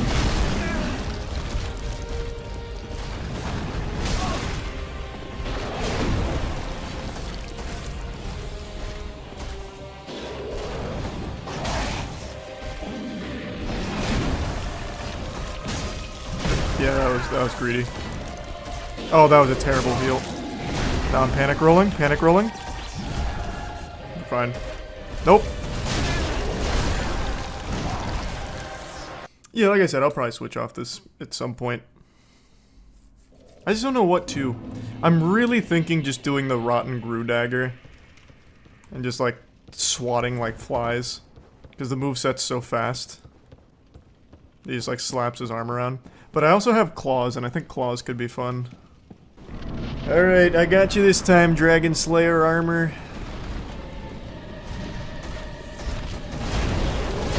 Whoa. Aggressive. Whoa, hey, whoa, hey.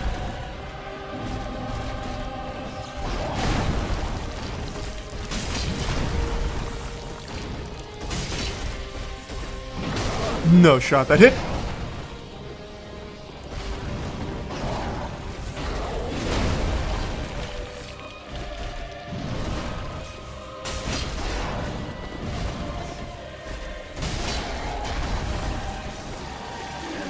I thought he was staggered.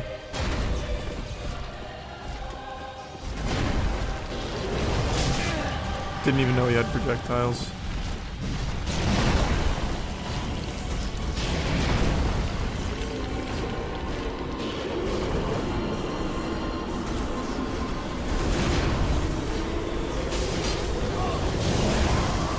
Oh boy, I'm getting spit on.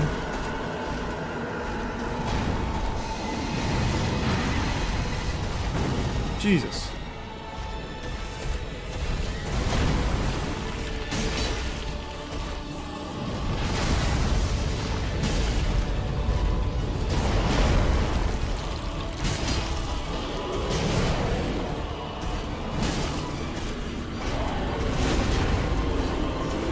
No, fuck. I got greedy, I shouldn't have gone for heavy.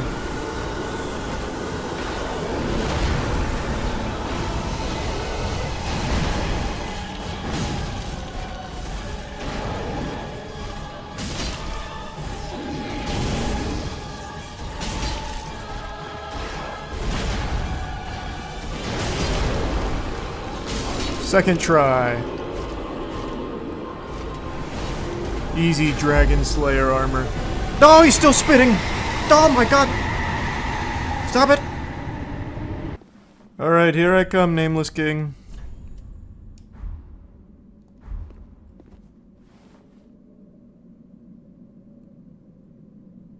When do you pick me up? Am I not far enough over?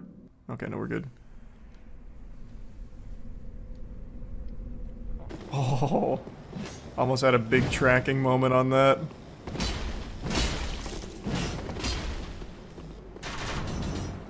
Ooh, this guy's got all the PvP gear. But he's panic rolling.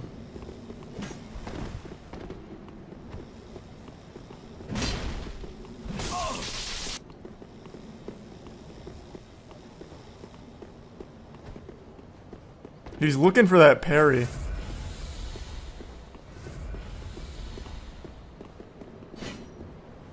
I'm never gonna hit a heavy on that. He's too fast.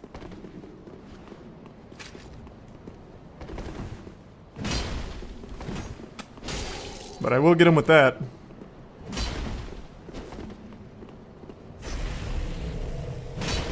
What?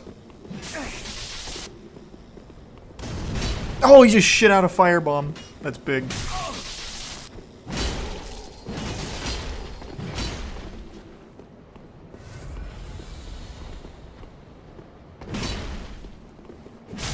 I thought I was out of range. Ah!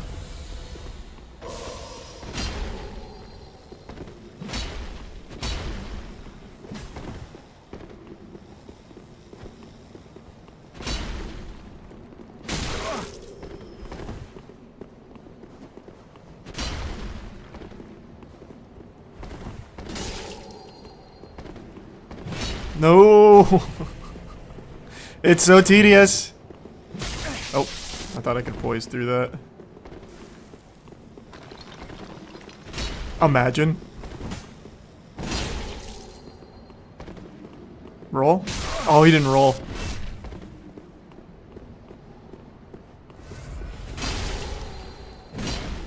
Oh man, I even waited for the roll too. Didn't catch it. Ah!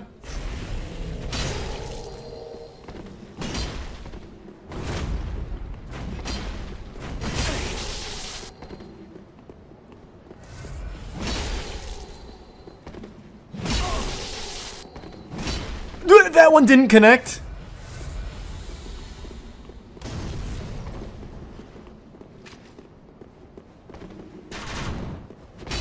Oh.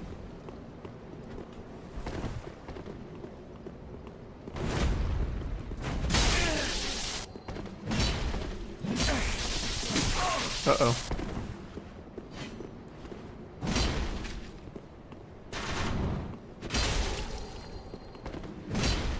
I need to sprint to catch that roll because I'm just too far every time.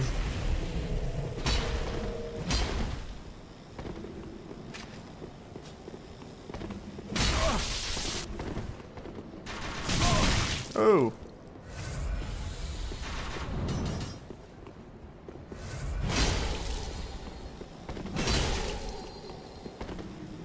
Oh. A little too slow on the last. That missed? Okay. I tried to get cute.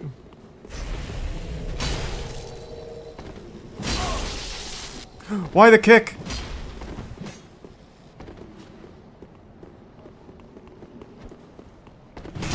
Thought I had the backstab. Damn, he actually rolled in that time. No! I rolled the wrong way, fuck.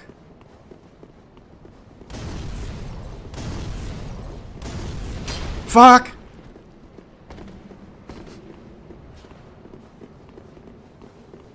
There we go. What a fight. What a fight. I remember this dragon. Gimmick boss, plunge. I remember you. You don't have to plunge. You can kill him without. But it's just tedious. I think. Let me see. How much damage do I do? Oh yeah, that's so tedious. I'll just play it real safe. I've got plenty of Estus. I'll wait for this attack.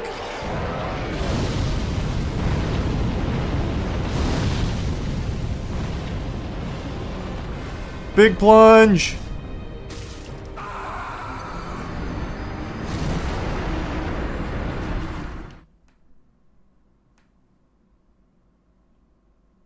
Well, what do you know?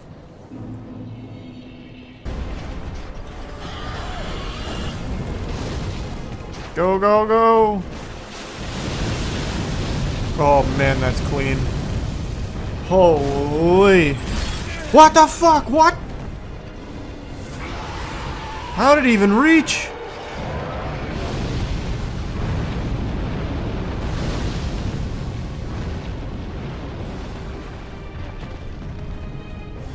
Alright, let's go a little further to the left. I absolutely thought that was someone ganking me there. I was gonna scream. Big plunge! There it is. Take that, ancient wyvern. Nice. Big gimmick fight. I have a ton of Titanite scales too. I can max out so many weapons right now.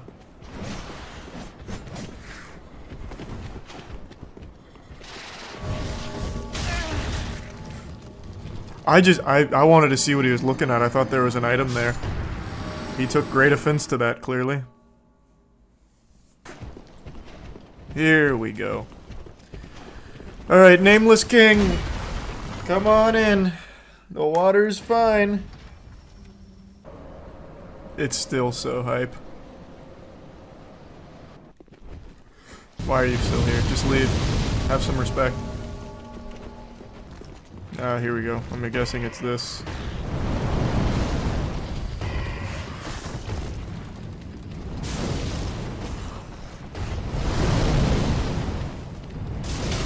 Why? Oh, the iframes at the top of the ladder, actually crucial. Hey, Havel, that was so fucking clutch.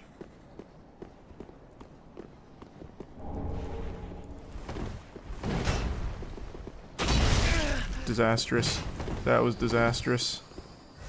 I don't know why I thought that would knock him out of midair. Terrible timing. Man, that stun is crazy! One hit with the Dragon Tooth leaves you dazed for like 6 seconds, my god. Wow, he's just barely out of range every time? Yikes.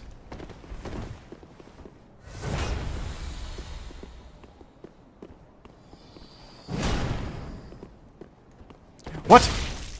Unlucky. Is what it is. Should have just went for the backstab there.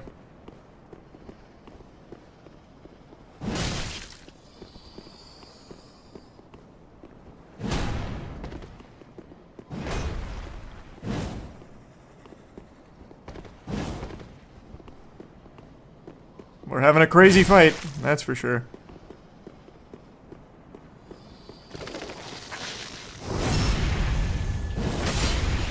God. Alright.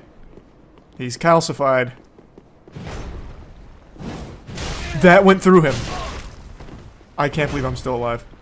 The stun on that is actually crazy. Like the stagger goes ballistic on that. Oh, no, no, no, no, no!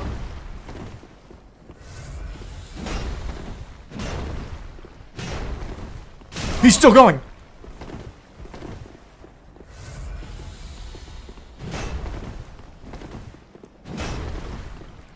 There we are.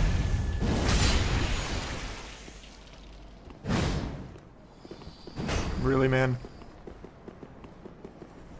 That's so unlucky. Oh, it actually staggered. Should have went backstab. Excellent footwork, Havel.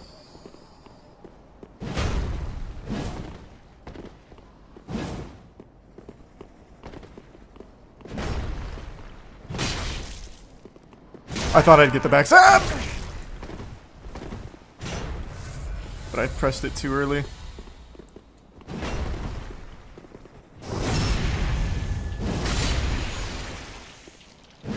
Oh, you cheeky devil.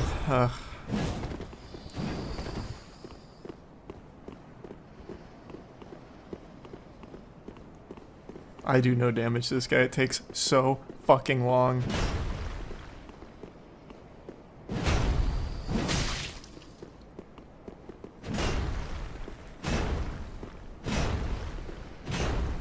He's still going. He can do 5. What's his endurance?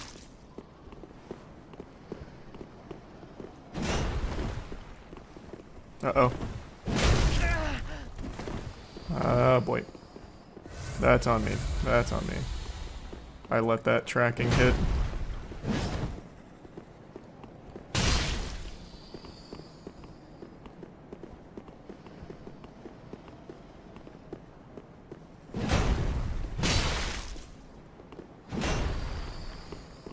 Come on. There we go. Oh my god, he got the block up in time. There we are. What a fight, Havel. Alright, Nameless King, here I come. I'll do one run with Fume and then I'll change builds, because I think we've ran Fume for long enough. It's super good though. Fume is good.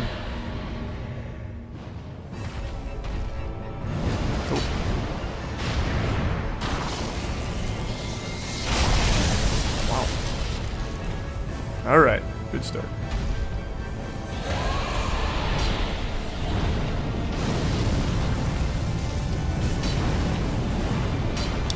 Okay.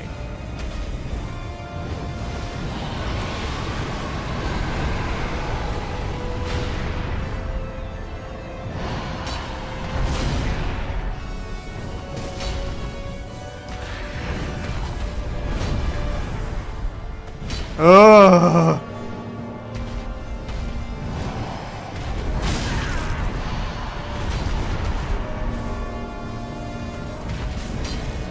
Come on. I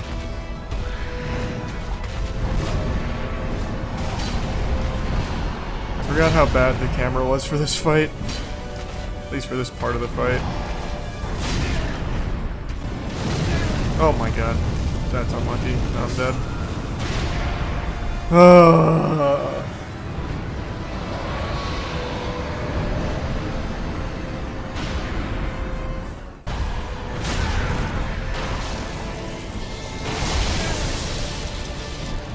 Oh, I thought there was an explosion after. Okay, we're fine.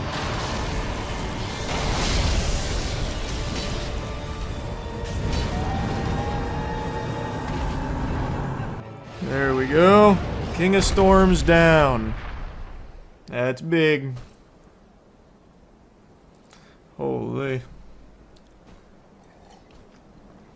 He's a membership king. That camera was doing no favors. Thanks, membership Gumbo.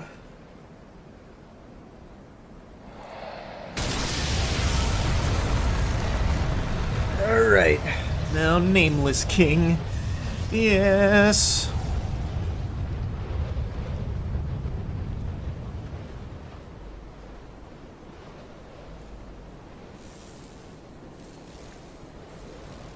It's so badass.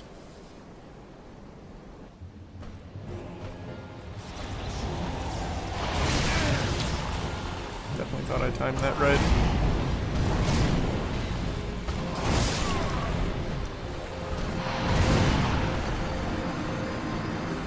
Unlucky.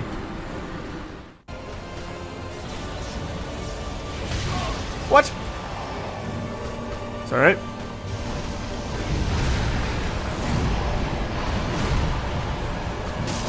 Holy shit, he's still going.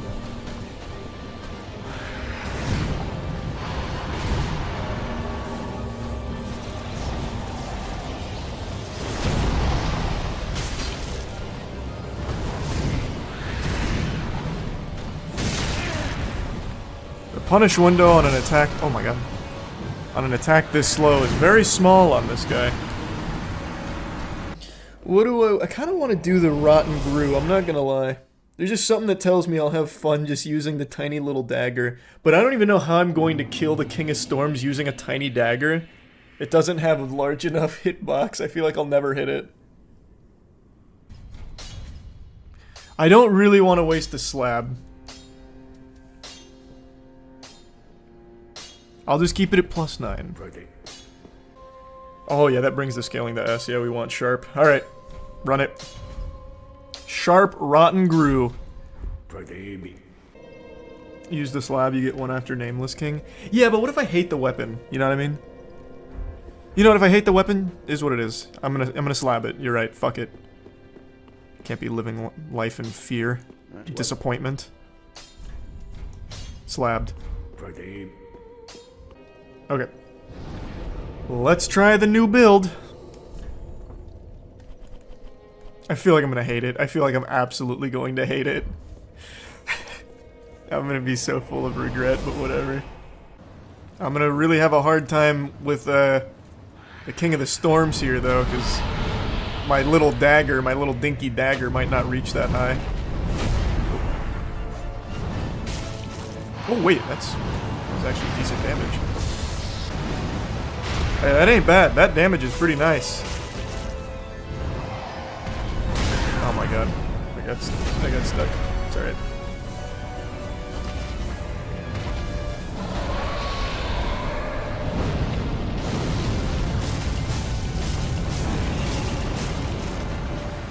Not bad, not bad.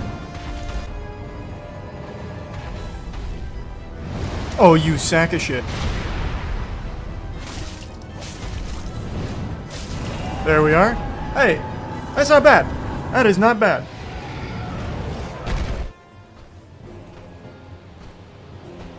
Basically poking him with my fucking finger, I have no range, but that's okay.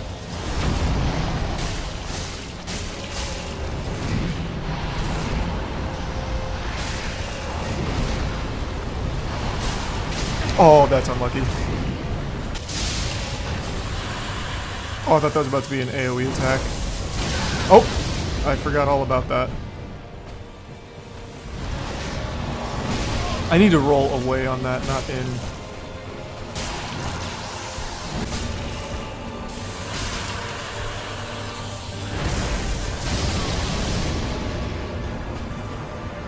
Okay, that's not something that you outrun. I have to just time the dodge better. Decent damage, though, all things considered. Let me try two-handing.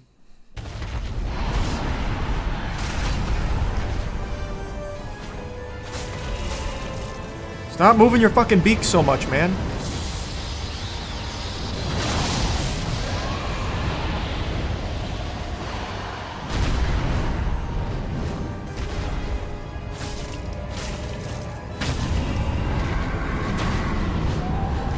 That was pretty clean. Hitless.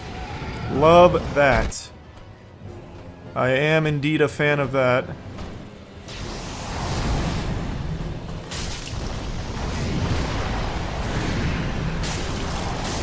Alright, greedy. Oh, he's still going.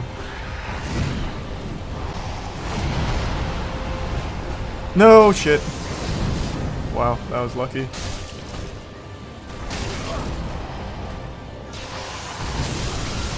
I didn't dodge in time.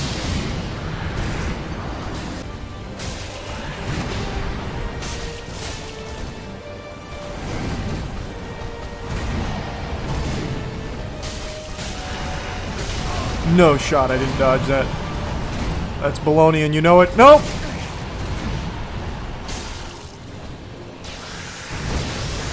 Play it safe.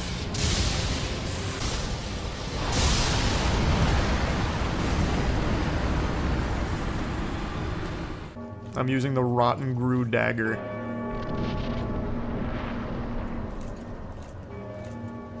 True, Damien.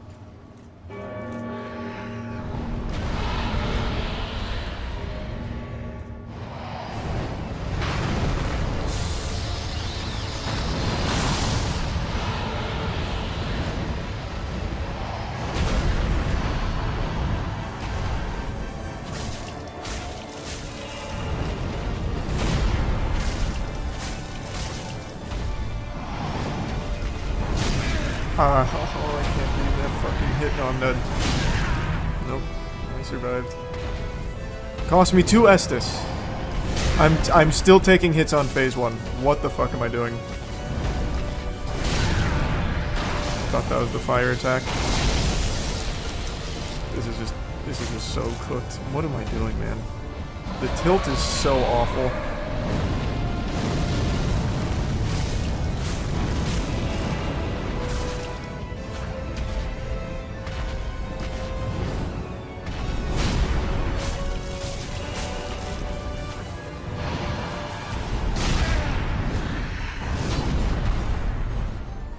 5 Estus on phase 1.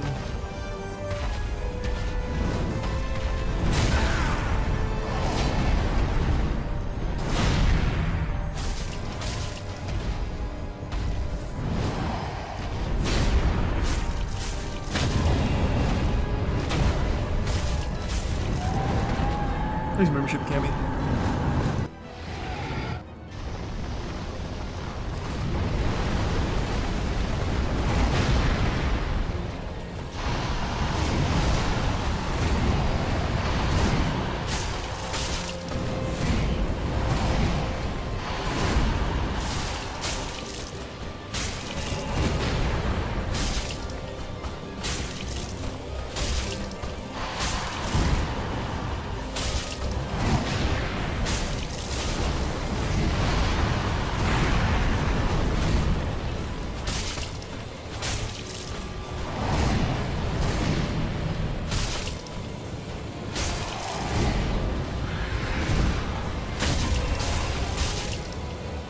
That's pretty clean.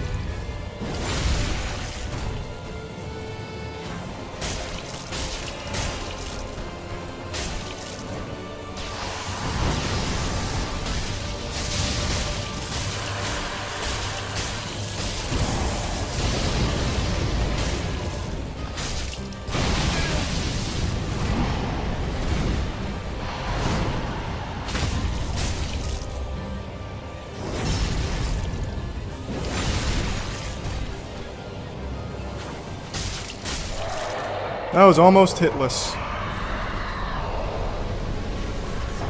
That was pretty fucking free.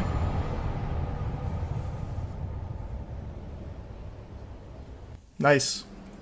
That was 11. That's not terrible, all things considered. Dripless right now, though, with my armor setup, but not bad.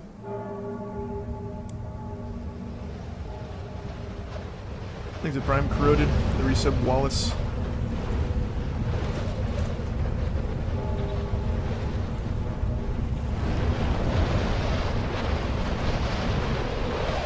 Why the dagger? I thought it'd be fun. And it is. You're such a better gamer now than back then. That's what I've been saying, man. I am unironically the best at games now than I ever have been in my life. Like, the older I get, the better I get at games, which is usually the opposite. For most people. I actually could go onion. I could go like almost full onion. I could have just like the anti-drip. Woo! That's a big sneeze.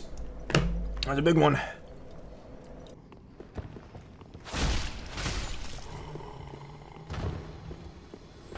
He's poisoned up there and he is mad about it, I know it.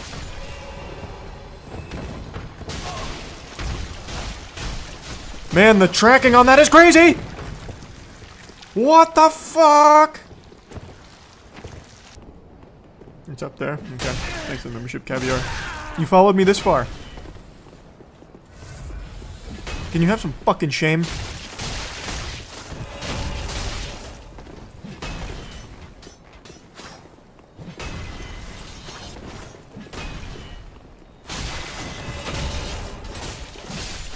Excellent fight. You see how stupid you seem? Look how stupid you seem now. You see that? Why follow me this far?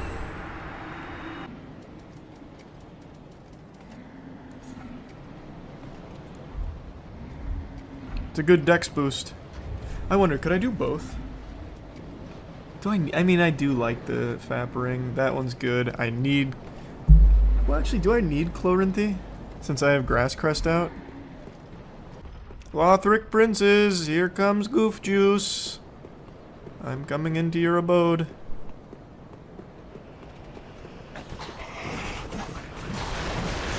Really? Really? Can you guys grow up? Can you...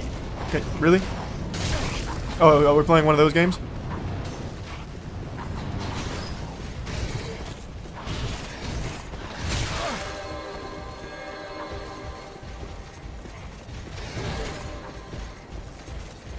Let me in.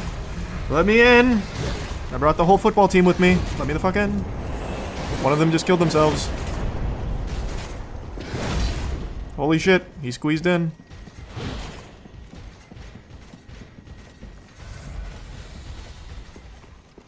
Alright, first try on the princess. Here it comes.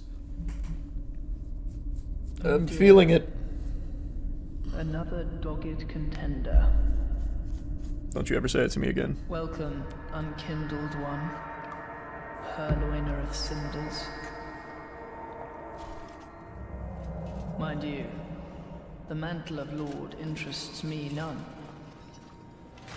The fire-linking curse, the legacy of lords, let it all fade into nothing.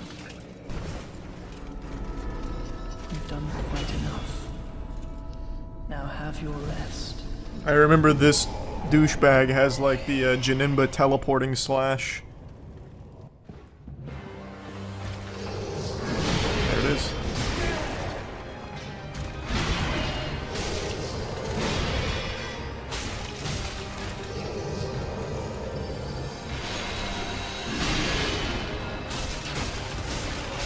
Uh-oh. Scary.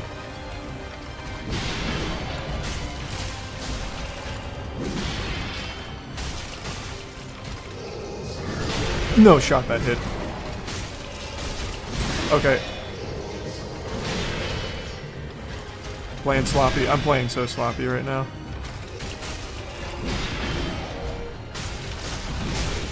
Oh, we traded blows at the end. I'm gonna have to Estus. You bitch. Alright, phase 2.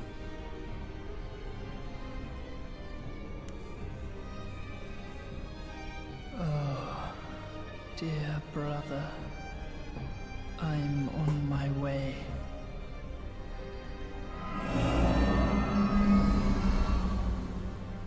My brother. Unyielding sword of Lothric's prince.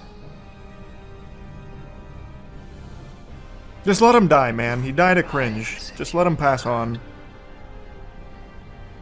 For that is our curse.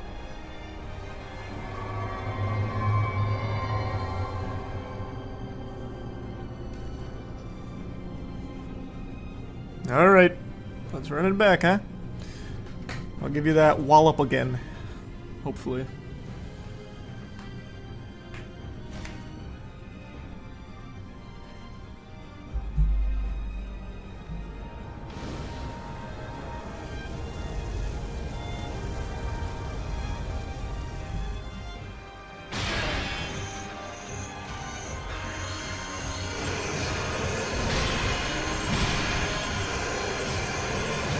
Oh.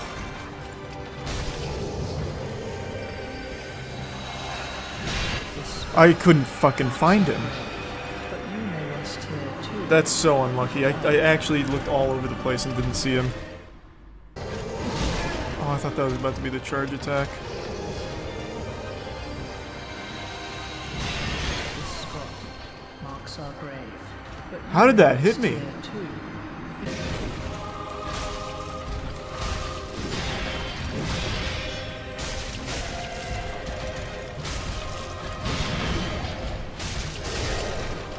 Oh, wow, that was fucking clean. Holy.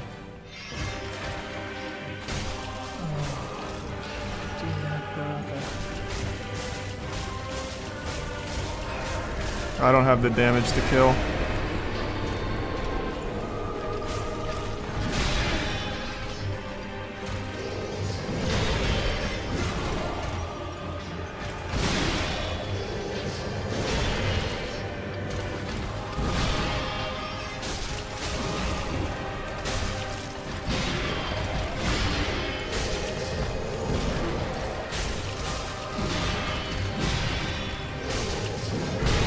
Whoa!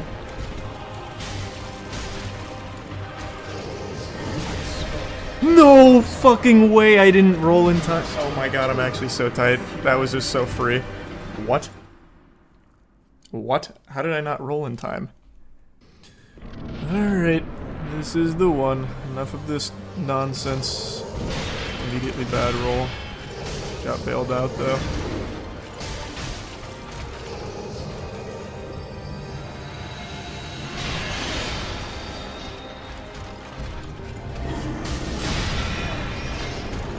seen that yet, I don't think. Oh.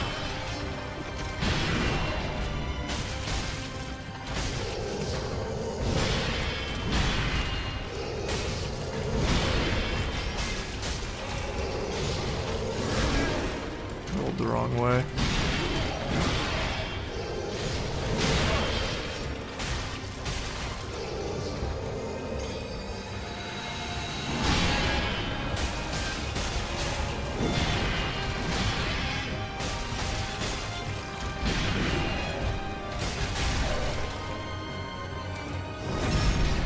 I think one-handing dagger is better DPS.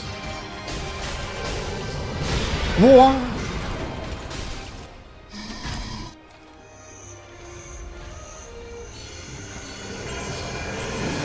I'm dead.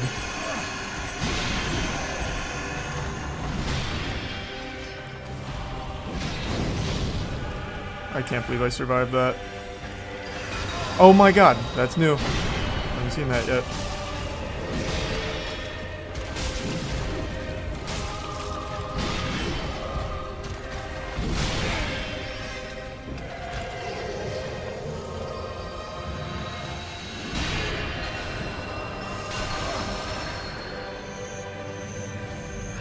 I'm playing this so terribly right now, it's crazy.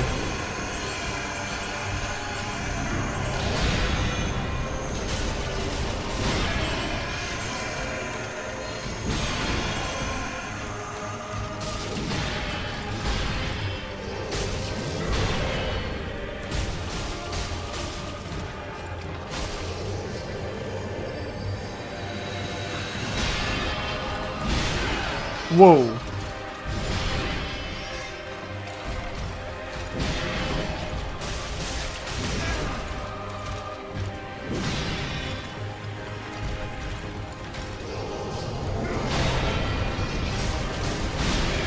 What the fuck?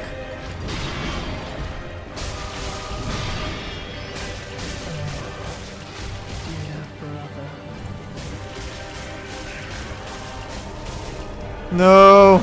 No!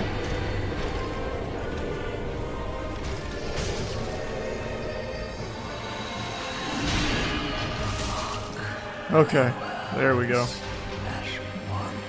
God, that would have made me so sad. Jesus. He was 1 HP away and he squeaked it out. But I chased him down. That's how we do it. Yeah, I think one-handing's much better. I'll stick with one-handing. Oh! Okay, okay. I thought I maybe had to hit it a few times.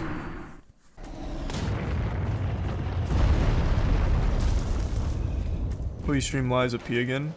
Probably, I love Liza P.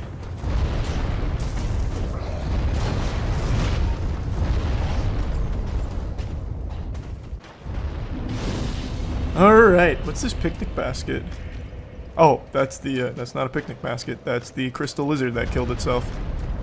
Alright, let's see if I can kill boss first try. I don't think dagger's optimal for this fight, but we'll give it a whirl.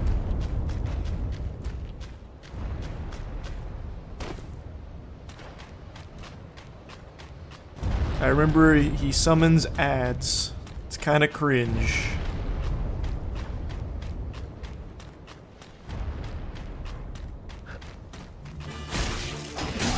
Okay, missed that.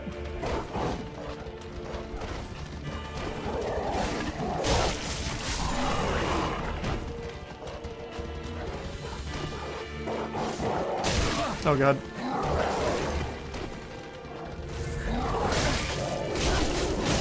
Ugh, unlucky.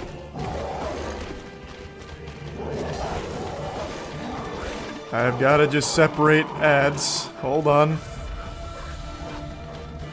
There we go. The dog is stuck on him. Thank you. Come here, come here. Alright, there we are.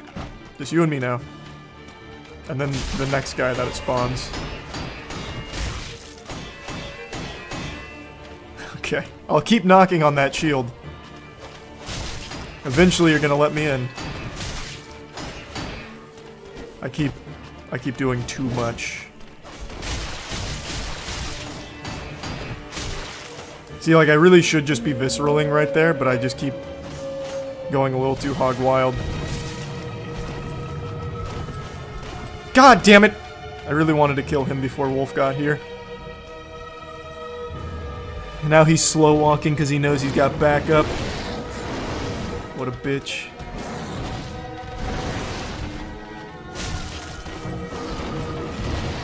Yep. He's poisoned at least.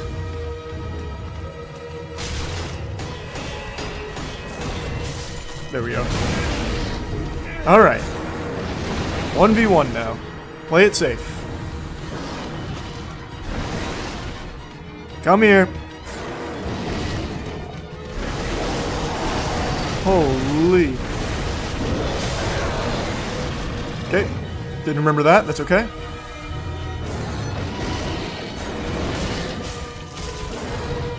Up. For some reason it missed the lock on. That's okay. Alright. I'm super stunned. Very scary. Love that. Love that.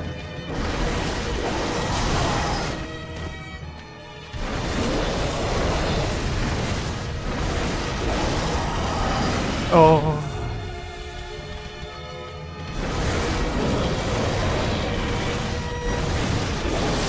God! Can you stop? He's just spamming that one move.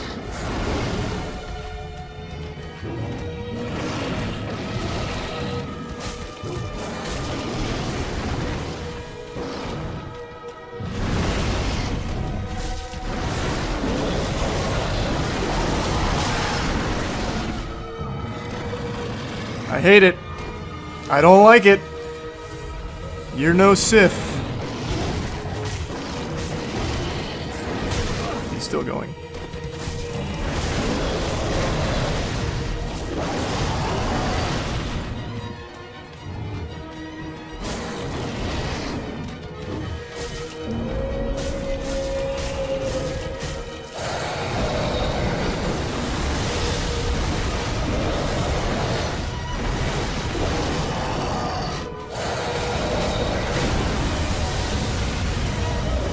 Clean, first try.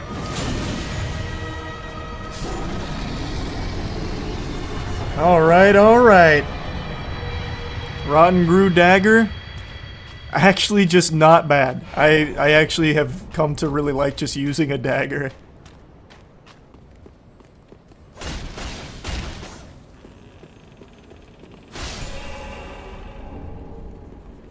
Charles White has invaded me, huh? I need to get near an edge just in case this is a cheater. I don't want it to ruin the game.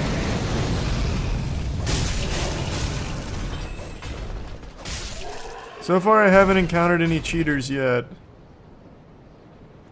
But that definitely sounds like it could be.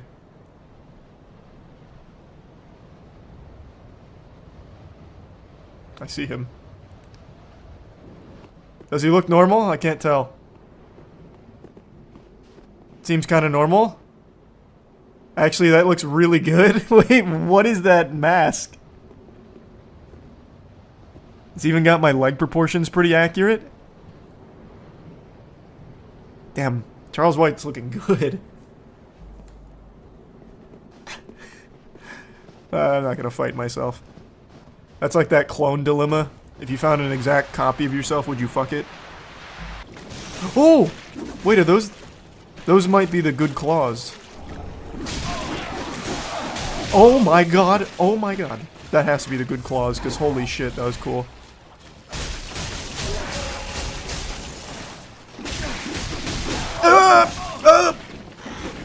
Charles White, help! Charles White, do something! Oh, fuck. Oh, sorry.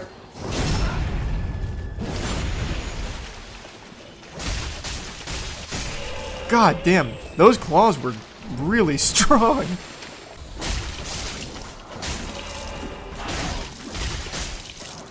I love this little dagger. It's so nice.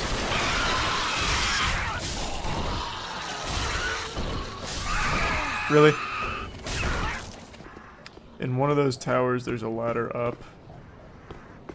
Well, it's definitely not this one. There's a ladder down. I heard Charles White shout.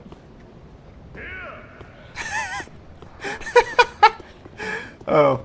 I kept running past it. Thanks, Charles. Sir Wilhelm. I thought for sure I would stagger him out of that. Holy.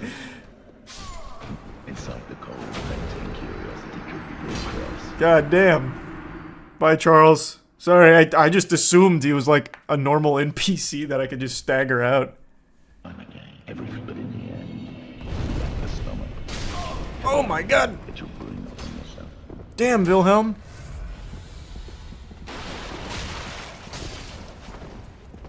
He's panic rolling.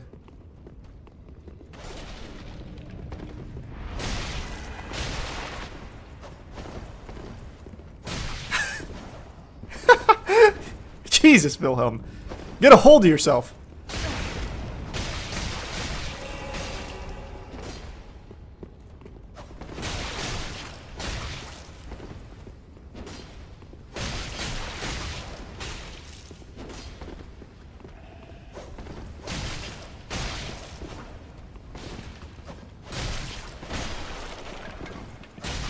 Excellent fight, Wilhelm. The man with unlimited stamina, holy. Let's see if I get this first try, what do you think? Probably 0% chance of me first trying this, because I'm pretty sure it's three phases, but we'll see.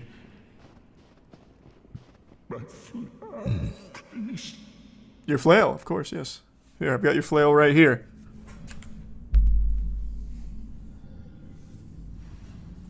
Summon Gale? I don't do summons. Unless that gives me a cutscene. I'll summon Gale if there's like a cutscene or something for it. Bring Frida to me, please. Canst thou not see the flame flickering once again? Soon will it surge. I can see it, feel it. Very thick accent. Sounds very cool.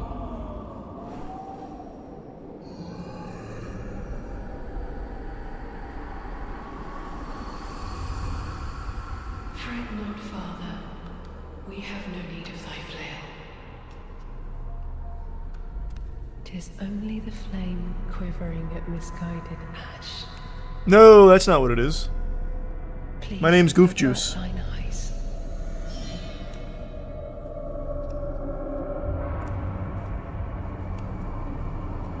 I would snuff out these ashes for good. That's just so rude.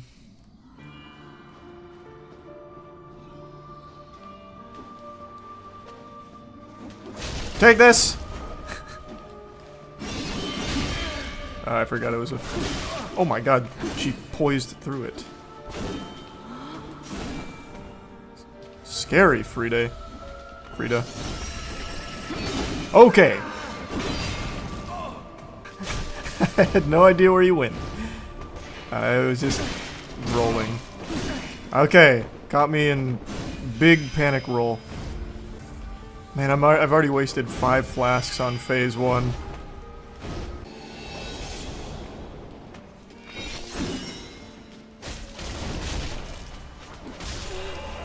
Okay. 1 Estus for the next 2 phases is not going to treat me super well, I got a feeling, but that's okay.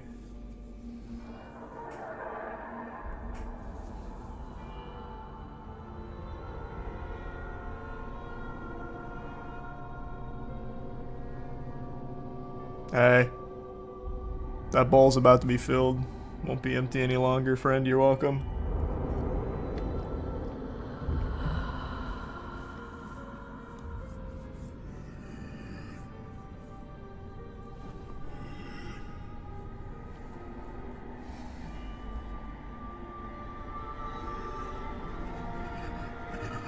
Hey, calm down.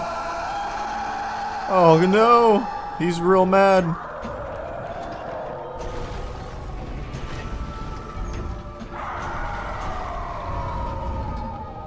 He's so cool.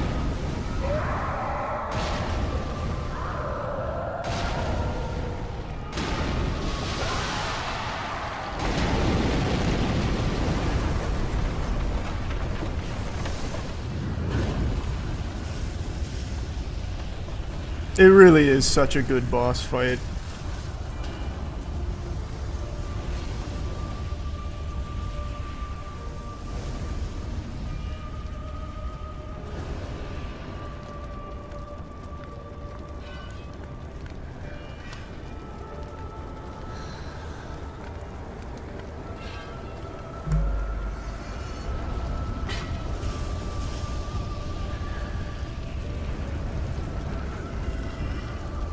I think I focus big guy first.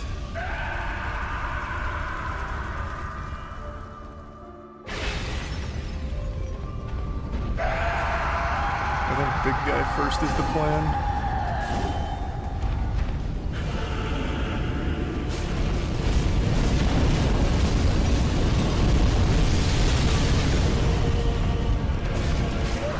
Oh shit. Turned around really quick.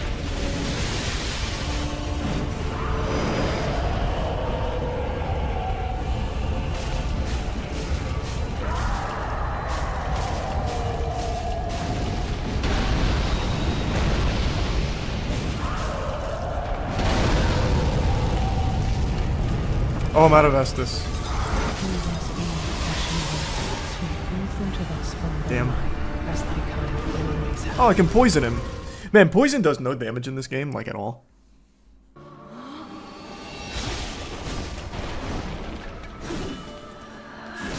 Oh god, wait, just Estus. Playing a little too fast and loose. Oh, she fell asleep? Oh god, no, no, no! Stop! I'm panic rolling. Two Estus, yikes. Oh, I'm stuck on his fucking pot. Oh.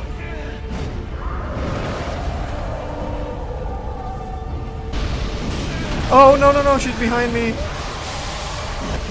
That's so sad. Oh. She flanked my ass. No, I got clipped. Fuck. I thought it was out of range. Here it comes. Damn you, sister!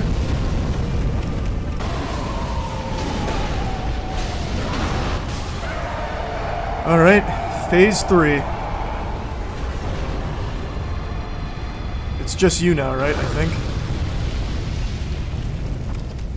Wait, what? Isn't there... Am I misremembering?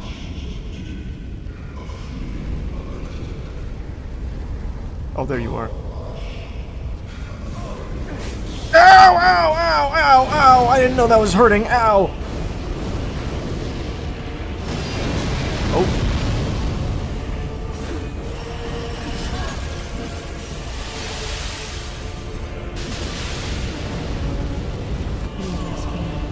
Whoa, those really curved a lot, huh? It's the Rotten Grue dagger.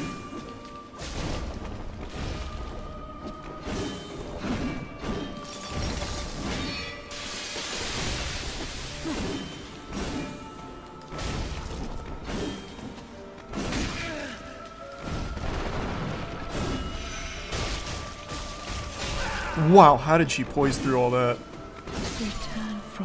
Holy shit, I don't know how she made it through all of that. Thanks for gifted number, Zach. Why not two-hand? Faster one-hand. Regular dagger with bleed still better. Yeah, I don't know. Most bosses are immune to bleed. And poison, for that matter.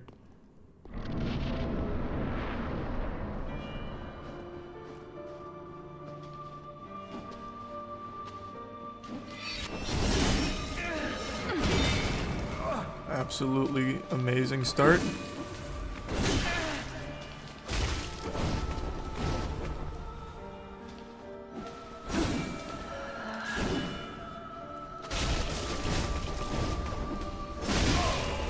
I don't know why we're trading all of a sudden.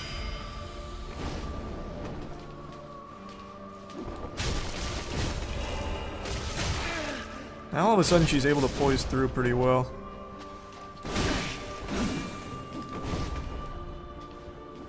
I'm just wasting so much Estus on phase 1, it's sad.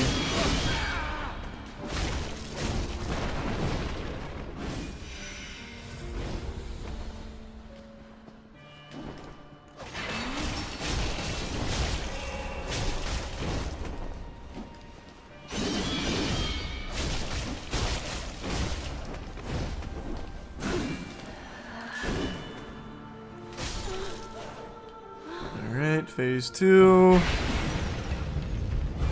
I'm just gonna go for big guy.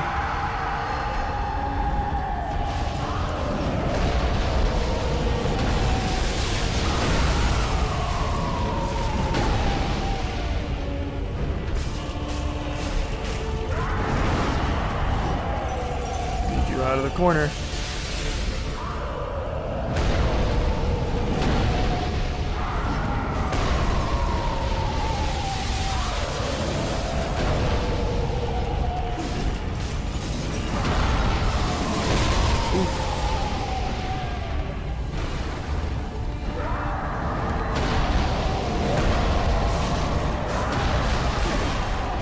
She is really upped her poise, I'll tell you that much.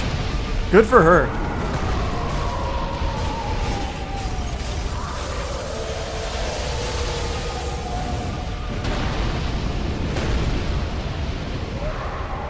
Probably best just to use this here, be safe.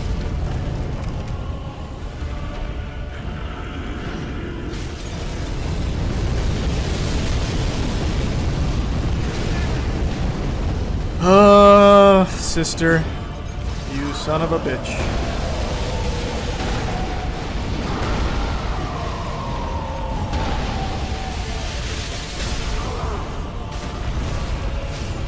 Alright.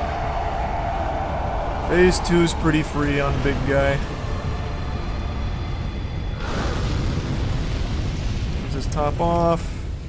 Can I punish you at all while you're charging? I don't think so. No, that's definitely just gonna do damage the whole time. Got the Amaterasu going.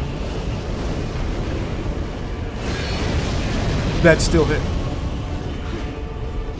Thought for sure I got through.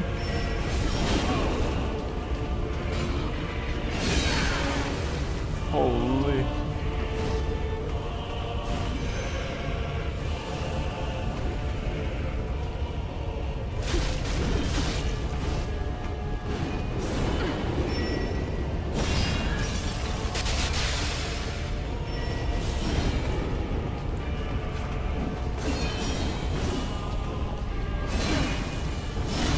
Oh my god, it's like a waterfowl dance.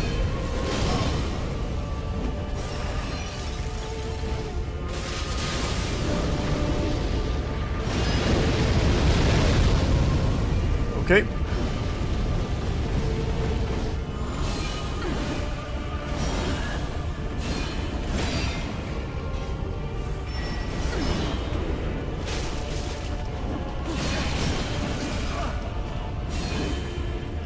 Scary?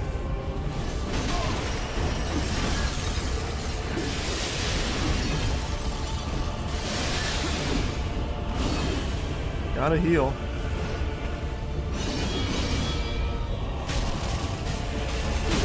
She poised through it. God damn it.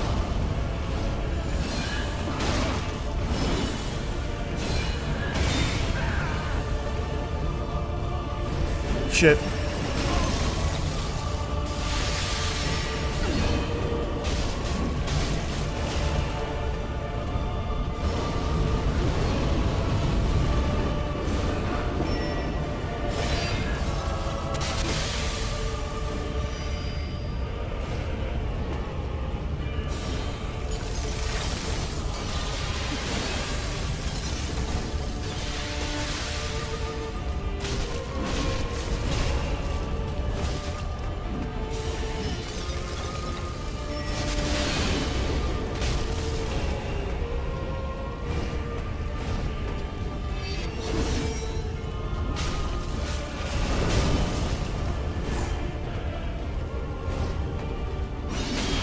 No!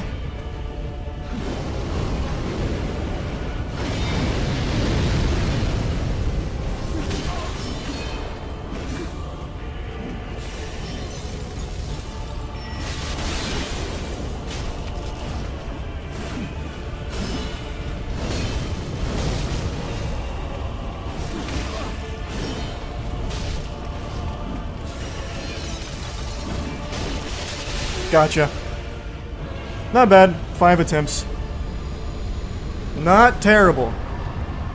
Very cool boss. Very, very cool boss.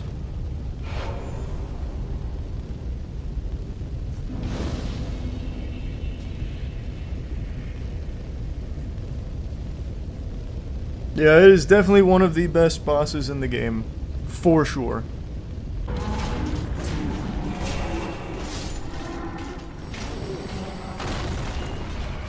Oldest trick in the book. They got me with that again. Oh, and that.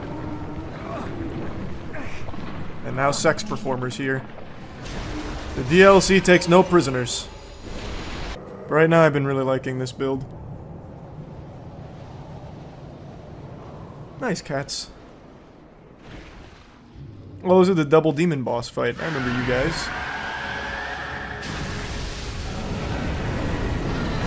Oh.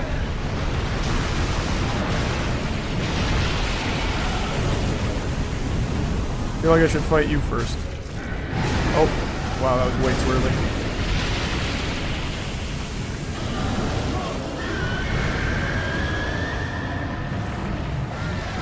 Alright. Oh my god. Ah, the other guy collapsed.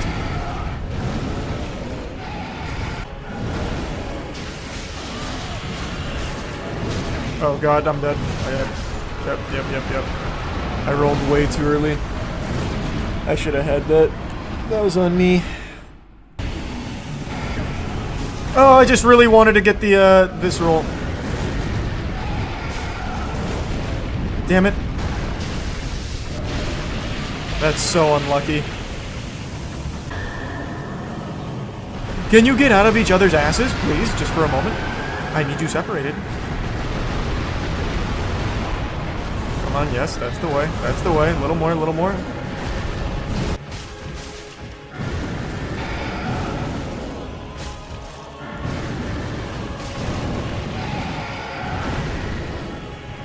There we go, second try. Nice and easy. The double demons are actually just so fucking free. I remember they were easy last time too. Wait, are we not done? We're not done. Hold on, maybe we spoke too soon. AoE. Okay. I don't remember this.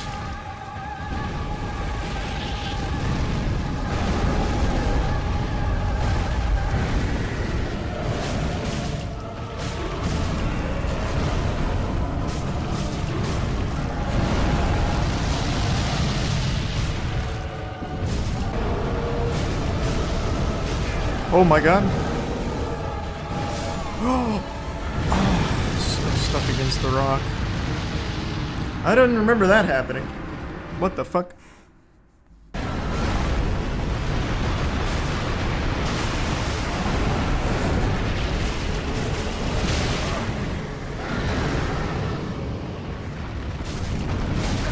I'm playing a little too loosey-goosey here.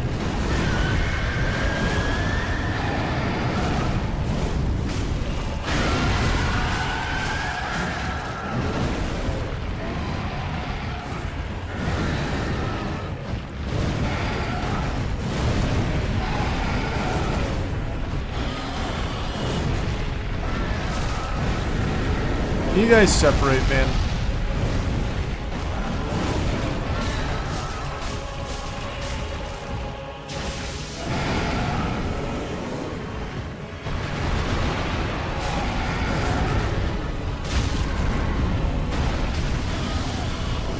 Pretty clean so far.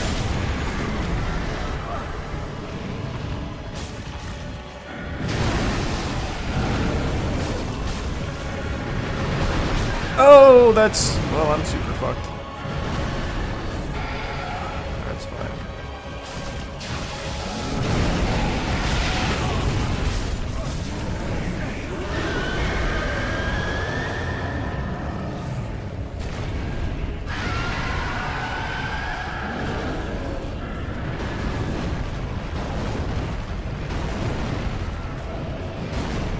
I don't remember what gets rid of bleed. Or toxic.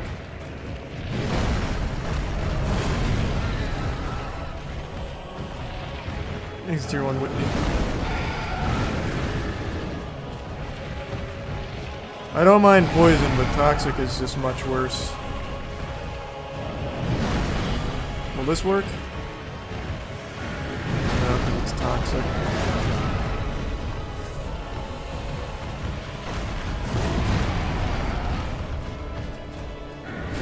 Divine Blessing is what it is.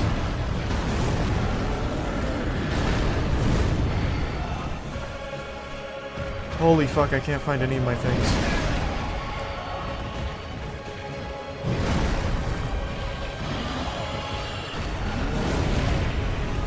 Which one of these is a fucking Divine Blessing?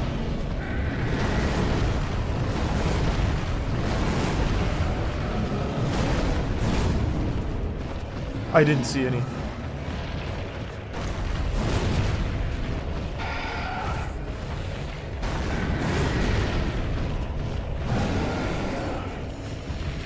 Oh. Oh.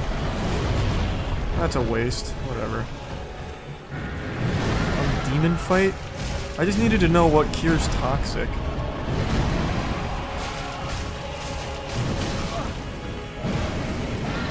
Oh, I have so many of those, actually. I think they just go somewhere else, because I have a ton. I remember picking up a lot of those.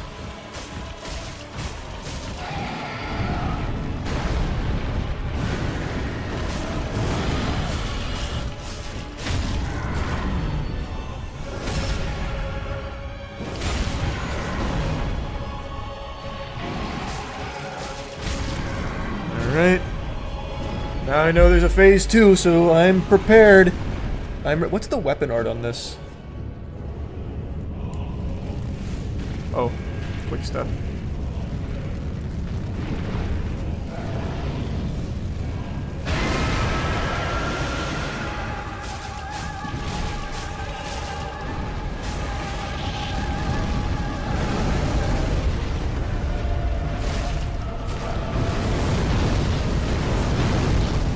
Come back.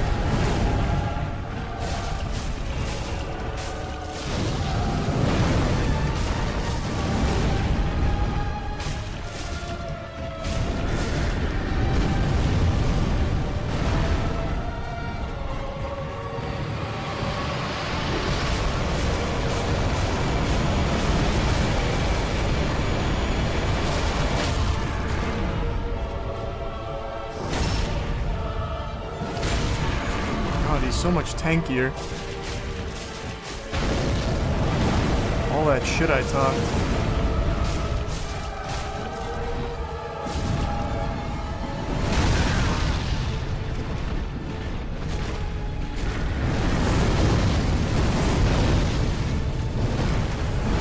Clutch.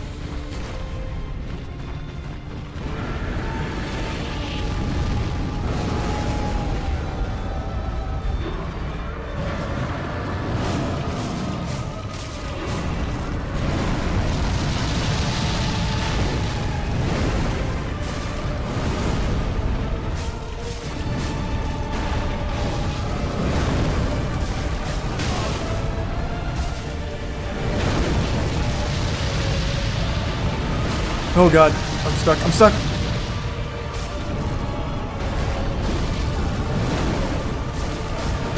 I keep getting hit on that.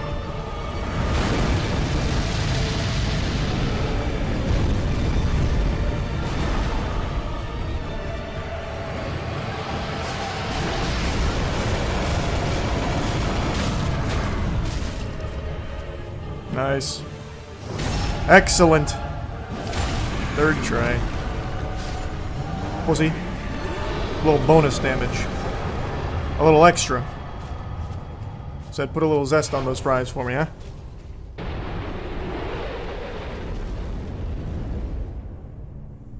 Yes, the Ring City. It's so beautiful.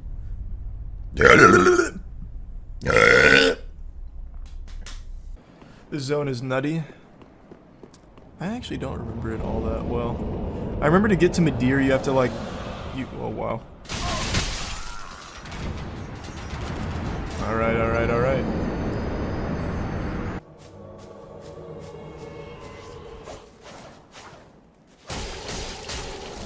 Welcome.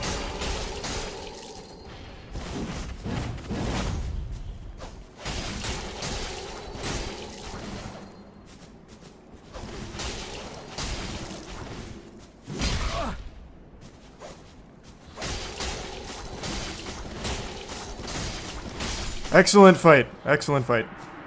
Thank you for joining me. Wait, Wolfring +3. Holy shit, wait. Isn't that... Oh, I was thinking Hunter's Ring. What's Wolfring? Increases poise. Oh, I could do a door build. I somewhat remember this area. Moaning Myrtle. Jesus Christ. So many invasions in here. Oh boy. Oh boy, he was already airborne. That was terrible.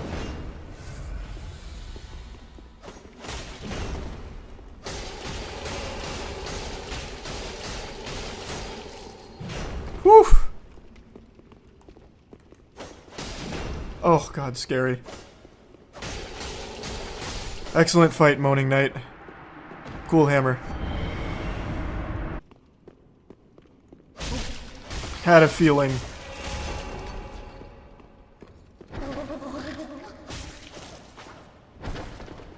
Couldn't see the chain. They tried to hide it in the sand.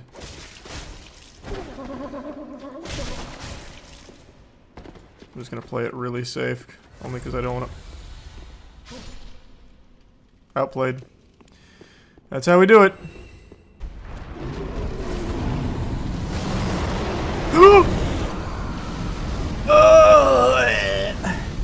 Maybe it's in Gifted Members Green.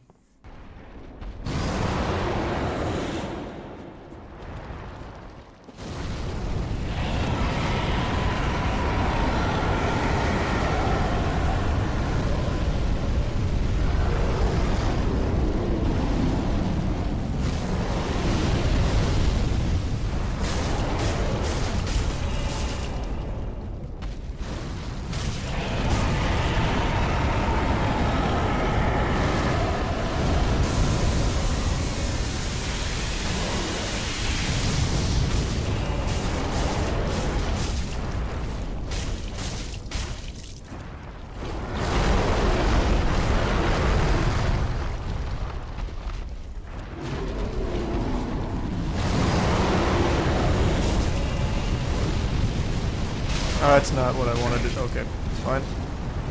All part of my calculations.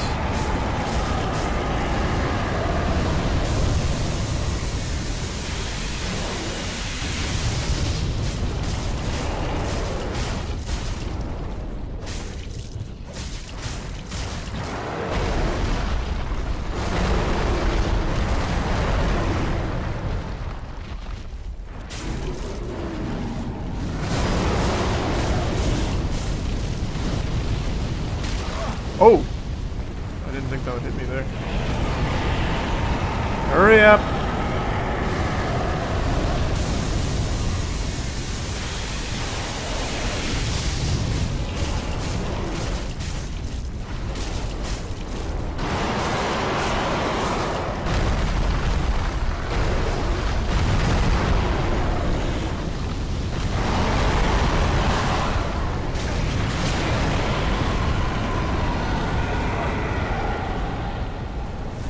Well, that was close.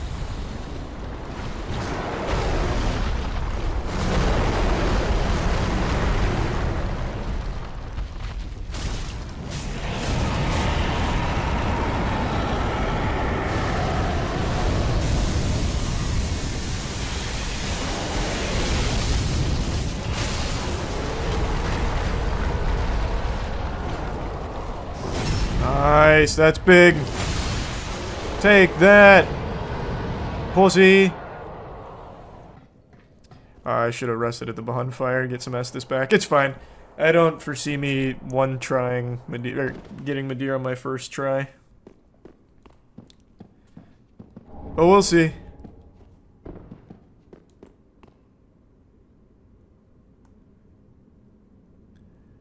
Alright. I'm here.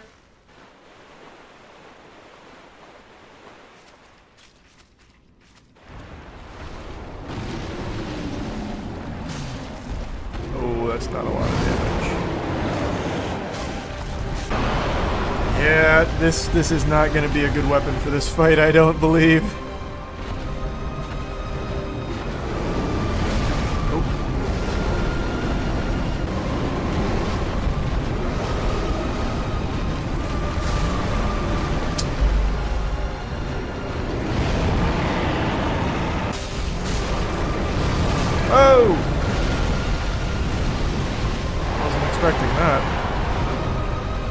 Actually, this is doing fine. This is doing fine. He's keeping his head kind of low.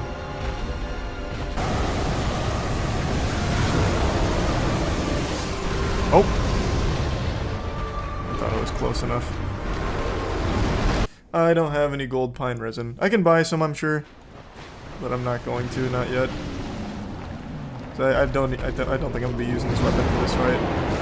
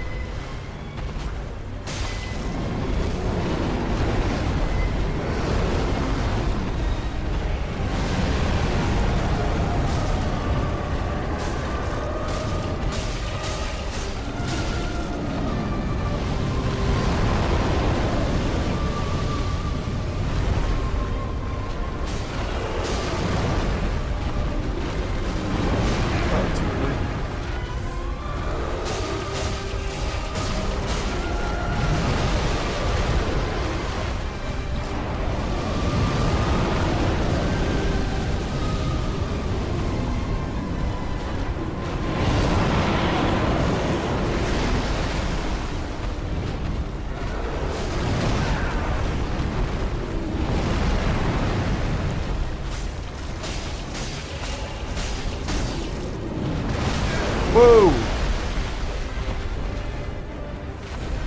I hadn't seen that yet, I don't think.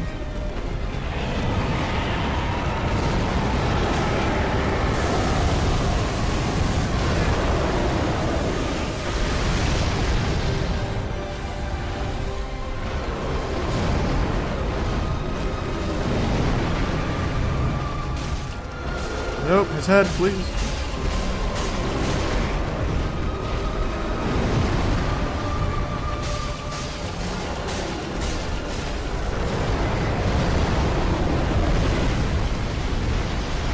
Kind of changed my mind. I'm liking this weapon against him right now. He's like the first giant enemy that keeps its head low.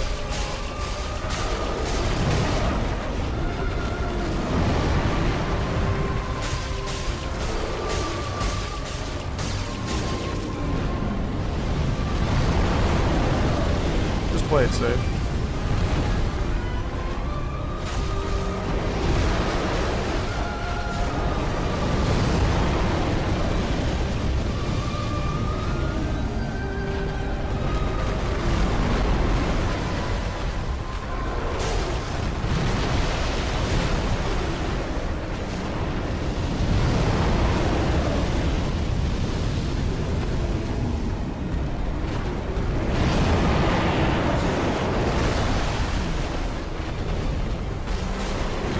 Oh!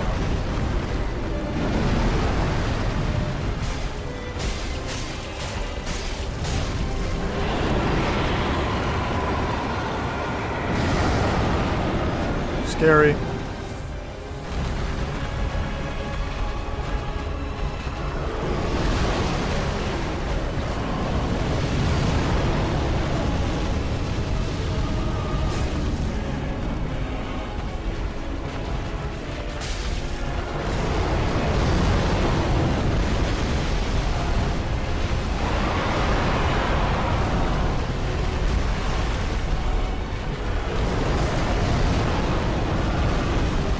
Stop!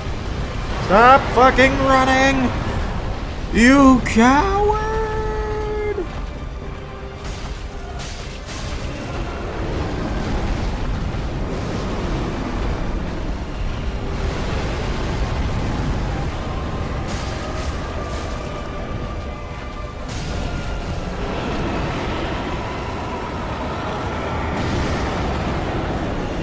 Holy shit. Uh-oh. I got stuck.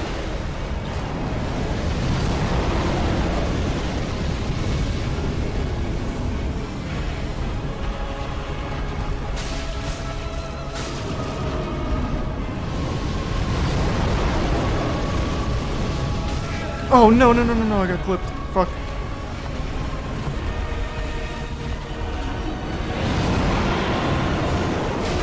No.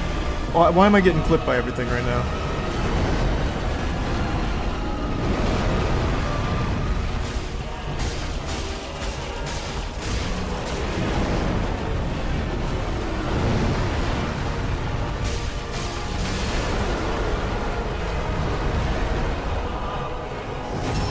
Nice.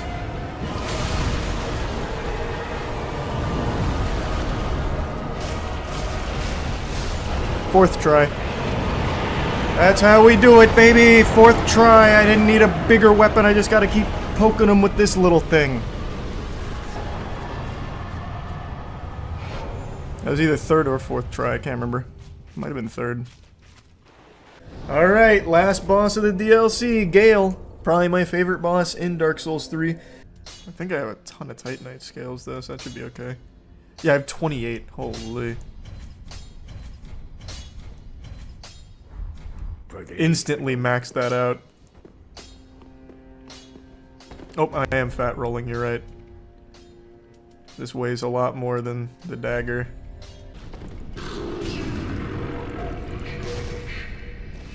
Okay, man. I just want to try the weapon art out on you.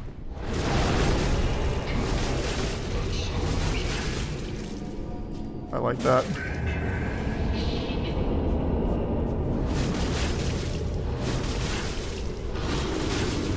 That is a lot of good damage. Take that! Oh god. Oh god. He's summoning people. Oh fuck. Oh god.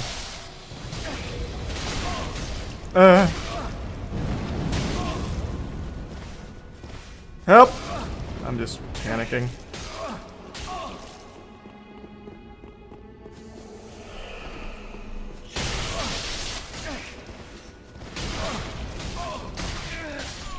Nah, whatever.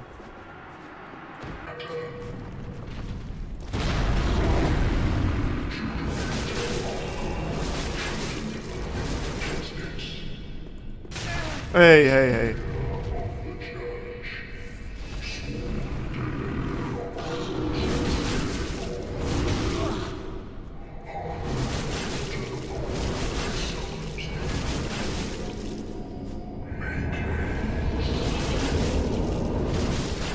Gotcha.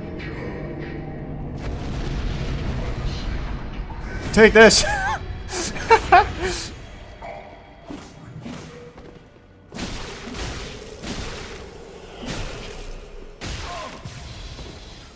Ugh. Okay, really, man? Alright, I would have instantly killed this guy if I was just using the other weapon. It's okay.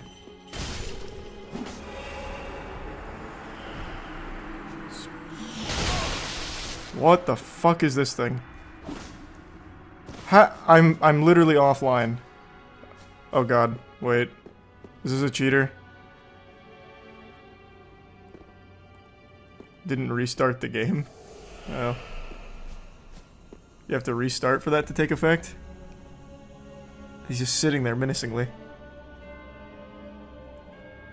God, that's such a deep squat. His legs will get tired if I wait long enough.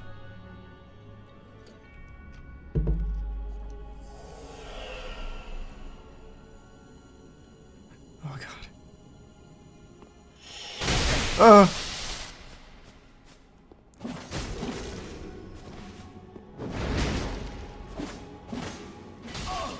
I think I'll switch to my main weapon. How does that come up without him casting anything?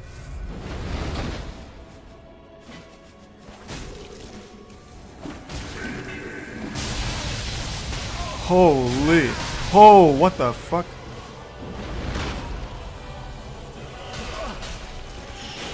Okay. What? How did he summon? He's dead.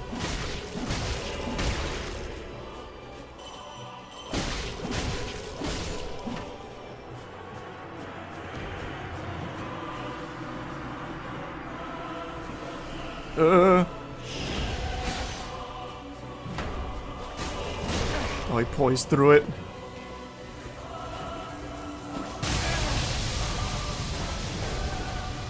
That move is a devastating one.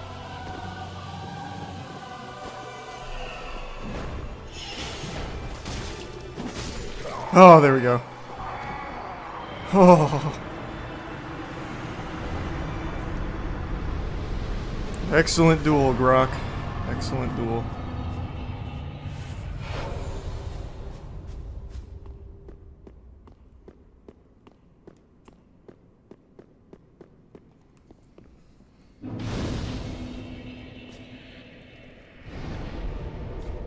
I don't know how he got in when I'm offline, but whatever.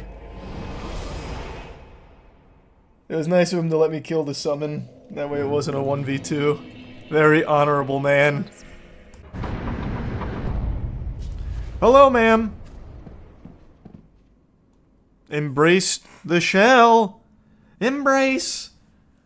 Embrace. Yes.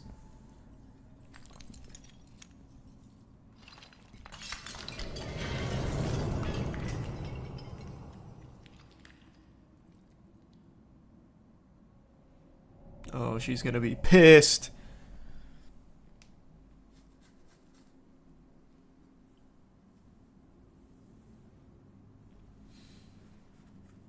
Why are you moving so slow, goddamn?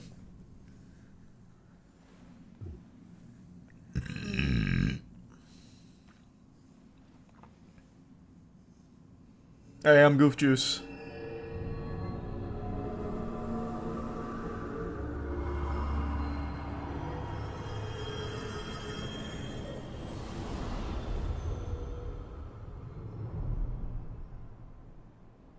Nice. We're here. Thanks, membership web.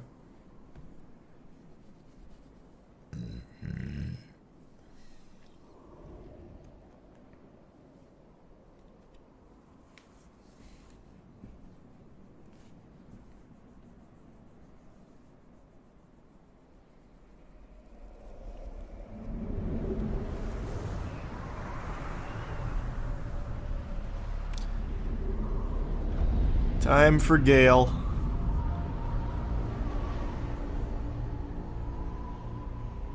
Man, that really is so pretty. You beat Nameless King already? Yep. I've beaten every boss in the game except for Gale. And I think just Soul Ascender, right? I think that's the... I think I'm just on final boss. I don't think I've missed any.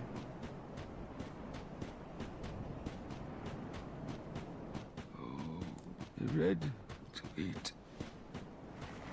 Hello, my friend. Do I strike you? I don't remember.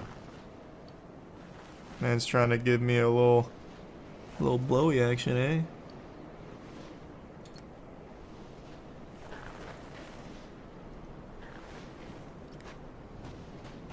Do you need something to drink? Like, I don't know, I feel bad if I hit him. I'm gonna hit him. You know. I don't feel good about it. To be honest, I think I did him a favor more than anything.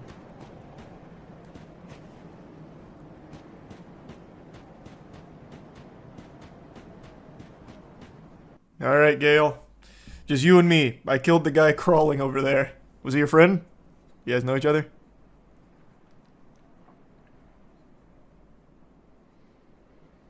Thanks, resub cheese.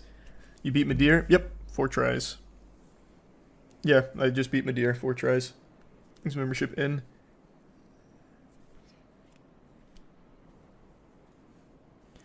Achoo!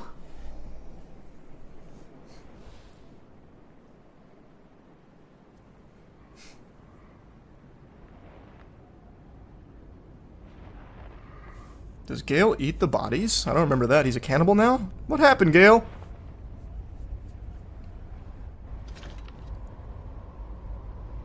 What? Still here? We know each other. Hand it over. That thing. Your dark soul. That's the name of the game!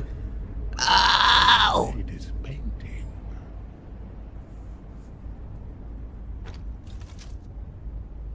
Yeah, Gale's my favorite boss in Dark Souls 3, I think. He's just so cool.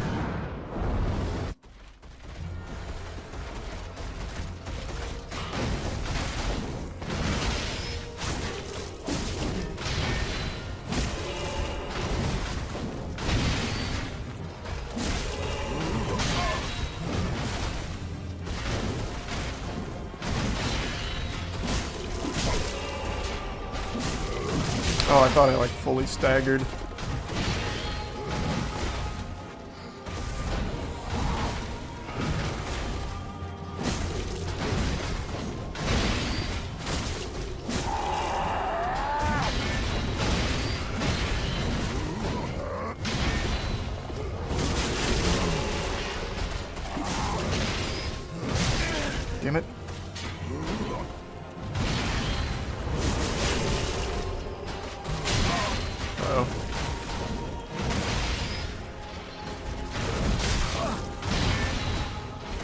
Fuck!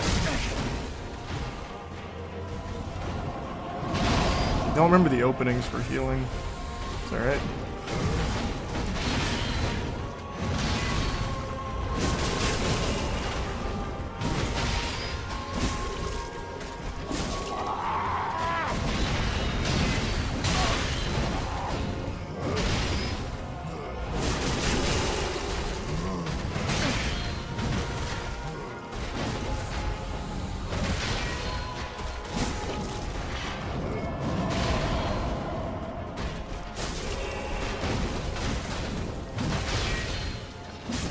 Alright, there we go. Phase 2. Oof. Alright, alright.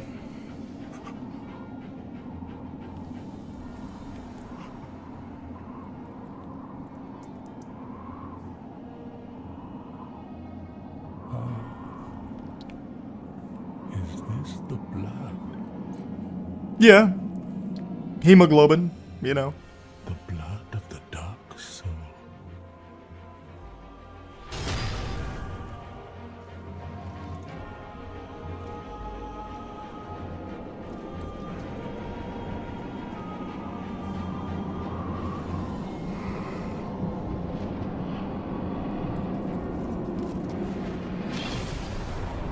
All right.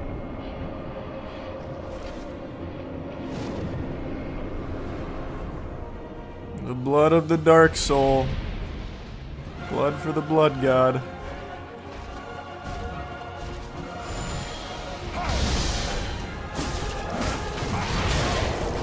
I forgot that that cape comes out now. Whoa! Shit.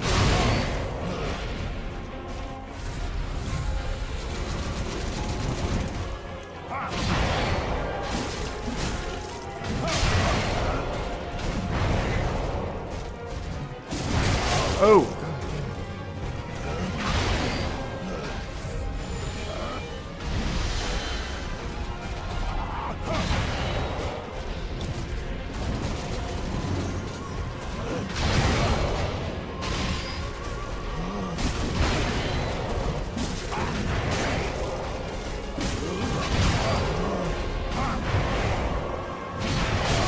Man, that cape.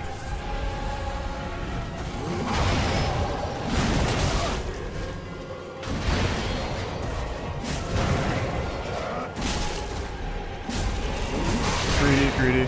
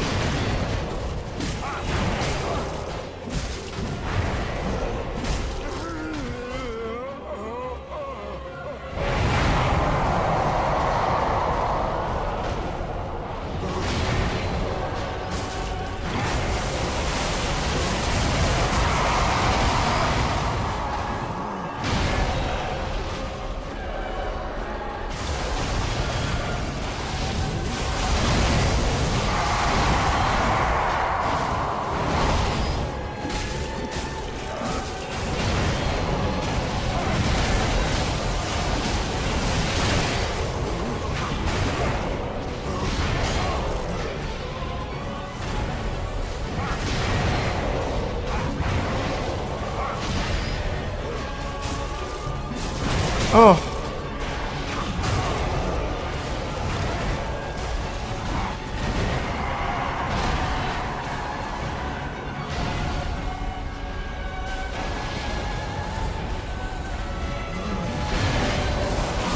Damn it.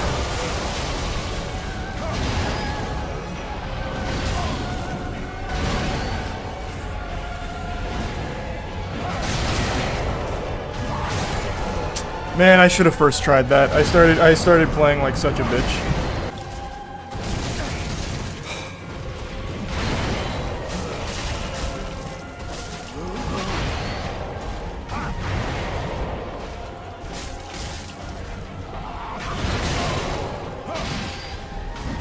Oh no, no, no, no. Oh, I haven't seen that. That was new.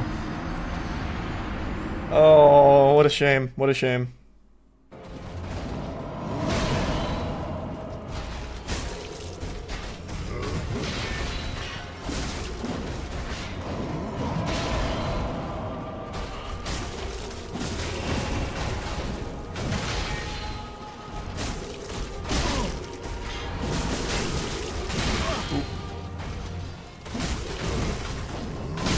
Alright, now I'm just playing a little sloppy.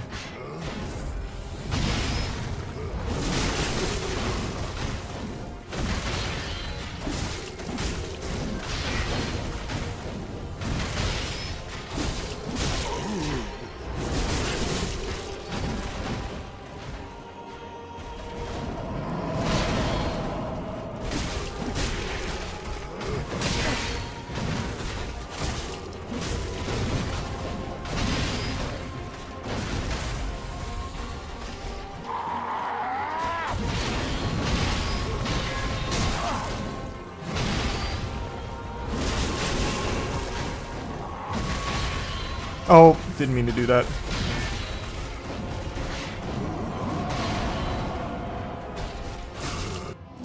It's alright. At least I'm topped off for phase 2. It's not a bad thing.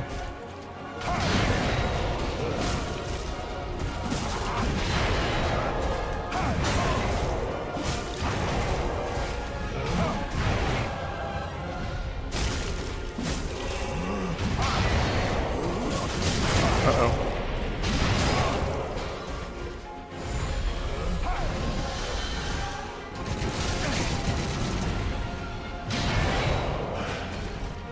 Scary.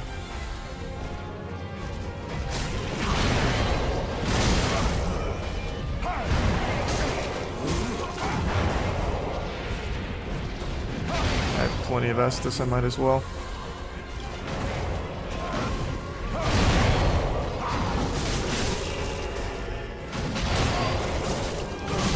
Oh god.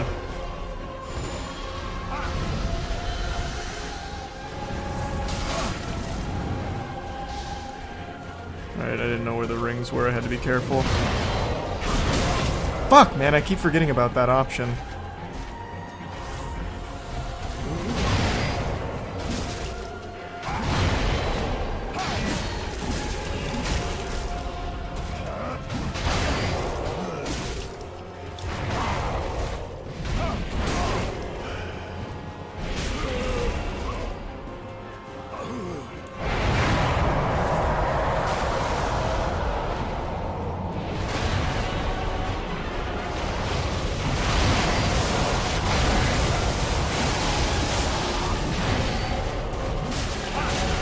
Stamina.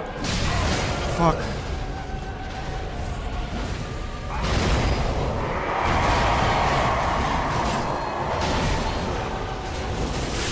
No, the lightning.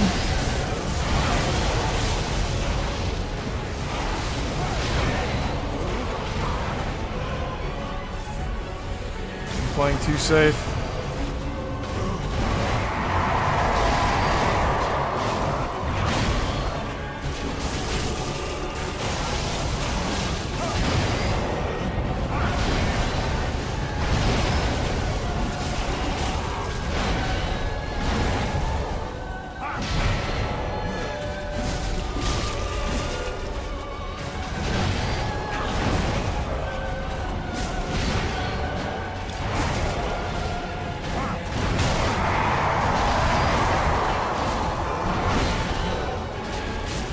Oh, get out of the lightning.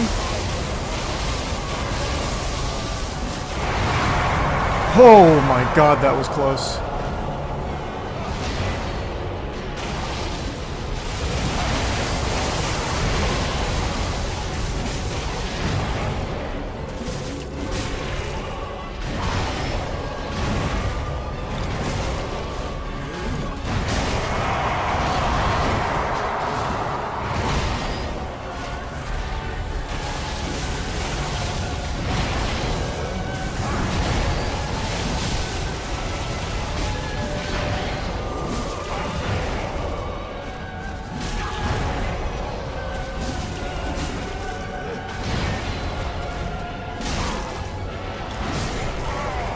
Third try. Third or fourth try.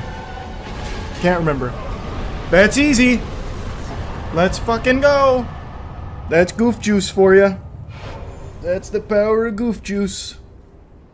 I am the dark soul now. That's all DLC bosses done. And only one boss in general left. Nothing but lore. I don't need that.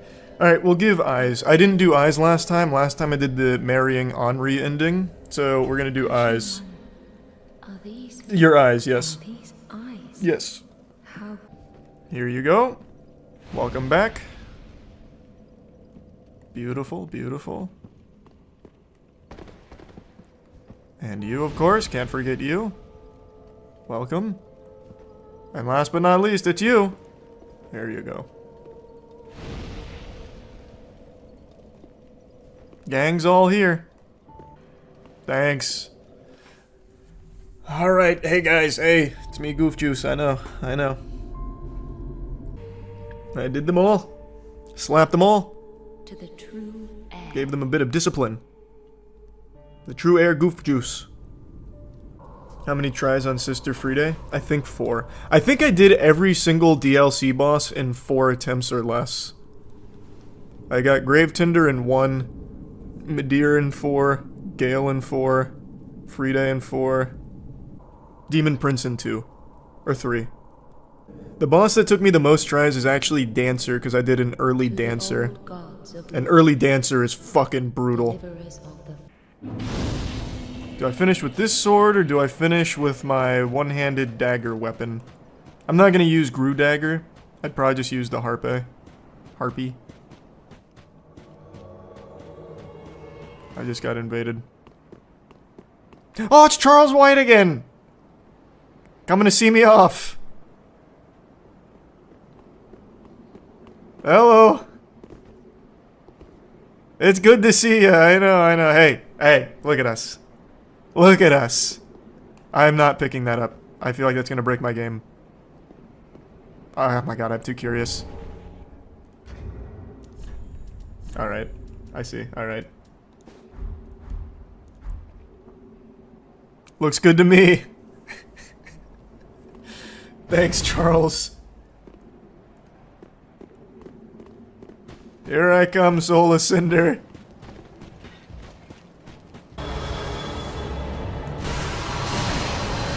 Oh god, that's the move from Elden Ring. For the sword of something and something. The easy mode sword, the weapon art for it. Man. I thought this guy would be a pushover after DLC, but he is kind of going ballistic, I'm not gonna lie. That was fast. Man, I'm wasting so much Estus on phase 1.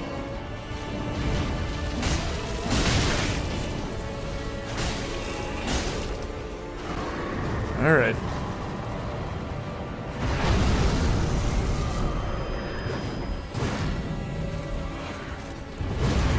The mid-boss weapon switch. Oh! I can't believe I just got... Okay. I can't believe I did that. That's entirely on me. That's entirely my fault. He is just fucking ragdolling me. Don't know what that does. Okay. Let's see what that does.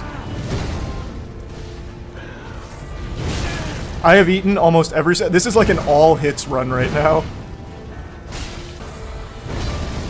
Alright.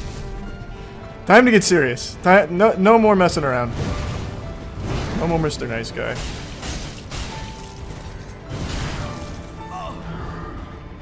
Okay.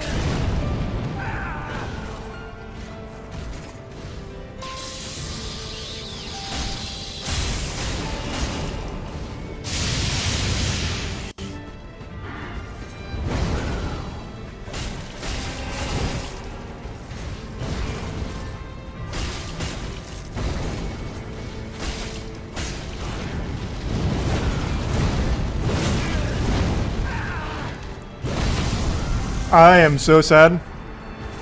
I actually just took a death on that. Oh my god.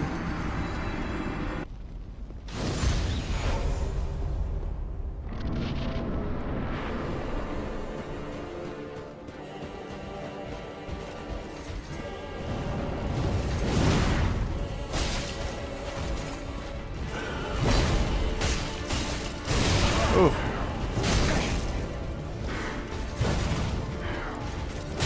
Oh my god.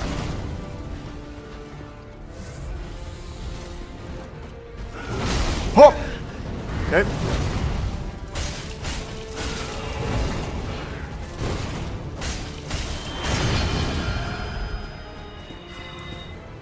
On disco top. What a combo.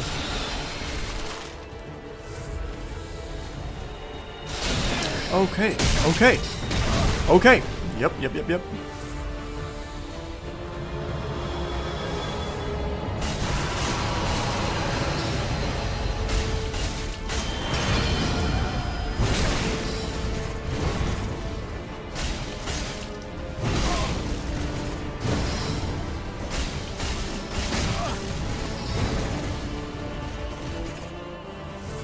Playing like absolute dog shit on this guy. I'm just not taking him seriously. Paying the pig piper for it. Okay, buffering too many rolls.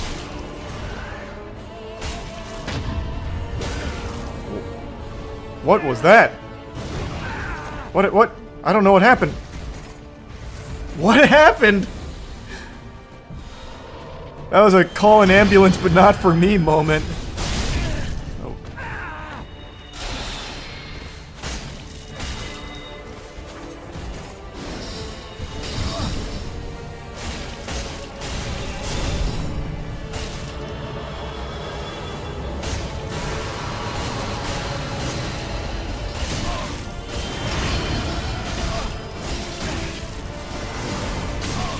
Jesus, I'm still getting hit by those.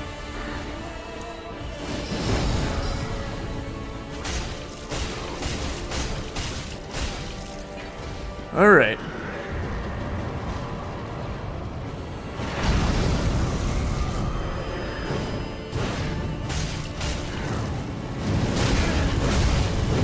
I don't understand that hit on that.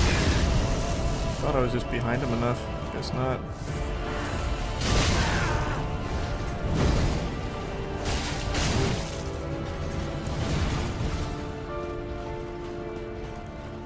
Alright.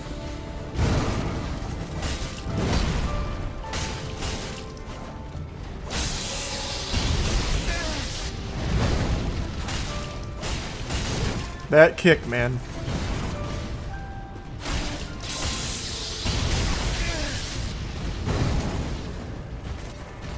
Just play it safe.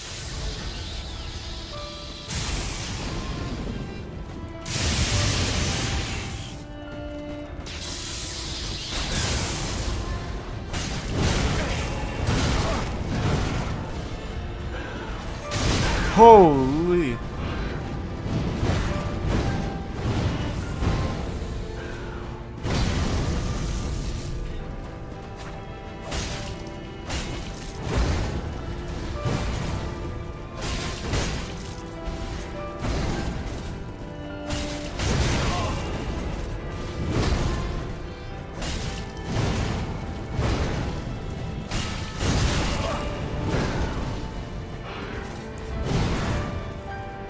Okay. I think we're good here, I'm not gonna lie. Okay. What an admirable last stand. I don't know why I couldn't get that together. I got hit by like everything. He's objectively easier than every DLC boss, yet he was schmixing my shit up. Second try.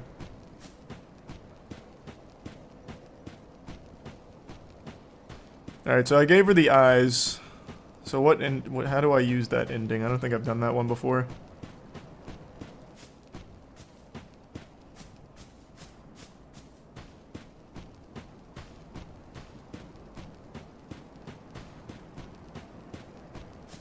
It's a summon sign next to the bonfire for her? Okay.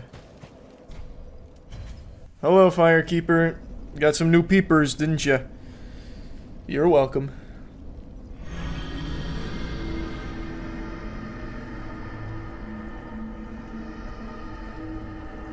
Did you play Cinder's mod? Soul of Cinder fight in that mod is nuts. I played Convergence and I think I played Soul of Cinder's mod, and then I did JoJo's mod. And I think I did Arch Thrones. I did quite a few mods. I think Souls of Cinder was one of them. Or not Souls of Cinder, Jesus, just Cinder's mod was one of them.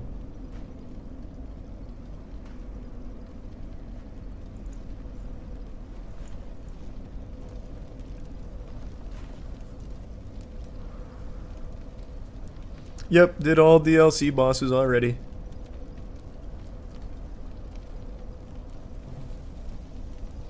You can crush her skull if you spam R1. Not doing that. We've come so far together. Without her, we don't complete this journey.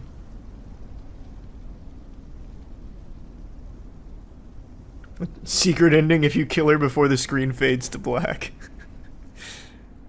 The secret ending is just like a really sad letter from the dev team. Darkness will shortly settle.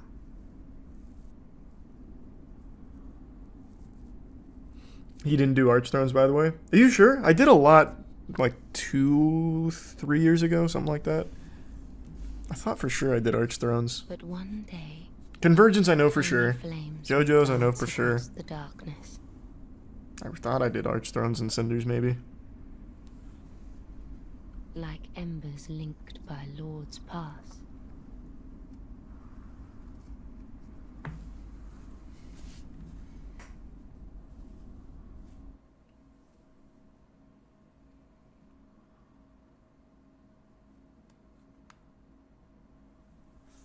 Oh, I'm so tempted. I'm tempted.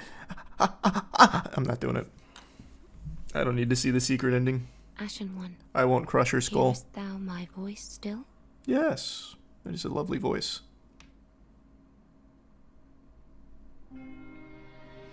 God, it's so good. Dark Souls 3 is the best Dark Souls. I can comfortably say that now.